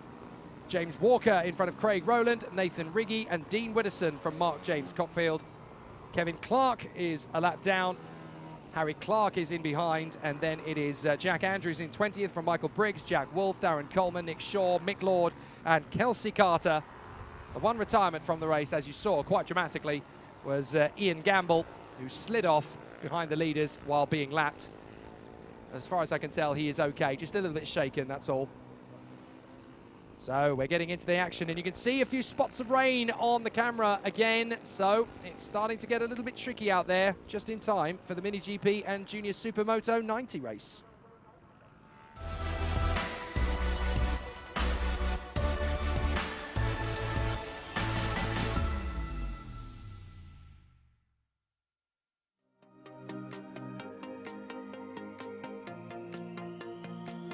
So here we go again, back into the action for the Junior Supermoto 90 and the Mini GP 90, brought to you by All Seasons Interiors, based on the YX88cc or Lyphon 88cc semi-auto, fully auto or manual engines. 7.9 brake horsepower and some very exciting riders to watch as well. Let's talk you through the starting grid for Mini GP 90 and Junior Supermoto 90 Race 3. Jack Hamilton, pole position. Travis Shaw there in second from Billy Carter and Valentino Kimikirk. Leo Solio and Harvey Saville. Next up, it's Hudson Cooper, and then Brooke Champion in 8th place, Finley Hanna and Callum Maxwell. And those should be the only 10. Ollie and Charlie Pearson look like they're not going to take the start, nor sadly will Paige Mullen.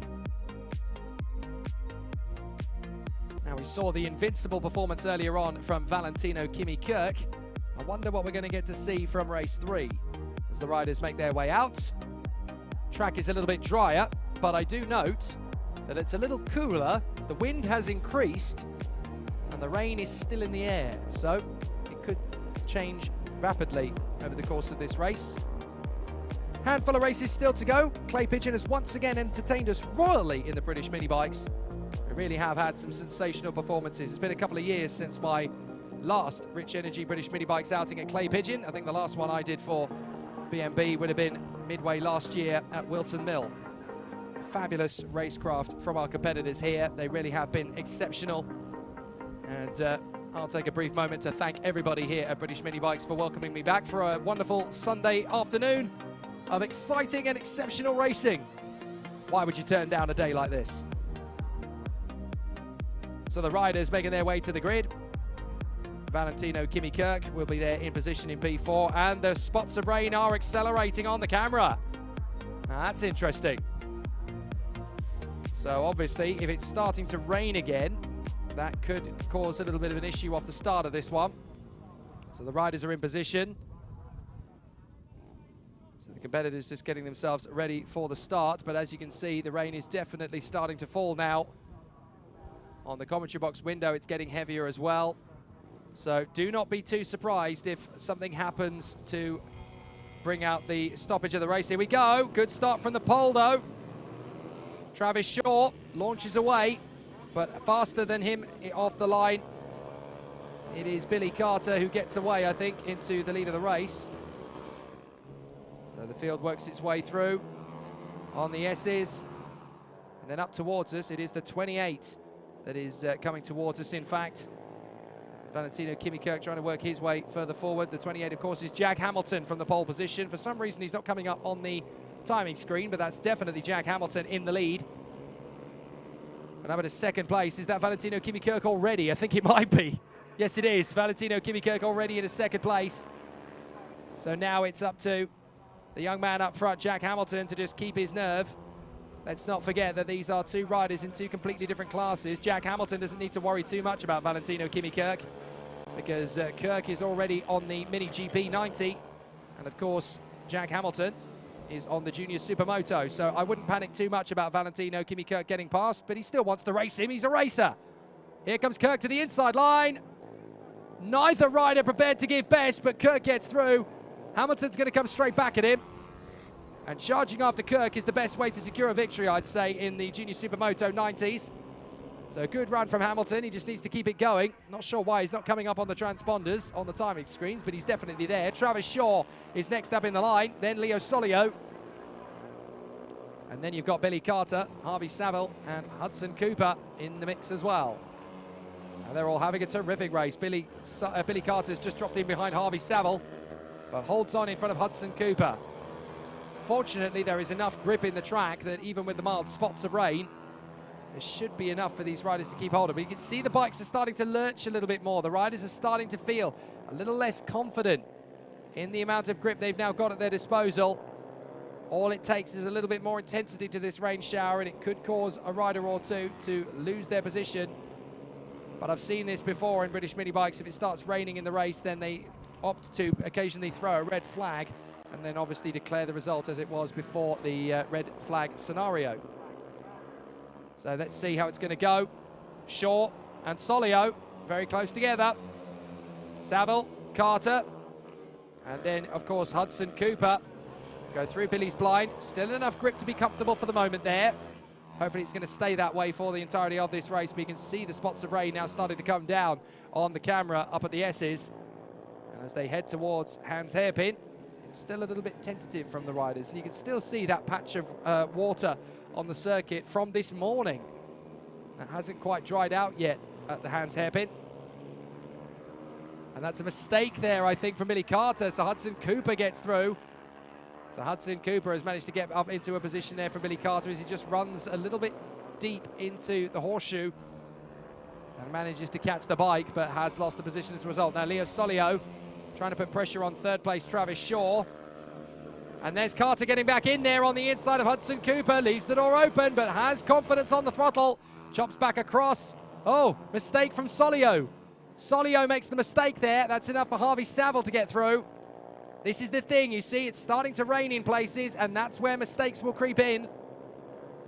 So Harvey Saville has got through past Leo Solio. Solio is now down behind Saville, and then you've got Carter in front of Cooper, so plenty of overtaking moves, and I think that is going to be an interesting battle as they continue.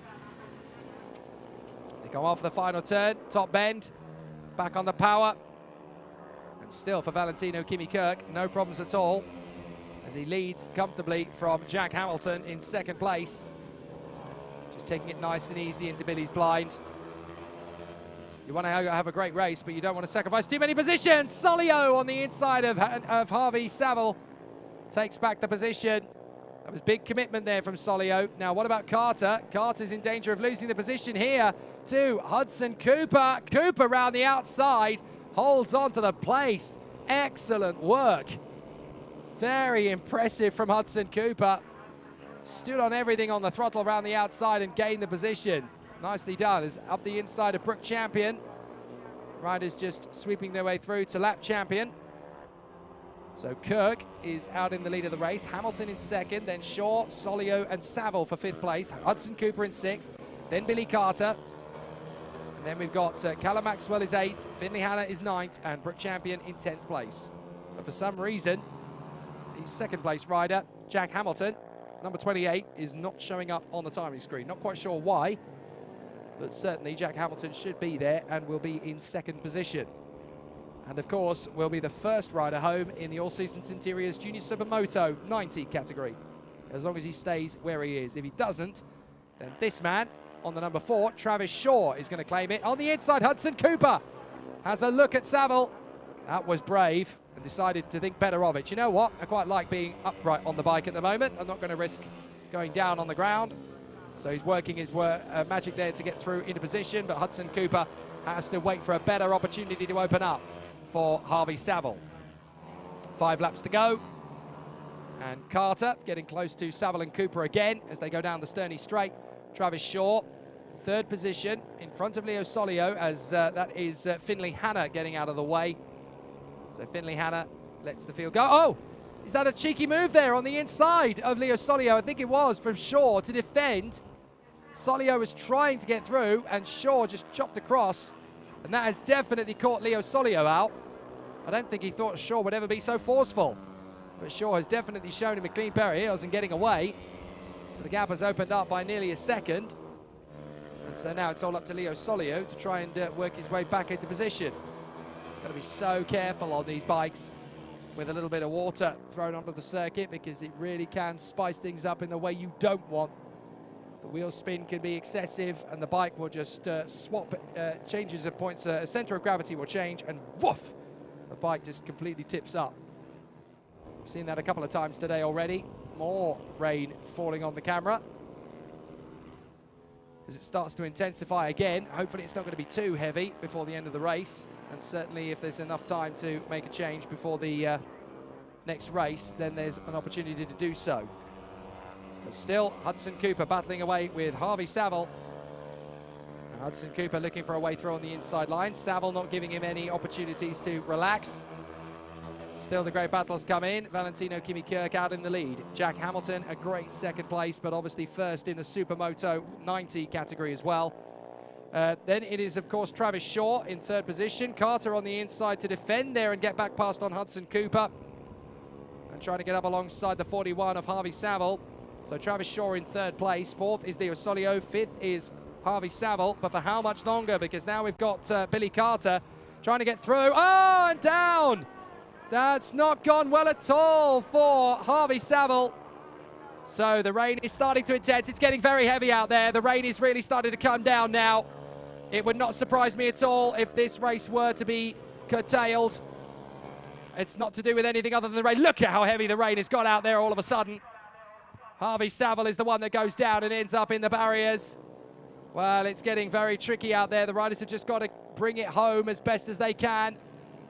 Kirk has dropped right down in terms of pace. Jack Hamilton still keeping it together out there in position. So the battle is really strong from the riders as they continue on. But you've just got to keep it together. You've just got to keep it so calm and collected in the closing laps of this race. And I think Saville has actually managed to get going again. Here's the leader. Fair play from Valentino Kimi-Kirk.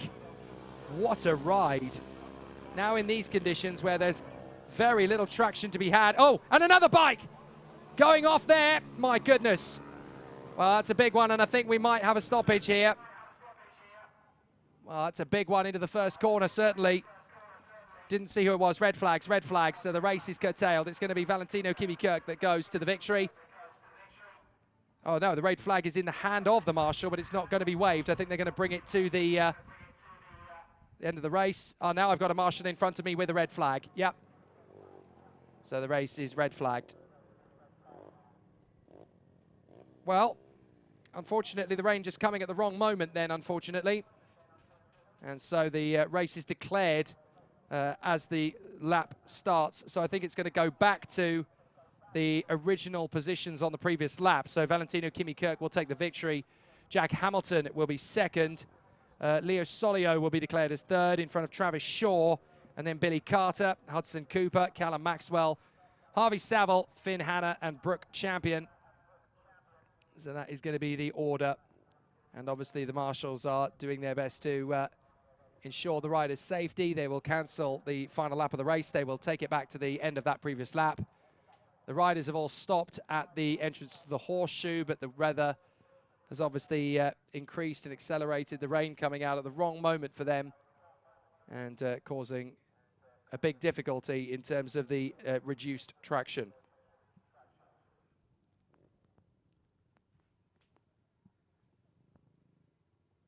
So currently just waiting for further news and updates. Obviously, the rider in question is being treated by the medical teams. I can tell you the rider is awake, so that is obviously very important. Can't give you any further updates, of course, because we need to allow the medical teams to carry out their procedures. But obviously, in a situation like that, when a rider's gone down, and obviously it's a high-speed corner, they had to take a decision, and the red flag was the right call, in my opinion, considering how heavy the rain was coming down at that point. As much as you want to see great racing, you don't want to see riders cavalcading off the circuit. You want to see them safe and sound. And the safety team here at the Rich Energy British Minibikes, I have to say, is one of the best that you're ever going to see. There is the rider in question being escorted back to the ambulance. That is good news to see. And that is the sigh of relief we all wanted. So good to see that the competitors are able to now gently make their way back to the pits. And obviously the teams will reset. The riders will have a safer journey home than they had on that last lap, of course, because they'll have a little bit more road surface to play with, even in the wet conditions on the journey home. But well done to all of the riders. That was a very tricky end to the race there at Clay Pigeon. And they were fortunate to get away with that one. Right, let's move on as we will have the Minibike 160s on track next.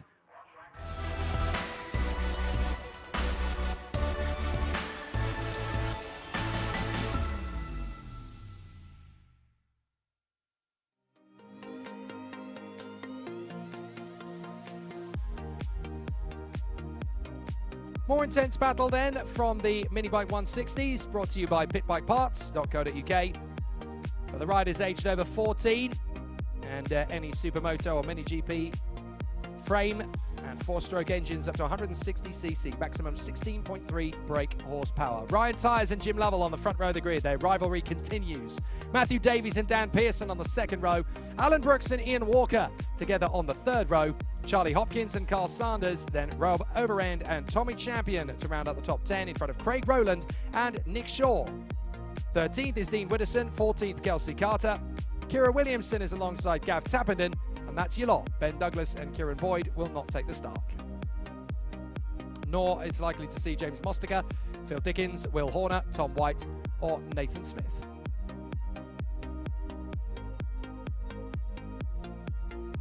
Well, of course, the interesting headline from this one is all going to be about the little rivalry between Ryan Tyres and, of course, Jim Lovell. They will be able to share the front row of the starting grid for this one. It's already been very exciting and very energetic for them over the course of proceedings.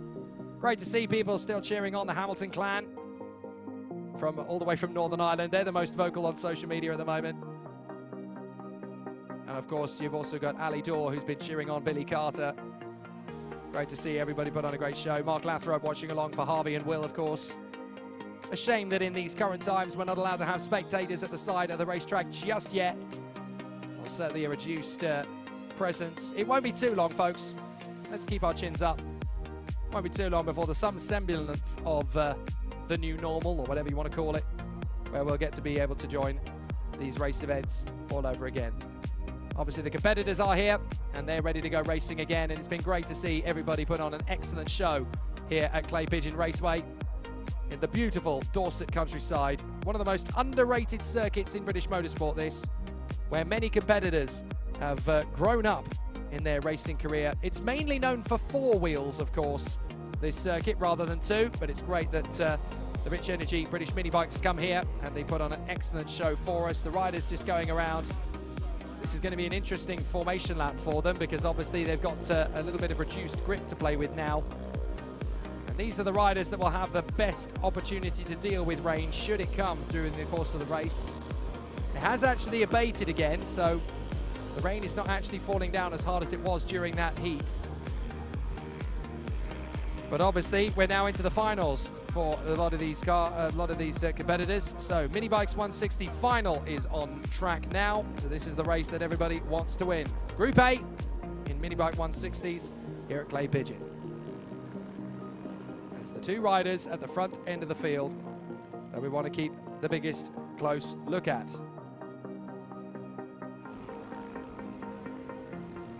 So we watch as the riders come to the starting grid.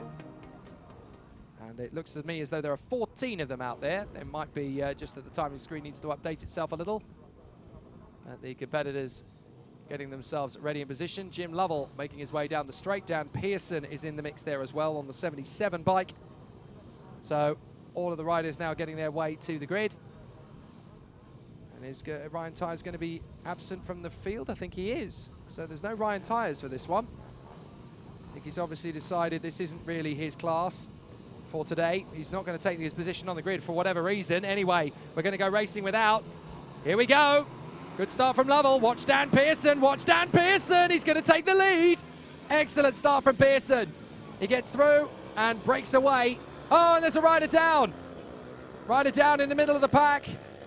Now, I couldn't quite make out who that was. It was certainly one of the midfield runners going down. But it's Pearson in front of Lovell. That's the 6. Rejoining, it's Dean Widdowson. So Dean Widdowson has gone down, but has recovered and will be able to continue. So Dan Pearson now leading the race in front of Jim Lovell in the Minibike 160 final. So they continue round with 12 laps on the board. And this is all going to be about consistency, smooth running, and a great battle around the Clay Pigeon Raceway circuit. So Pearson, Lovell, Davies, Walker, Brooks, Hopkins, Sanders, Overend, and then Tommy Champion in front of Kelsey Carter. Dean Widdowson obviously falling off on the first lap. Is that a move on the inside line? Change for position, it is indeed. That is the 62 of Carl Sanders getting the move on the 12 of Charlie Hopkins. So a nice bid for position there, and Carl Sanders moves up into P6. So Dan Pearson leads the way, 0.3 of a second in front of Lavelle, and he's going again. Good overtaking move there from Sanders. He's now up into 5th place, past Alan Brooks. I tell you what, someone's got their setup right. Carl Sanders, he's up from 7th to 5th in 1 lap. And now he is going to try and make a move to close up on the rider in 4th position. That is Ian Walker. Meanwhile, Jim Lovell has caught right up to Dan Pearson as they duel over the victory once again.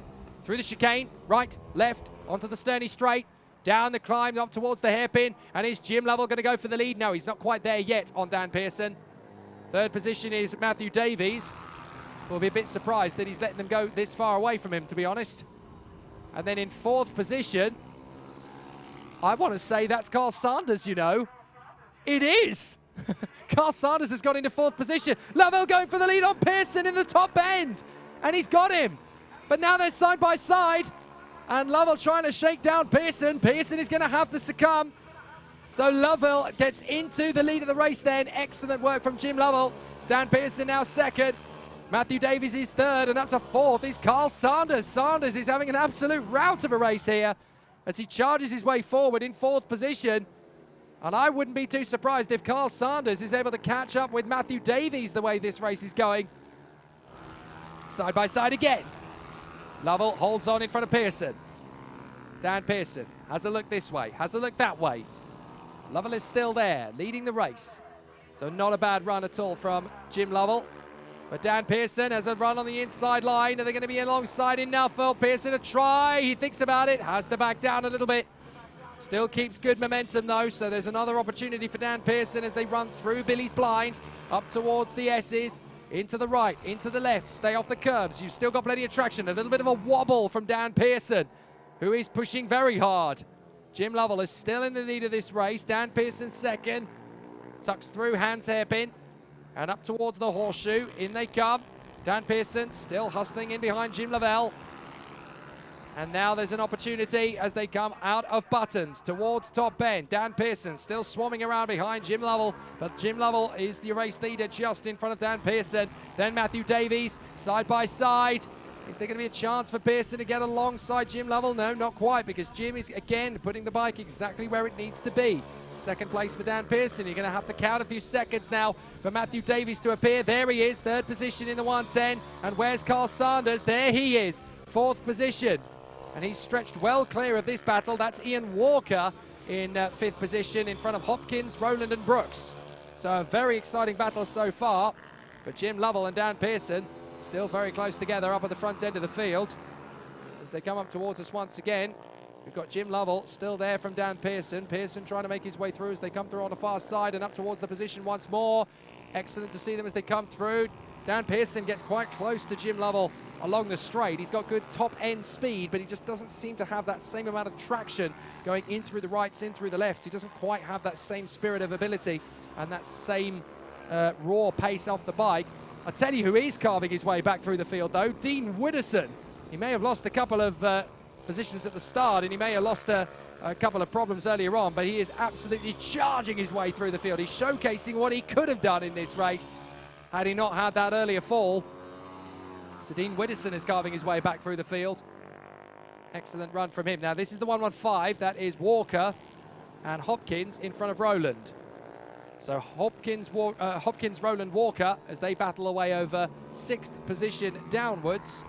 Matthew Davies is still there in 3rd. This is Jim Lovell versus Dan Pearson for the lead. And they've only got 5 laps to go, so it's now or never for Dan Pearson. He really wants to put Jim Lovell under some pressure. They come down the Sterney straight and up into Hans Hairpin through the right. Hold the bike there. Keep it nice and strong on the exit, Jim. Very good work so far. Dan Pearson is right there in 2nd place. Looking hungry for the overtake. It looks like it's all going to be fine and dandy from their point of view. Dan Pearson getting close. Jim Lovell hoping to hold on. of the turn, and Dan Pearson's getting racy. As I look to the inside line of Jim Lovell, he could size up a move sooner rather than later here. Jim Lovell's got to have total faith and confidence in the bike as they come into the S's. They've got traffic to deal with now. This could be the factor. Kelsey Carter's going to be the first one. They need to get out of the way. And Kira Williamson is there as well. The two of them having a great race. So Lovell and Pearson. Lovell trips wide. Pearson's going to get the undershot cut. Oh my goodness, that was close. Dan Pearson almost took the lead away from Jim Lovell in the traffic there. Kira Williamson was a bit of a roadblock for them. And Jim Lovell was only just able to sustain the lead from Dan Pearson. That was a wobble there. So now, Dan Pearson's going to be fired up. 3 laps to go. Can he get Jim Lovell? Through the first couple of corners, into Billy's blind, back on the power. Balance the bike. Little bit of a twitch again from Pearson. But he's still got time. He doesn't want to rush this on Jim Lovell. They've got traffic again, so if he can just stay with him and be relatively close when they get to the next batch of traffic, he's got a good chance to move forward. Ian Walker, by the way, with the new fastest lap that he has done, pops in a 44.026. Compare that with 42.2s for our leaders, Jim Lovell and Dan Pearson. There's nothing to choose between these two in terms of raw speed and pace. It's now just about who holds their nerve. 2 to go. Now Jim Lovell has banged in a 41.6. That's a big lap. I think that's a statement of intent for Jim Lovell. I don't want to lose this race, but they've got more traffic to deal with. Next up, it's Tommy Champion. No problems at all there. Up on the inside. But that could be a problem for Pearson. And Pearson is going to get held up here by Tommy Champion. Not for 1 corner, but for 2 corners. This is disastrous for Pearson. He's got to hope now that the race leader's going to get held up. But I don't think he is going to. Jim Lovell cuts through. Dan Pearson puts his hand in the air, waves the champion, but it's too little too late, really, that he let him through. He held him up for a good 4 corners there. Last lap, and it's going to be the 97. He may have fallen earlier in the day. He may have had that little hiccup when leading, but you know what? Jim Lovell is one of those riders that knows how to maximize the best of himself and knows how to pick himself up. Everybody falls down in this sport. It's about how quick you get back up again. And Jim Lovell is right back to winning ways in fabulous fashion too. Out of buttons and up towards top bend. This is going to be the victory in the Minibikes 160 final here at Clay Pigeon. Out of the final turn, Jim Lovell is going to take victory. And what a ride it was. Superb.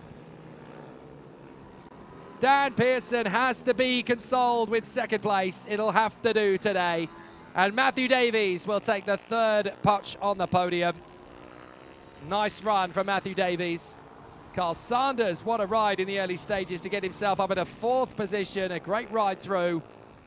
Ian Walker will be in 5th position. 6th place will go the way of Charlie Hopkins, and then 7th to Craig Rowland, 8th to Alan Brooks. 9th has already crossed the line. That is Tommy Champion in front of Rob Overend in 10th. Then Kira Williamson, Kelsey Carter, Nick Shaw, and Dean Widdowson. What a fabulous ride, though, from Jim Lovell. He really did put on an excellent display there. Excellent work, fantastic race.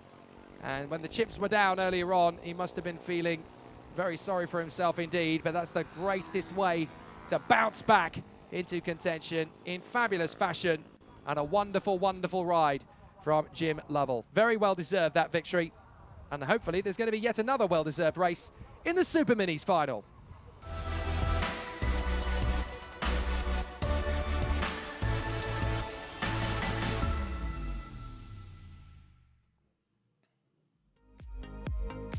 Bring on the Super Minis. It's been a great day at the races here at Clay Pigeon, but it all comes down to this, the Super Minis final, as the riders get themselves prepared. The Brad Bike Super Minis will take centre stage one more time. Richard Holmes-Williams and Cameron Caulfield on the front row from Leo Caulfield and Jordan Pritchard. Lawrence Wardle and Howard Taylor will be together on the 3rd row. Joe Dickinson may or may not take up the start. We'll have to keep an eye on it, but we know for a fact that Drew Dorling, Robin Kyle and Gary Butler will not. So there may only be 6 to 7 riders out there on the course for this one, but it's still going to be a good race. We've already seen 2 of them, so we know for a fact that these guys are going to have... now it looks to me as though Joe Dickinson is going to try and get out there. I can certainly see him riding through the pits and making his way out onto the circuit. So Joe Dickinson gets himself out on track just in the nick of time, I believe. Indeed he does. So Joe Dickinson will take his place at the start. It's going to be a really exciting battle for them, and now they're going to get themselves into position for the Bragg Bikes Super Minis final. And for Joe Dickinson, a last chance to charge his way forward. So let's see what he can do up amongst the likes of Richard Holmes-Williams and Jordan Pritchard. Keep an eye on Leo Caulfield as well for the front of the field. But the Super Minis final, it's been a bit of a build-up to this one. Not many races left on the bill either, and one has been an absolutely fabulous battle here at Clay Pigeon. Just 3 races after this one. It'll be the Stock 140s brought to you by Supermoto, the Motor Loyals Ovalie 160 Cup, the 3rd race, and then the Vets final will finish off our day of racing. What an exciting battle it has been here at Clay Pigeon today. We've had everything thrown at us: cats, dogs, pigeons, sheep, you name it. It's rained everything. But now for the final, we're going to get a great race on the charge. Now, where's Joe Dickinson? He was there originally, can't see him now. But the race gets underway.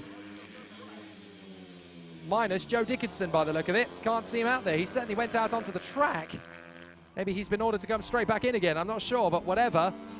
There's only 5 of them out there now. And the first of those is Richard Holmes-Williams in the 126. Jordan Pritchard is there in 2nd. Lawrence Wardle in 3rd. 4th place is Cameron Caulfield in front of Leo Caulfield. So expect Richard Holmes-Williams to really start to jog on a pace now. He's going to start to clear away. If he gets an opportunity, he's going to stretch out this lap over the 12 laps of racing. And it's only going to be these 5, so it's going to be very close. Holmes-Williams leading, then Pritchard, Wardle, and the Caulfields. Cameron in front of Leo. Now this is going to be an interesting dynamic between these two. Oh, Leo's gone through on Cameron. I say it's going to be an interesting dynamic between these two, but Leo Caulfield doesn't want to wait around. He's going to make the move on Cameron nice and early. Wardle has a look at Pritchard. We're going to see what would have happened earlier on between these two and what gets to happen in this one. Not entirely sure why Joe Dickinson is absent. I certainly saw him going out onto the road. I think he's had a bit of an issue with the bike. He's had to come back in again. So yeah, mechanical problems. That was the reason for Joe Dickinson not being able to get out there. Unfortunately, they tried to get the bike started. Now he's heading out onto the circuit. He's joining in a lap or so late. Well, 2 laps late. So yeah, Joe Dickinson rejoins the race, 2 laps down. But he wants to ride the bike. It's a free test session, I guess, for him. So why on earth not? Let's see what would have happened had he started at the rest of the field. There is Joe Dickinson in the background. So he will be out there 2 laps behind everybody else. But the race continues for Leo Caulfield as he tries to close up on Lawrence Wardle to get into 3rd. So an interesting battle still continues here around the course. And the battle still very, very exciting. And the race continuing on its way as the competition continues in earnest. A fantastic battle and a really sensational run for all of the riders. But Richard Holmes-Williams has a lead already of 3.5 seconds over Josh Pritchard. Sorry, for Jordan Pritchard, I do apologise. Here's Lawrence Wardle defending from Leo Caulfield. They continue to battle over 3rd position. Jordan Pritchard 2nd place. And Lawrence Wardle in 3rd, but not for long if Leo Caulfield has anything to say about it. He's right there, hunting him down for the manoeuvre. So Leo Caulfield tries to get one over on Lawrence Wardle. He's going to have to follow right in behind him. They go down the straight. In through turn 1. Almost flat through there. And once again, Leo Caulfield trying to get the manoeuvre on the inside and gets through past Lawrence Wardle into 3rd position. Good move from Leo Caulfield. So now the 113 is into P3. So an excellent charge through from Leo Caulfield. The next big challenge is going to be Jordan Pritchard in front of him. Has he got time to catch him and make an impression on this race? That's going to be the key factor now. It'll be very tricky to see who's going to get the best of it. But we're going to have a really tricky race now from these competitors as they continue to brush their way forward. It will be a very tough race, that is for sure. But Richard Holmes-Williams leads the way from Jordan Pritchard, who does a 40.3. Caulfield does a 40.0, so he's definitely quicker. Gap up to 4.5 seconds. Richard Holmes-Williams enjoying life at the front end of the field. Joe Dickinson's just putting in laps basically on this bike in the hope that he can have a relatively decent race of it next time. Currently in the 43s, so definitely there is a pace issue. Richard Holmes-Williams is consistently a second a lap faster than these two. Pritchard versus Caulfield, Jordan versus Leo. And as they come down the straight once again, all going very well indeed for Jordan Pritchard and Leo Caulfield. Can they get it done to the end of the race, these two? A sweep on the inside, but it's left through on the exit. So a nice try from Leo Caulfield, but Jordan Pritchard holds on a second for the moment. That gives you every indication you need that Caulfield's going to be in the race for second place here, right round the outside. That's not going to work. Can't quite get the switch back through on the inside as well. Pritchard's now knows quite well that he's there. So an interesting one from Pritchard as he lets Caulfield go out wide at Billy's blind and retakes the position. But now he knows that Leo Caulfield is there, so this is going to be a tough race between the two men. Jordan Pritchard in front of Leo Caulfield. So we try again, same place, same corner. This time Pritchard holds the door shut on the inside. Caulfield tries to hold it, but Jordan Pritchard keeps his bike right where Leo wants to be. Back to the inside line, make Leo Caulfield do the hard work round the outside. Not gonna happen. And Jordan Pritchard again just covers the inside line. Leo Caulfield just can't quite get acceleration off the turn enough to make that move through. So this is definitely getting pretty tricky. Back on the power comes Leo Caulfield. Jordan Pritchard with plenty of pressure. But Leo Caulfield working his magic. He's got a good line. This is going to be the move surely on the inside line. But again, Jordan Pritchard gets to the inside. Chopped across this time, though, by Leo Caulfield. You're not having this, man. Second position from Leo Caulfield. Sleeves permanently rolled up in this race. This is mine. What do you think you're playing at, mate? Second place, it's mine.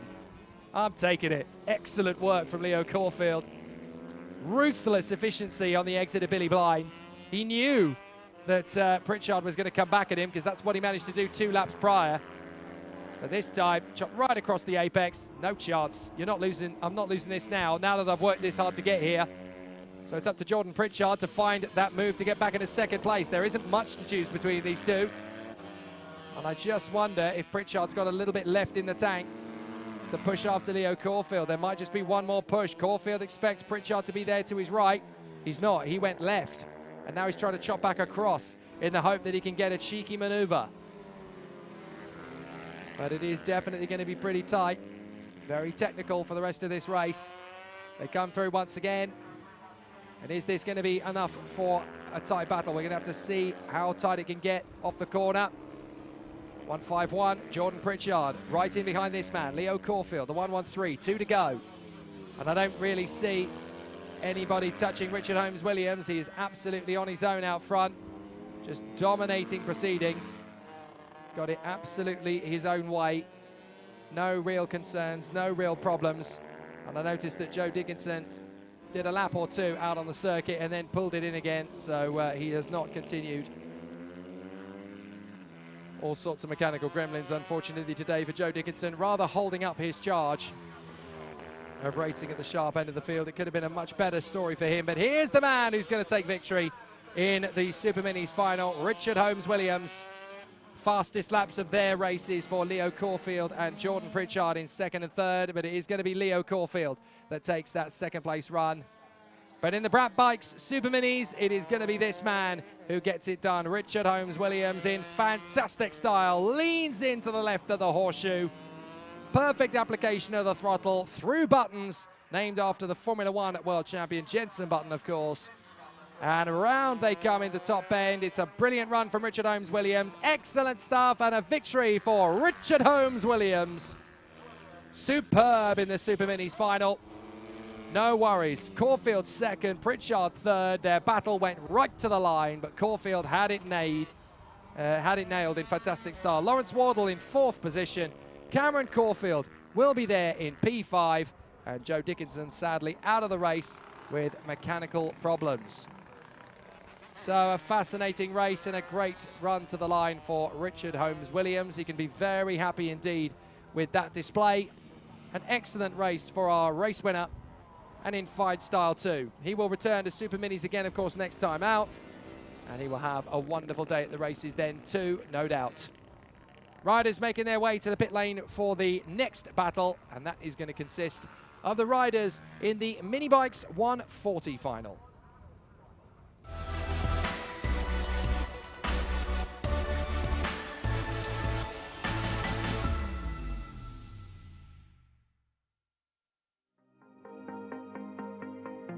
So we've had the heats in the Group A Supermoto's Minibike 140. Now it is time for the final. This is the race they've all been building up to. Here's the grid. Ryan Tyres and Will Lathrope should be on the front row of the grid. Richard Holmes-Williams and Jim Lovell will be on the second row if Richard has enough time to switch bikes. Ben Lord and Michael Med on the third row. Then on row 4, it's going to be Stuart Hardman and Mick Lord, Dan Pearson and Carl Sanders. David Barfoot will be there with Aston Ballard in 12th position. Further back, Rob Overend and James Walker, Craig Rowland and Nathan Riggy, then Dean Widdowson and Mark James Cockfield. And finishing off the field, it should be Kevin Clark and Harry Clark, along with the likes of Jack Andrews and Michael Briggs, Jack Wolf and Darren Coleman, then Nick Shaw, along with Kelsey Carter and Ian Gamble. The non-starters, Reese Morgan, Nathan Smith and Connor Wyatt. And I can tell you that Richard Holmes-Williams has hopped straight off his previous machine, got straight onto his mini bike, fresh from a race victory, and boom, straight out there on track once again. So Richard Holmes-Williams has literally got straight off his winning machine and got onto the Minibike 140. He will take up his position on the grid from right up in the top 6. It really is fast and furious stuff in the British Minibikes Championship. You don't get much time to breathe in between classes. If you're racing in back-to-back classes, you finish your race, you go, thanks very much, that was great. Right, where's my new bike? Quick, hop on it, go. You don't wait around in British Minibikes. Jim Lovell making his way to the grid. Dan Pearson lining up. And we should see the 126. Will Lathrop making his way to the grid positions now. Where's Richard Holmes-Williams? He should be there in position as well. Making his way through the pack into position as well. While the riders are there or thereabouts. I wonder if Richard Holmes-Williams is actually going to have to go from the pit lane, is he? I think he will have to go from pit road. In fact, there's a few riders that will have to do so. So the riders are going to have to do a pit lane start in some cases, and I think one of them is Richard Holmes-Williams, the 126. I will double check. Oh no, my apologies. He is right there. He is there in third position. I do apologize. So the riders get themselves ready for the off. And obviously it'll be as the flag drops. They will watch the lights go out, and then when the lights go out, we will race in the Minibike 140 final. Avanti! A great start from the front. It gets very congested between the top 4 riders. Lathrop on the inside of Lovell. Who's going to get the lead? I think it's going to be Lathrop. So they tighten their way through the hairpin bend. And it is going to be Will Lathrop. He does hold the initial lead as they come through. So Will Lathrop will be a race leader. But a big lunge on the inside from Tyres. Oh my goodness, Ryan Tyres getting stuck in straight away. And has he got the lead early doors? Well, we'll have to look and see as they come up top bend, because that was a very big maneuver. No, he didn't. He couldn't finish the move. Now he's going into top bend to get it done. Side by side. Lathrop goes out wide. And it's going to be side by side. Jim Lovell's going to break through into second place. Maybe for the lead as he goes side by side with Tyres. Here we go. Big showdown between these 3. Tyres, Lovell, Lathrop. And Holmes-Williams is in there in 4th place as well. Down the sturdy straight and up towards Hans Hairpin. Tyres going to have a look on the inside of Lovell. Lathrop trying to ride it right round the outside to get into second on Ryan Tyres. Can he make it? No, he's going to have to hang back in 3rd position. So Jim Lovell now leads the race. Here they come out of Buttons and up to top bend. 3 different leaders in this race already. Jim Lovell, Ryan Tyres and Will Lathrop. So Jim Lovell is now your race leader. Lathrop is there in 3rd position, riding behind Ryan Tyres. Here comes the move, slingshot from Tyres. Lovell tries to cut across, manages to do so. Lathrop is in there in third position. Right, left, through the S's, up on the sturdy straight, and up towards Hans Hairpin. Excellent stuff so far from these riders. Now watch for Richard Holmes-Williams coming through. Lathrop on the inside into second place. Great run. Lathrop gets on the power, and Ryan Tyers is going to have to be bulked in round the outside of the horseshoe. Into third position he drops, and it's a great run from Lathrop into P2. Excellent stuff. Lavelle is now your race leader. So Jim Lavelle in the lead of the race. Lathrop second, Tyers third, Holmes-Williams fourth. They break together. Michael Med is there in fifth position in the 777, and here we go. Lathrop squeezes through in the main straight. Amazing from Will Lathrop. That is such a daring overtake from Will Lathrop. Flat on the throttle through the left-hand kink of the finish line, and he's into the lead. And now Tyers is trying. He tags the back wheel of Lovell and overshoots. Ryan Tyers drops out of the fight. Down to P6 he goes. Oh dear, just thought maybe, just maybe there's a whiff of a gap. Jim Lovell made sure there wasn't. And now he's dropped to third position himself. That's Richard Holmes-Williams who's up in his second place. So Will Lathrop now leads. And the gap between them isn't decent enough. Run, Lovell on the inside of Holmes-Williams. Holmes-Williams has to run wide, and Jim Lovell gets in a second position. Oh my goodness, this is such a brilliant final already, and we've still got 8 laps left of it. So Lovell, Lathrop. Obviously the battle has intensified quite a lot. There is Ryan Tyers. Now I'm trying to count the bikes because the timing screen seems to have frozen in position for a moment. But I think Tyers is down in about P6. I want to say 6th position. I'm trying to do the math. Yes, it is P6. He is in there behind Hardman, I think it is. So Stuart Hardman in 5th position behind Michael Med and the Treble 7 bike, who is in 4th position. Richard Holmes-Williams is 3rd. Jim Lovell is 2nd. And out in front, it is Will Lathrop. The gap between them is about a second or so. Will Lathrop is setting qualifying laps now to try and get away, because he knows how intense this battle is going to be. And that's Tyers up in a 5th place. So Tyers makes the move to get through into P5 as he gets past Stuart Hardman. So that puts him back into P5. Now he's still got time to make good progress in this race. There's about 7 laps to go, probably 6 now as they come across the line. So Tyers still has every chance of making the podium, but he really needs to hope that Jim Lovell is going to close in on Will Lathrop for the lead of this race to make progress and go for the victory. So this is a very tough ask for Ryan Tyers now that he's lost that ground. He's going to try and make up the move on the treble 7 of Michael Med. Here he goes. Oh, something's come off. Something came off one of the bikes there by the look of it. Now that was a very strange little incident. Didn't quite see what that was that came off the bike, but certainly we lost something from one of the riders there.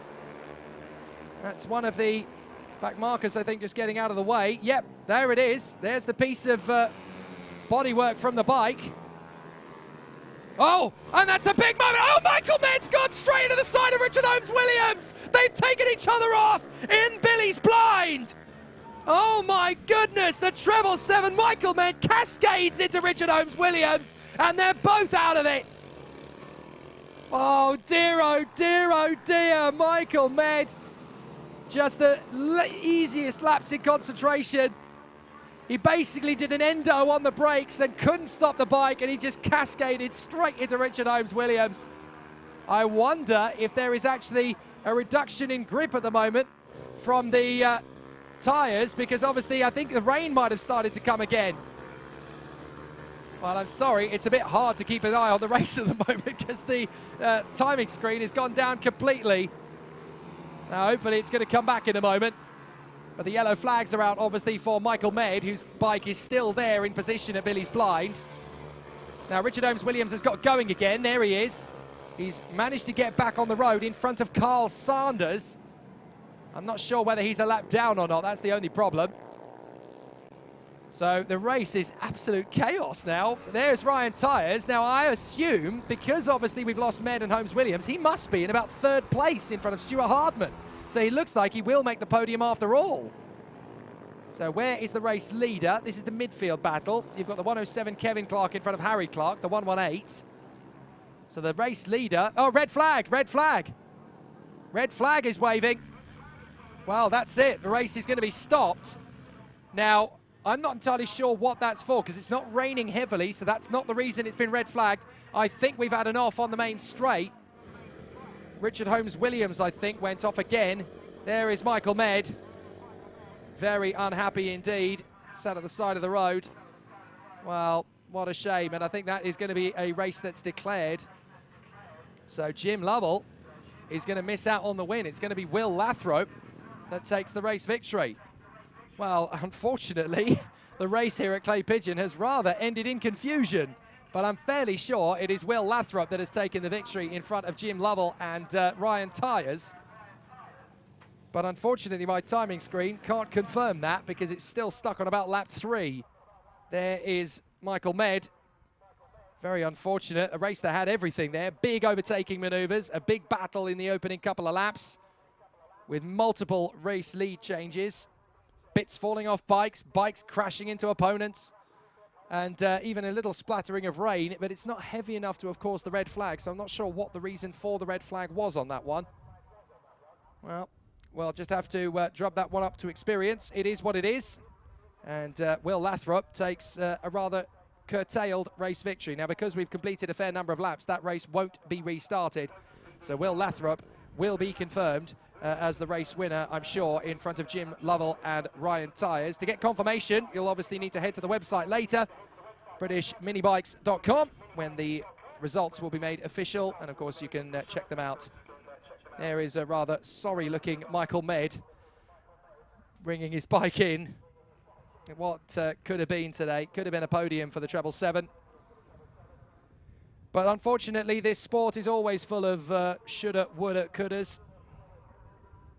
And unfortunately for Michael Med, that's a race that got away. Well, the drama just continues here at Clay Pigeon as we roll on race after race after race, and still loads of exciting battles for us as we get ourselves ready for the Ovalie 160, the third cup race of the day.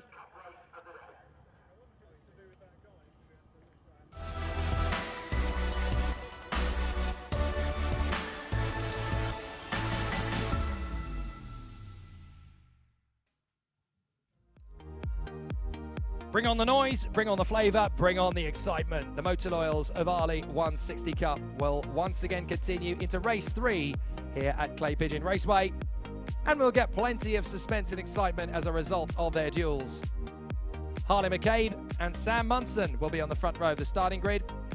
Henry McCartney will be there with Kobe Perry on the second row. Joel Grieg will be alongside Craig Dance on the third row. Fourth row of the starting grid behind them, just outside the top 6. I think the riders are just getting themselves ready to go. Yes, indeed, the riders are making their way out onto the circuit. So Harley McCabe and Sam Munson, Henry McCartney and Kobe Perry, Joel Grieg and Young Dance. Then it's Blake Wilson and Ollie Sims, Lewis Mullen and George Bowes, Dan Deering in 11th place and Mary Ann McCartney in 12th. Then it is Joshua Williams, and that should be the last one out. Mason Greasley and Cade Watt unlikely to take the start.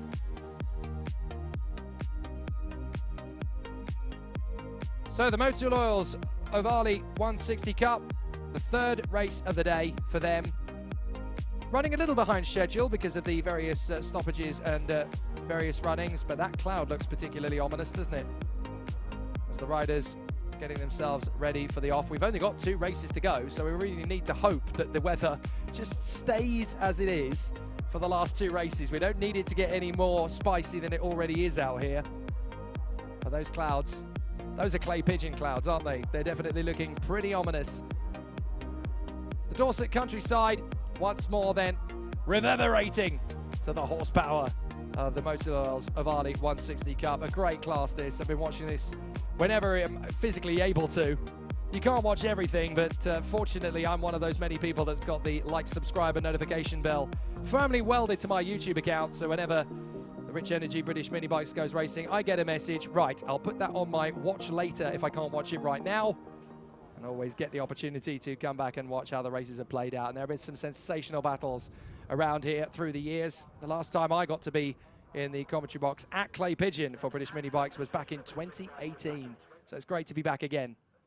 Racers getting themselves ready for the action. The circuit certainly looks spicy enough for a great race, but the Ovalie 160s are going to have plenty of fun out there on the Clay Pigeon Raceway. They will, of course, have their one formation lap, and then we will go racing. It's been a fabulous, fabulous race day here at Clay Pigeon. Just 2 races to go. It'll be the Ovalie 160 Cup Race 3, and then, of course, we will have the Veterans Final, and then we will have the prize giving here at the circuit. A massive congratulations to everybody for continuing on their 2021 British Minibikes campaign. It's very difficult in the current world situation.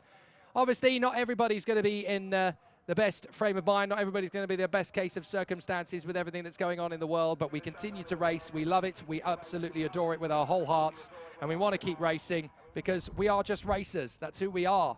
You can't stop us being who we are supposed to be. You can change our lifestyle a little bit, but you can't kill the thirst, you can't kill the hunger, and you certainly can't kill that adrenaline rush. So we will do it wherever we possibly can, however we possibly can.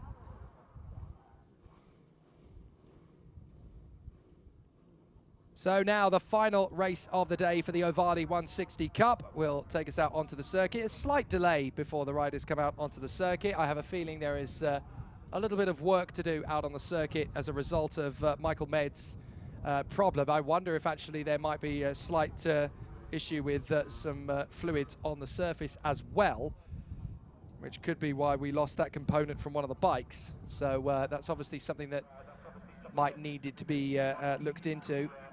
But you can see this flat out first corner in the wet conditions, very treacherous indeed. I've seen many a different race here in multiple different categories of motorsport where this place really does throw up some interesting challenges. Now the riders are being waved out of the pit gate, so they will go racing, and it's going to be a fabulous bit of banter between them as they come out onto the course. Now there is the mystery component from the bike. Do you know what? There's a pub conversation in about 4 weeks' time where that story is going to be unraveled. And I want to be the first one to be bought a pint to listen to it. Because that was a pretty fascinating start of some rather unusual events in that particular race, in that particular final. So that's definitely a story someone's going to have to clear up. Follow the social media for more details, I'm sure. But the Rich Energy British Minibikes has definitely been very exciting indeed over the course of today for round 5 of the 2021 British Minibikes Championships. And I have to say, all of the classes have been running exceptionally well, despite, in some cases, some limited numbers. But I tell you what, the racing is still good. You only need a handful of riders to make a great race, especially if the talent is as good as it is in this field. So the riders make their way to the grid then for one of the races of the day, the Ovalie 160 Cup, the 3rd race. Hopefully the timing screen is going to get back on board with us for this one. Otherwise, I'm going to be rather struggling, so I will do my best. But there is Harley McCabe to the outside line. You can see him there perfectly ready for the off.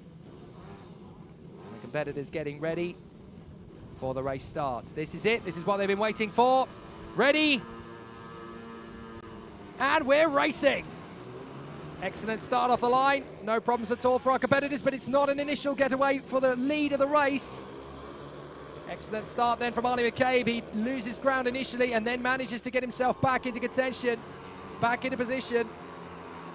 So the race battle continues. Unfortunately, my timing screen is down. I do apologize. Kobe Perry, I just saw there making an overtaking move in a hand's hair, but I think for 2nd place. Yes, it is. So Kobe Perry up into P2.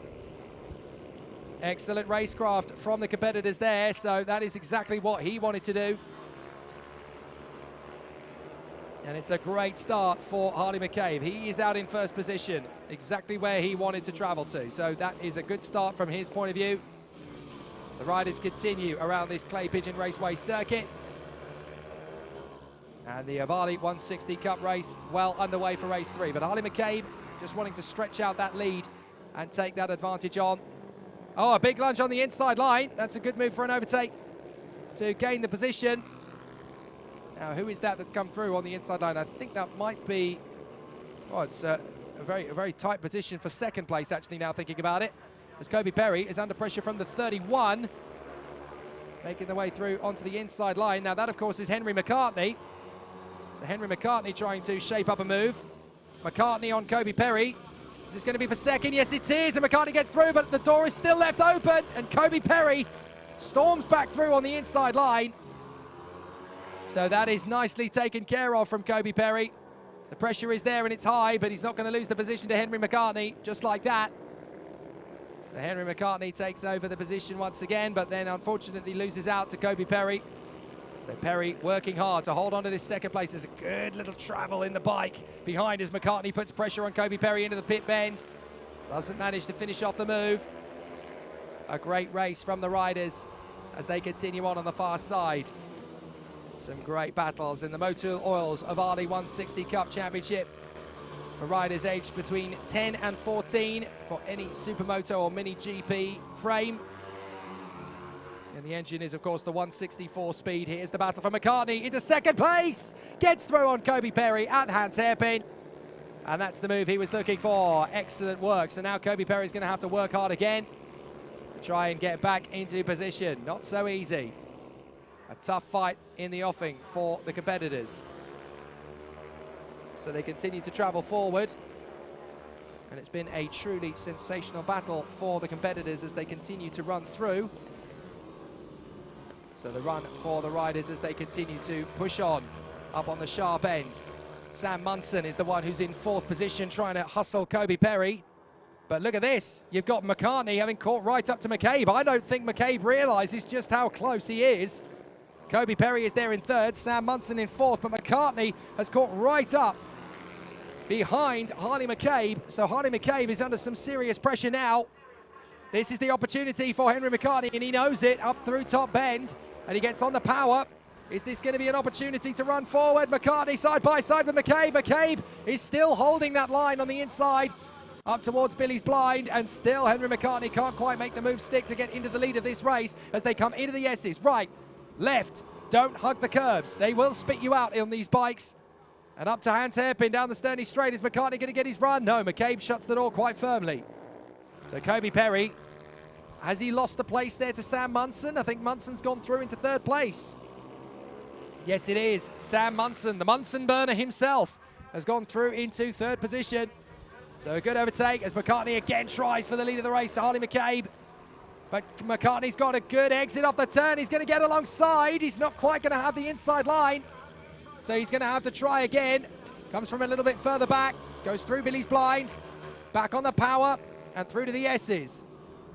Well, the weather's holding up for the moment. It certainly needs to the end of the race, but these four well clear. So a very exciting challenge from Harley McCabe.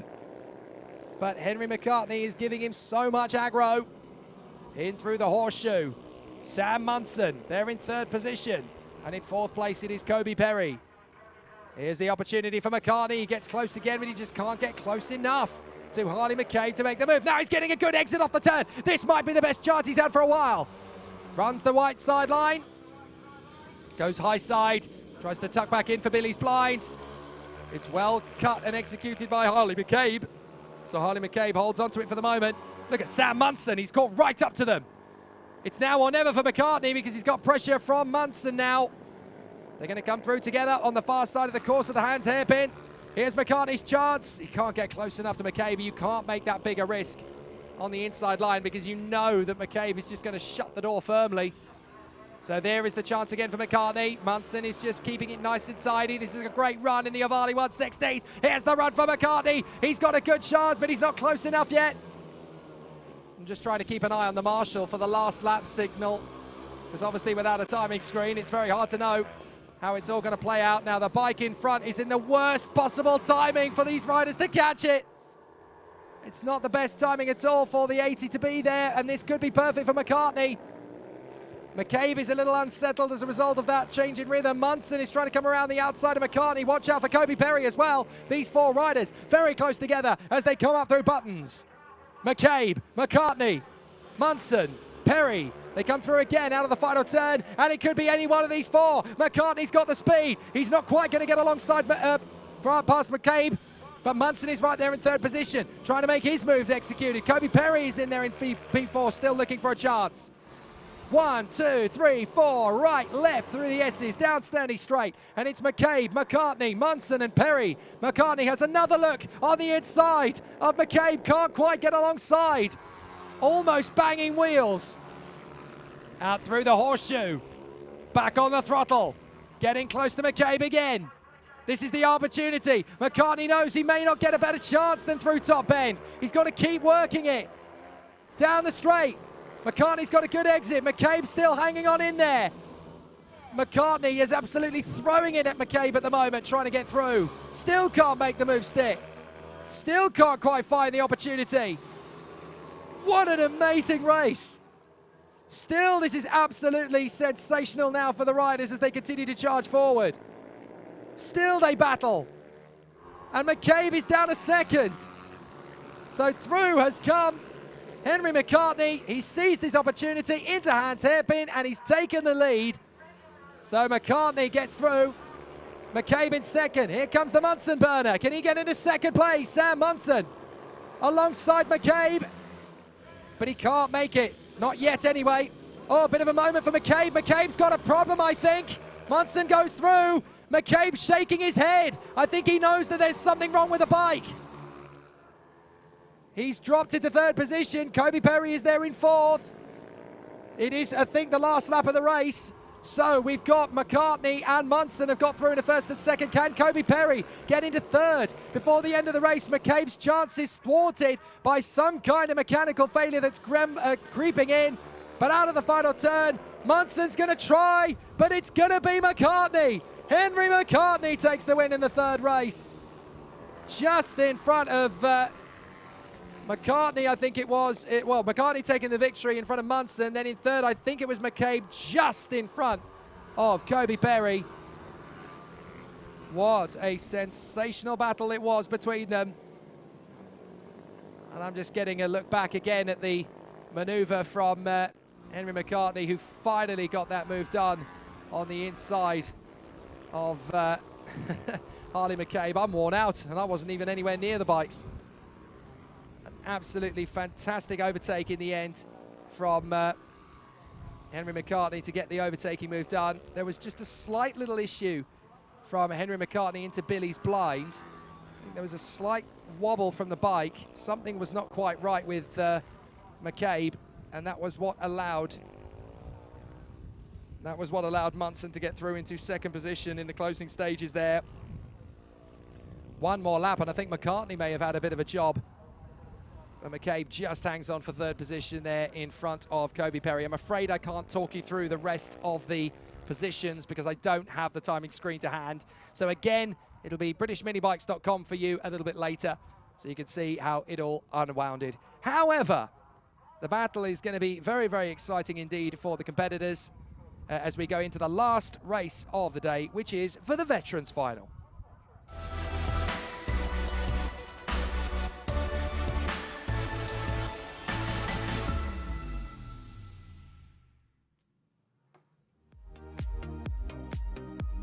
Well, it's all over bar the shouting and the screaming from the pit bike veterans, who will come out for their final race of the day. Here is the grid. James Mostiker and Matthew Davies, along with Simon Gates and Alan Brooks. Ben Douglas will be alongside Ian Walker on the third row. Then it'll be Derv Elaine, Mike Smallbones, David Weems and John Pearson. We won't get to see Gav Tappenden and Tony Reveley out on the circuit, rather sadly. And we also won't get to see the likes of Ross Morgan, Stu Bateson and Will Horner. They'll be back in future races. So the final race of the day then here at Clay Pigeon, and it looks as though, touch wood, there, I touched wood, just to prove it. There is only going to be, well, there's hopefully not going to be any final interruptions from that weather, that pesky, pesky weather. Because it really has been a bit of an interesting one today. It's thrown up a little bit of confusion from time to time. So now we are going to finish off in fine style with the pit bike veterans, and this is definitely going to be an interesting challenge for our competitors. What can Mostiker do in his current position? This is definitely going to be an interesting one from Davies on the front row of the grid. Well, Mostiker appears not to be there, so Davies is actually going to have a pretty easy run of it, but he'll have pressure from Gates, Brooks, Douglas and Walker, that's for sure. Here we go!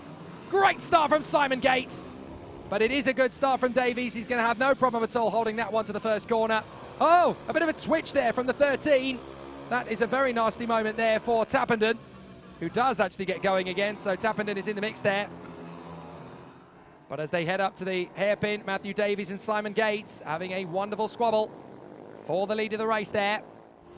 Third position, that appears to me to be Ben Douglas, I think, on the 71 bike.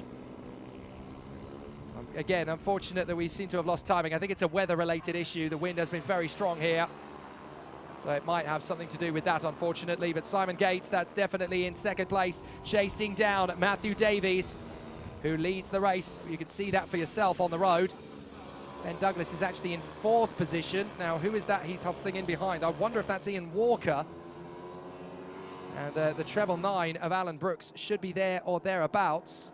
Up to the inside, Davies under pressure from Gates. Gates is giving it everything. So it is going to be an interesting tussle between these two once again, as Simon Gates runs in behind our race leader, Matthew Davies.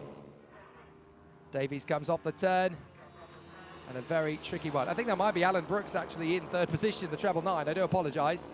So we'll keep an eye on them as they come through. Yes, it is. There is the treble 9. It should be, not the 99.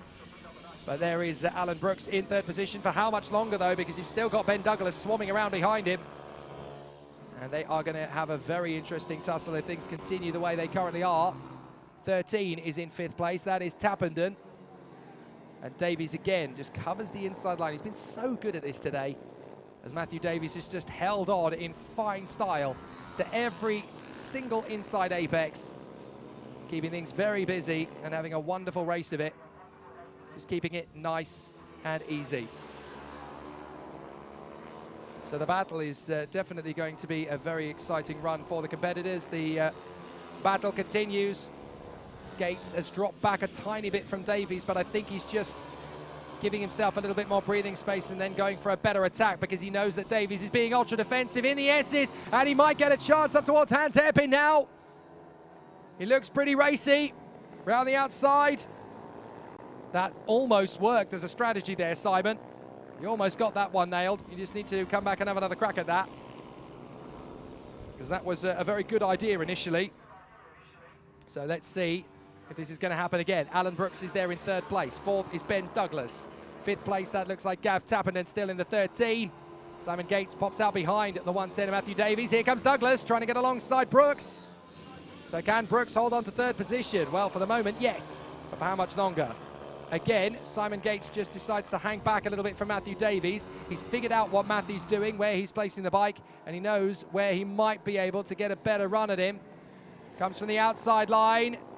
Goes very wide through Hans Hairpin, but he just can't get enough traction from the outside part of the course. He's got to hope that Matthew Davies somehow falls away from the inside line, but Davies is holding that bike so close to the apex, he's practically flirting with it. He could take it out to dinner.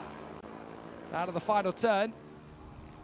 And down the main straight. Watch for Douglas. Douglas getting alongside Brooks. Keeps his throttle nice and open. Could get the move on the inside line here. No, he has to bail out of it. And Gates gets very close to Davies too.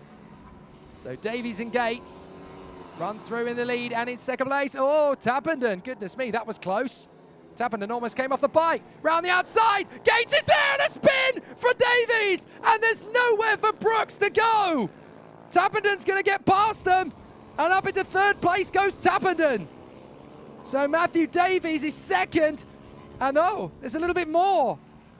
There's more problems for Brooks, I think. Oh, more contact as riders trying to come around the outside. Well, Brooks, well and truly unsettled. Oh, and into the barriers. Now someone's gone into the barriers there. I couldn't quite see who that was, unfortunately. And Matthew Davies getting back on the inside of Tappenden. It's all hell breaking loose now. Davies back in a second. Tappenden in third. And Douglas is there in fourth place. So Douglas is trying to get through around the outside of Tappenden. Tappenden suddenly realised, hey, hang on a minute, I could be second here. I'm going for it. So Tappenden all over the back of Matthew Davies. Simon Gates has got well clear as a result. Don't race. Yellow flags, no overtaking. Green flags, now you can race again. And Tappenden's going for it out of the final turn at top end. Hoping for a chance on Matthew Davies, but that yellow flag might have just upset the apple cart a little bit. Tappinen's going to try again. Standing on it. Oh, Gav Tappinen's pushing it. Certainly giving it a little bit of a racy chance in the final couple of laps of the race. Last race of the day. Last challenge of the day. Last few laps of the weekend. And Gav Tappinen wants second place if he can have it. Come on, he wills Matthew Davies. Stop parking it on the apex. Move over, I'm faster than you. And he's still edging towards him. But the bike is so unstable for Gav Tappinen. It's twitching around all over the place. He seems to like it that way. It's slightly hairier, but it certainly means that he's got to keep his wits about him. Matthew Davies still hanging on to second. Tappinen looks to the inside. Tappinen has to roll off the throttle and let him have the corner again. Davies just parking it again on the inside apex. Tappinen trying to get the switch back off the throttle. Simon Gates well clear. Davies parks it on the inside line. Tappinen tries to get the switch back. No change in stance from either man. Tappinen trying to get back through on the inside, switch back. He can't get there. Yellow flag still out of that part of the course. So there's still obviously some work going on. But is there going to be a chance? It's going to be a challenge from Douglas. Douglas is going to get alongside Tappinen. So Tappinen has to shut the door quite firmly there. Tappinen still pressurizing Matthew Davies. He's trying to keep the brake as late as humanly possible in the hope that he can keep the pace. But this is not easy to sustain by any stretch of the imagination. Down in the braking zone for Hans Hairpin. Can Tappinen take it right round the outside? They've got a back marker in front of them. So up the inside, no problems at all there. Tappinen still swarming around behind our race second place man, I should say. I was going to say race leader. He was our race leader at one point. But now, of course, Simon Gates has got through into taking that lead. But Gav Tappinen wants to get second. Can he do it? Shakes his head on the main straight. What do I have to do to get past this man? He might just have done it. Round the outside. You can't quite get there, and Douglas is going to get there instead in a third. Oh, Gav Tappinen shakes his head. What do I have to do? Davies is still parking that bike in second place on the inside apex. I think the checkered flag is not far away from being waved. But for Simon Gates, it's going to be a textbook victory. He's not far away from it. But this is the battle for second place, and Davies is there in position. So this is going to be a fascinating situation for the competitors as they continue to charge through. Last lap begins. Can Tappinen get onto the podium? Davies is parking the bike absolutely everywhere for Douglas. They're shouting at him. Ben Douglas is all over the back. Come on, Matthew. Move it. I want to get second place here. I don't want to dance around on the apex, thanks. But this man, Simon Gates, ruthless around the outside at Hans Hairpin, stole away the lead and has checked out in front. That little trip around for Matthew Davies definitely hampering his chances for the win, but Simon Gates is going to take brilliant victory. Well done, Simon. Boom. Thank you and good night. Excellent victory there. Second place, it's going to be to the line. It's going to be Matthew Davies in front of Ben Douglas and a very irate Gav Tappinen. Couldn't quite make it a second. There's going to be a very, very unhappy Alan Brooks in that mix as well. But what a dramatic way to end it. They give us lots of spice from the start to the end, and it's been an absolutely mega day of race action here. And a nice gesture to the finish there from the last man in, Alan Brooks. Just a waves, thank you. I'll come home nicely, thank you. It's been absolutely brilliant in the British Minibikes 2021 Round 5 here at Clay Pigeon Raceway. Massive thank you to all of the crew here at the BNB, to Rich Energy, to all the supporters, all the partners. Massive thank you to Ovalie Productions, and of course a big thank you to David Sullivan for all the help and information for the week. It's been very insightful indeed. Massive thank you to all of you for supporting, as you always do, of the Rich Energy British Minibikes. The season will, of course, continue as the battle will progress through the British Minibikes Championship. Pembrey in Wales is up next. It's going to be very exciting for all of the action. Keep an eye on all of the activities at BritishMinibikes.com. I'm Jake Sanson. Hope you've enjoyed the action. We will be back for more great race action on Alpha Live Productions at this very circuit next week for Super 1 Series. So do keep an eye on that. Hit the like, subscribe, and notification buttons on YouTube, and you'll never miss a moment of the best live streaming in British sport. I'm Jake Sanson. See you next time.